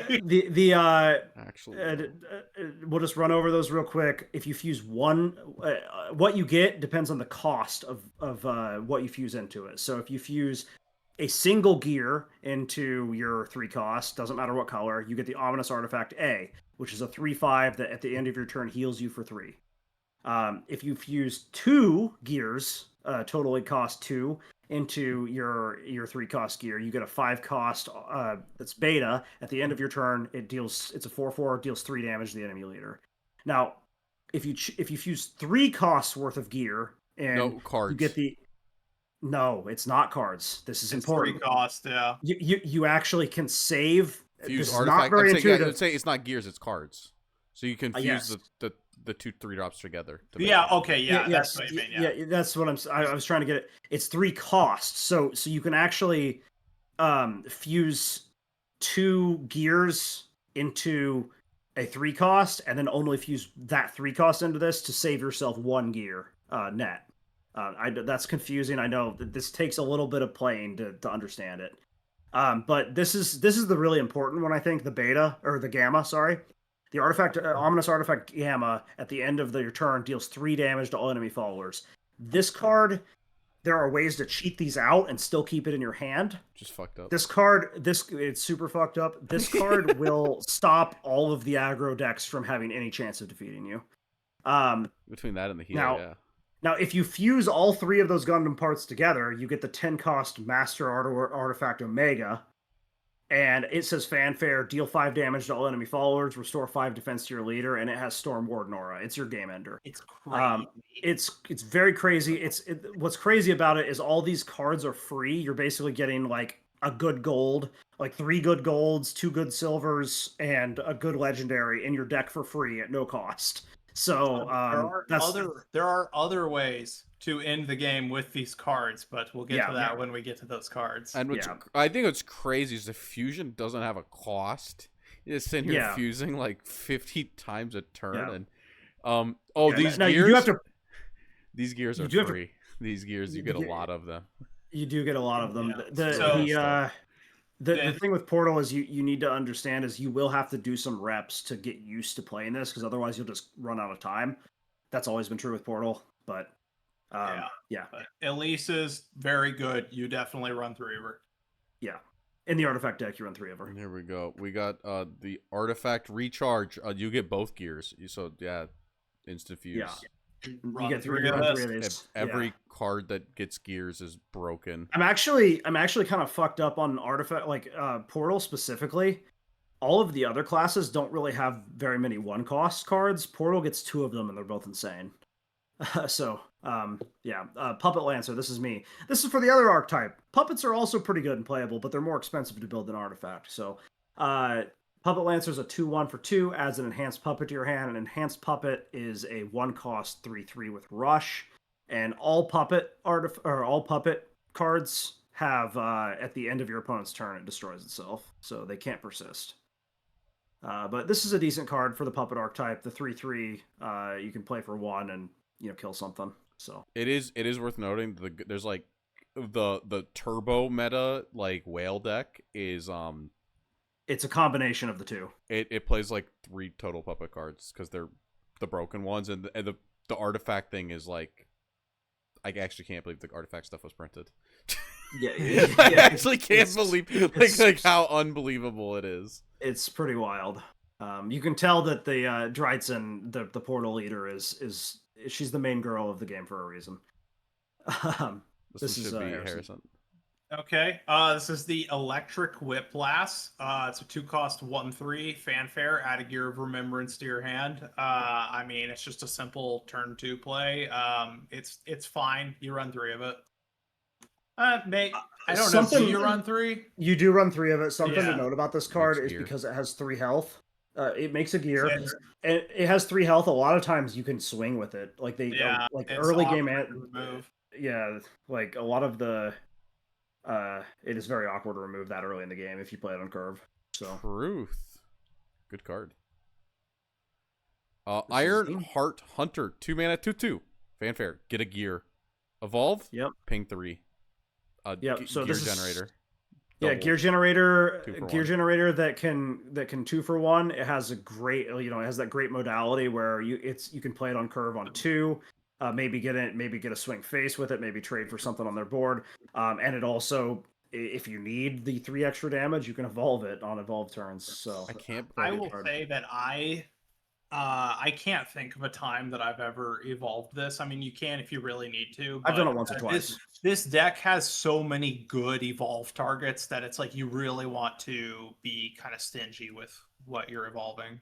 I agree with that, but I have done it once or twice. There's just some situations. In a pinch, it's like if it's between that or you eat a shitload of damage, yeah, obviously you're going to choose that.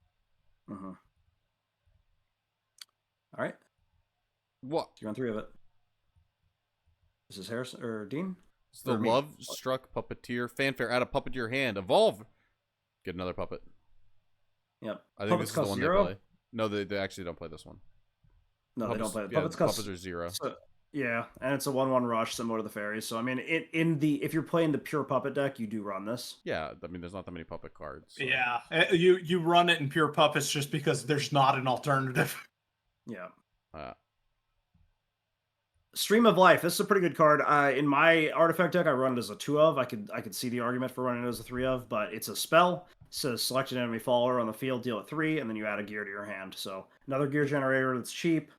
Helps with aggro sword. Helps with aggro sword. Very good card. The only reason I run it in a 3 of is because Artifact has so many good cards that you have to kind of pick and choose. True. And I think I run it as a 2 because I cut 1 for a 1 of Orcus. Yeah. Orcus is good. Yep. This is you, Harrison. Okay. Puppet Theater, 2-cost Amulet, fanfare, add a puppet to your hand, countdown 2. At the end of your turn, add a puppet to your hand. So this is like 3 puppets. This is near Autonoma. yeah, it is. Yeah, that's 2B on the card there. Yeah, I mean, this is another card that you run in pure puppets, but not in Portal, or not in Artifact. No, I thought this is the one that they do play, right? I've seen some lists that run it. My list that I use doesn't. They play it with the one guy. There's a really messed up card later. We'll talk about him. This is the Kitty Cannoneer. Is this one me? That's you, yeah. Yeah. Fanfare, add a gear to hand. Rush. Gets a gear. Rush. Gear generation, not many cards do it, so you need to play what you got. which is every single card in your deck. Well, it's also a 3/2 rush, so it kills a lot of stuff. Yeah. I like this like on curve, 1 cost gear generator, 2 cost gear generator, this thing, it's always good. Like every time I have that. Why are gear generators like fucking normally statted? I cannot believe this. Yeah. Anyway. This Okay, is the one that Medical people Grade actually play. Assassin. It's a 3-cost 2/2. He says fanfare, add enhanced puppet to your hand, and then on each of your turns, when an allied puppetry follower enters your field, give it Bane. Yeah, I mean you could absolutely run this. Giving your puppets Bane is really strong in both versions. It lets you not use Evos. It does let you not use Evos. That's the big thing. Everything in this, good cards are ones you don't use Evos. Yeah, I'll try that. I'll try that variant out. That seems like it would be pretty good to run both of those. This card is really fucked up. Yeah. This card's Miriam the Resolute, and yes, this is a very good one. It's a 3-cost 2/3 fanfare. Add a Gear of Ambition and a Gear of Remembrance to your hand, so 2 gears. Evolve. Do it again. So it is 4 gears for 1 3 card. mana and an Evo. Yeah. Yeah. And you get to trade with something, which is great. And then even playing her on curve on 3 is still really good. Yeah. I mean, a lot of flexibility with that card. Broken, like I said, gonna need those gears. Very hard to get them to hand. Next up is Yudi, Maiden Reborn. 3 mana, 3/3. Fanfare, draw a card, and on evolve you get a countdown 3 crest that says at the end of your turn, if you have 5 or less cards in hand, you get to draw up, and if you have 6 or more, you get to heal. So it heals and draws for 3 turns, and it draws on play. This card is in every whale that is like already fucking grandmaster plays this. Yeah, I initially had mixed feelings on this card because I was like 3 mana to draw, and like with all the gears you have in your hand, like you almost never get the draw, you get the heal. But there have been games where I was like in dire straits and I needed the draw, and it came in clutch. I think most games you play it down for the draw, you don't evo it, but if you have it, put it in your deck 100%. Yeah, I mean, at like at the end of the day, I have it as a 2. I have it as a 2 of right now. That's all they play. Also, it comes like in super cool art. Right. Puppet Shield. It's a 3-cost spell. Summon 2 copies of Enhanced Puppet. This is another puppet card they run, correct? I don't know. I think I remember it might be this and the other guy, but I thought it was like I'm pretty sure it's this and the other guy because I've only seen a couple lists that run Puppet Theater. This is insane because the enhanced puppets are 3/3 rushes. You're getting 6 damage worth of clear for 3 mana, and if you have the other guy out, they have Bane. So for 5 mana, you can clear 3 targets. Yeah. Regardless of how tall they are, no Evo. Insane. Board clear, doesn't take your Evo. Good. Yeah. This one's Rukina, Resistance Leader, 4 mana, 3/3. Fanfare, get both gears. Evolve. Striker Artifact, that's the 5/3 rush. The 5/1, yeah. 5/1 rush. This card has kept me from dying so many times because there's a lot of boards that sometimes the only way to navigate the board is to is with that because so you evolve this, it itself becomes a 5/5 and then it summons a 5/1 that has rush, so it's like you can part of do this some really good trades with this. Let's go all the way something back I'd like around. to say real quick while we're on that Striker Artifact train. This deck has a really high skill ceiling because of the way the artifacts work. 8 fucking cards right here. Well, right. Well, so like there's so much like I feel like every time I run into Portal, when it's a Portal play that are absolutely smash, they're just trying to build the Gundam. They're not like actually using the modality of those cards.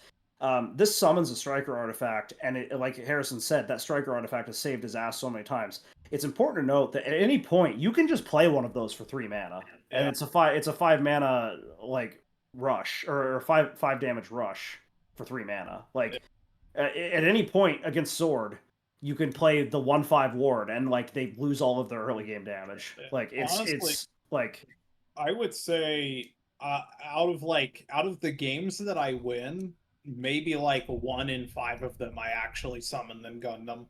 Like you typically do not need the Gundam to win. It's annoying playing around it though. It is annoying playing around you're it. threatening the Gundam, but you don't actually need to play it. I fuse it as soon as I can. I want them to know that I have one less card in hand. All right. Well, I mean that's the tricky part, right? Is you do have to fuse sometimes when you don't want to, just because you're running out of hand space. But yeah, I know, right? What an insane deck problem. My problem is my deck is too good. It gave me too many good cards. This is a good one. This is you. Bullet from Beyond, 4 mana. You kill a card and you get both cards. It's execution, but far better. Yeah, you run this as a 2 of typically, just because I've heard 2, I've heard 3, I've heard both. You know. Yeah, I feel like you have so much other tall removal that anymore. Like you already, it's kind of expensive for a generator is the thing, and it does less removal. It's only 1 target versus the other 4 costs that we just showed. I guess 4 costs. It gets you right before the most fucked up card I think we're about to read. It gets you the generators. Yeah. Never mind. I've lost to this card. This card is strong. No, this card is good. People sleep on this. Mecha Cavalier. It's a 5 mana 4/4. On Evolve, it summons another Mecha Cavalier. On Super Evolve, it summons 2 of them. So if you Super Evolve this, you've got a 7/7 ward and 2 4/4 wards on board. You just killed their shit. Unless they have like really good AoE clear or a lot of Banes, like you've stalled the game out. It feels kind of bad burning a Super Evolve on this, but I've run a build. I don't run it anymore. But I have run a build that runs this, and it felt good. Yeah, so. I've at times just been like, this is messed up, dude. What is this? What am I losing to? Yeah. It's remember, like we said earlier, it's like one big card never gets you there, but when you got 3, 3's a lot, and it's got 4. 3 is a lot. Yeah, 4 is 4 is hard to deal with. Dirt Metal Mercenaries, a 5-cost 5/5, and he has Fanfare. Summon a Fortifier artifact. Let me tell you, it's a 1/5 ward. Let me tell you, I don't run it in my current list, but I was running this for a while and I had a lot of success with it. That the 5/5 on board and the 1/5 ward that comes out with it, it doesn't seem like much, but that's actually a lot. Like it, it's something they have to answer. If they don't answer it, you're swinging 5 into their face. It's like Anagrea, right? It's like Anagrea, but it's like. I mean, it even costs the same as Anagrea. It's like slightly less good in Anagrea, but Portal is good in other ways. So, like, yeah, it's a bronze too. Yeah, it's Anagrea that's a bronze. Like, especially if you're a budget player, you should probably be running this. Yeah, definitely. Like, this guy. Mm-hmm. This is the messed up card. Amulet Doom Rite Ward, 5 mana 2/4 Fanfare. You get both gears, and on Evolve, you select an artifact follower in your hand that costs 5 or less and summon an exact copy of it. It summons it. It's important because that means it's on the board. Yeah. That means you get to heal, AoE the board, or ping face. Well, hell, even sometimes summoning the 5/1 is good with it. I've done that, yeah. Yeah, like the 5/1 rush is good with it. 3 costs. Obviously, you'd prefer to summon one of the other ones, probably, but there are cases where that 3 damage at the end of the board wouldn't get you there, but because the important thing has 4 health or 5 health, then you swing into it that way. I remember this got like dropped against me, and I was like, dude, I can't kill. I think it was this one because this one has the big ass, or was it this one? Yeah, My personal favorite thing to summon with this is the beta because it does 3 to the enemy face. So like there's another card coming up soon that if you have 2 betas in your hand, it's so gross. It is, yeah. No, this is like you can like play this aggro, you can play this control. And this is the card here. 5 mana Doom Rite Resurgence. It says select 2 artifact followers in your hand that cost 5 or less. Summon an exact copy of each. Give the exact copies at the end of your opponent's turn. Destroy this card. So. This card, if you have 2 betas in your hand, says deal 6 to the enemy opponent for 5. If your opponent put out a giant horrible board, if you have 2 gammas in your hand, you're dealing 6 to them at the end of the turn. The entire enemy board. It's like hell. If you got rushed down by sword early, you can pull out 1 healing one and 1 deal 3 to board, clear their board and heal for 3. Like this card is really good. It is really good. I've won games just off continuously resummoning the beta with this thing. Yeah, I- well, here's something too. This is a little bit of a fucked up one. I've only had to do it once, but it literally won me the game. Keeping in mind, you can evolve these things that you're summoning. Just because Yeah. they die on the end of your turn, you can still evolve it to swing and do a bigger threat. So but it's also worth noting that they do die. So like on They the do die. when fighting this deck, you need to like I've take noticed a note lot of of that. people swing into them, and I'm like, what are they doing? Yeah, now? yeah. Take note of that, and so play as if yeah. your opponent just doesn't have anything on board automatically. So it's like, And Yeah. if you're Either not card sure, I mean, you just check the you click on the card, and if it has the effect at the bottom, that means it's gonna die. yeah. So Yeah. that's definitely good. Yeah, remember that. That part's important. Oh, Magna Legacy, my love. This one's Harrison, So- right? All right. So Ancient Canon. It's kind of lame that they did not name it Magna Legacy this time, but yeah, it's a 5-cost amulet. Fanfare. Get a gear. Whenever you fuse, deal 2 damage to a random enemy follower. I don't know how to feel about this one. I think a lot of people I- don't. I tried it and didn't like it, but I have seen it dropped against me, and it worked really well for them. So it's like one of those things where I think if you're someone that holds on to those 1-cost gears, like you got the death grip on them, and you're in the right matchup, I think that you could get a Yeah. lot of mileage out of this. But I think you have to play around knowing that you're going to drop it, and sure. that makes it hard because you might be forced into making decisions that make it worse earlier. Yeah, and you might spend a lot of time on a really full hand. Yeah, so it's like one of those classic Portal cards. It's like, is this good? I think it is, but it's sometimes not. It's- You know, if you are 9,000 IQ, it's probably incredible. yeah, because on paper it reads as 5 mana, clear the board, and then Forever. clear the board forever. Yeah. yeah, but it doesn't always work out that way. So It definitely can scale. I think it's just messed up that you get to scale up forever because fusing is free. yeah, this card sucks. Oh, Mechanized Beast, unplayable. Open Yeah. 8. We don't have Yeah. that. Yeah. All right. Noah, Threat of Death. This is another card that you would run in Pure Puppets. It's a 6 mana 5/6. Add Fanfare. Add 3 copies of Puppet to your hand. Give all puppetry fillers in your hand +1/+0. So the idea here is you could use this guy for removal with those puppets he has because they cost 0. They have Rush. They're 2/1s now. But the idea here is to hold those puppets in your hand for your Orcus to OTK somebody. Hell yeah, big damage push. Yeah. Not as messed up as his physical counterpart. No. I've actually never seen this card. Sylvia, Garden Executioner, 6-cost 5/5. As Fanfare, you pick one, either draw 2 cards or restore 4 defense to your leader. On Evolve, you select an enemy follower on the field and destroy it. On Super Evolve, you destroy 2 instead. I have seen lists with this. I have seen people run it against me. I'm not like crazy impressed with it. It's I'm conflicted on this because healing is at a premium. I guess in this deck, it's you already have that other amulet or the other artifact that can heal you. But the drawing is not as valuable in this sort of deck either, just because of how it works. But being able to deal with 3 threats, no matter how tall they are, basically on a super evolve is kind of useful. I think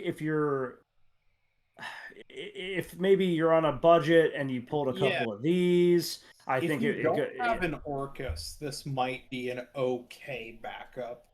Yeah. I would rather run a 1 of or 2 of Orcus over this personally, but if you don't have those and you just have the Ralmias, this is probably a good card. Yeah. I guess it's like an okay budget option. Yeah, I mean it's a gold, so it's pretty easy to get. Gives you a little more healing. This card is really good.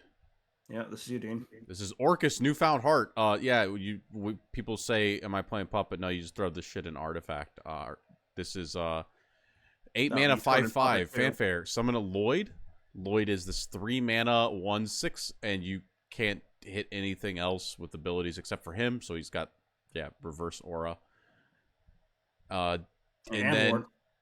yeah, and ward, and then on Super Evolve, you get two. Wait, sorry. Whenever an allied puppet follower enters the field, give it Storm and Bane. Guess what? He's a puppet. Yeah, so he also gets Storm and Bane. Storm and Bane, but he doesn't die like the other puppets. He stays there with his ward. And then on Super Evolve, you also get the 2 enhanced puppets, which are now 3/3 Storm. So this is Super Evolve, 8 face, or clear as many things as you want with your Banes. On top of, you could clear 4 things if you want to. Or you can push 8 face and kill 1 thing. This card's unbelievable. Like, they have cards like Arya. They have cards like Arya summoning 3 shitty fairies, and then next to it you have Orcus. Yeah, it's like a completely different game. You know, it's like Orcus is probably like. I would say if you told me that this was one of the best cards Kuan. in the set, I think Orcus is better than Kuan. Oh, Orcus is better than Kuan, absolutely. The only reason I said the full fucking like package to like OTK your opponent to be or Orcus works like you said. You don't need to put her in the puppet deck.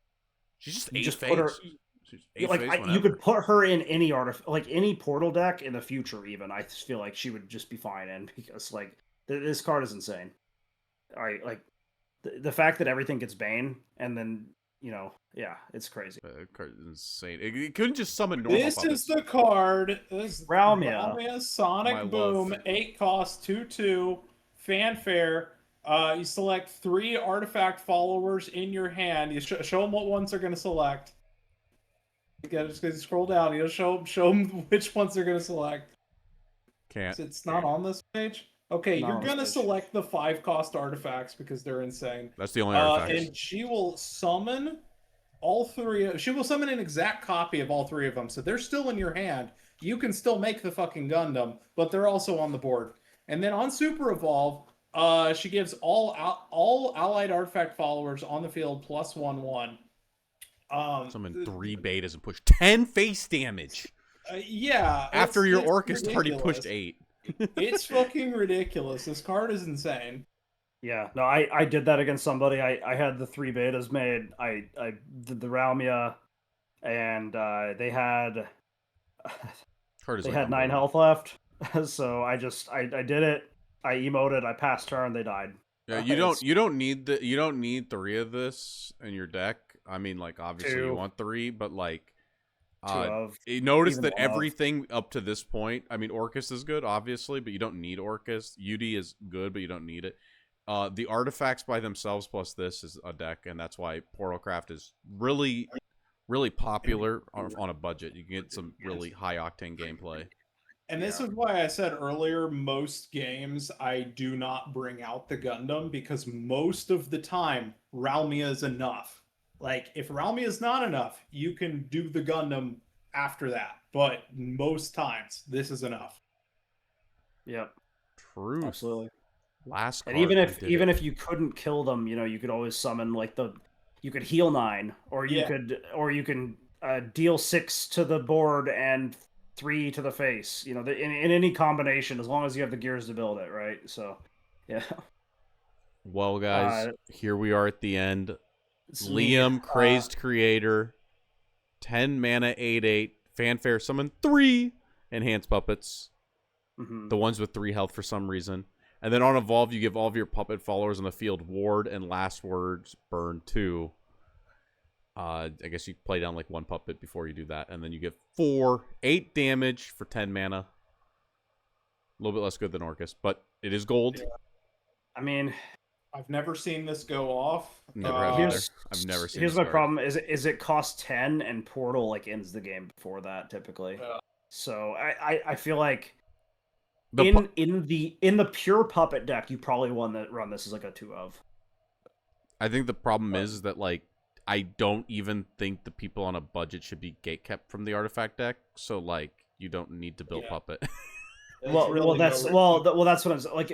What if you're just like the biggest Orcus stan and you love puppets and you love that from Shadowverse 1? Then yeah, okay, but it's this is kind of a disappointing card. So well, guys, we made it to the end. If you like it, smash that like button. Leave a comment. What's your favorite card? That's the question of the day. What's your favorite card? What's your guys' answers before we close this out? I love the snowman card. I know I said I don't play it. the squirrel. The Shinobi Squirrel. What about Shinobi you? Squirrel. I don't know. The Shinobi Squirrel's pretty good, but I like what's the rune card? The I need an adult. No, that's a portal card, right? No, that's the rune that's card. the Forestcraft card, the 1-drop. The Forestcraft card. Yeah, May. what is adulting? I need an adult. I like that one. Just so the voice ones are Okay, funny. so that's our favorites. Let us know yours. And until next time, this is your boys signing out. Bye. Bye.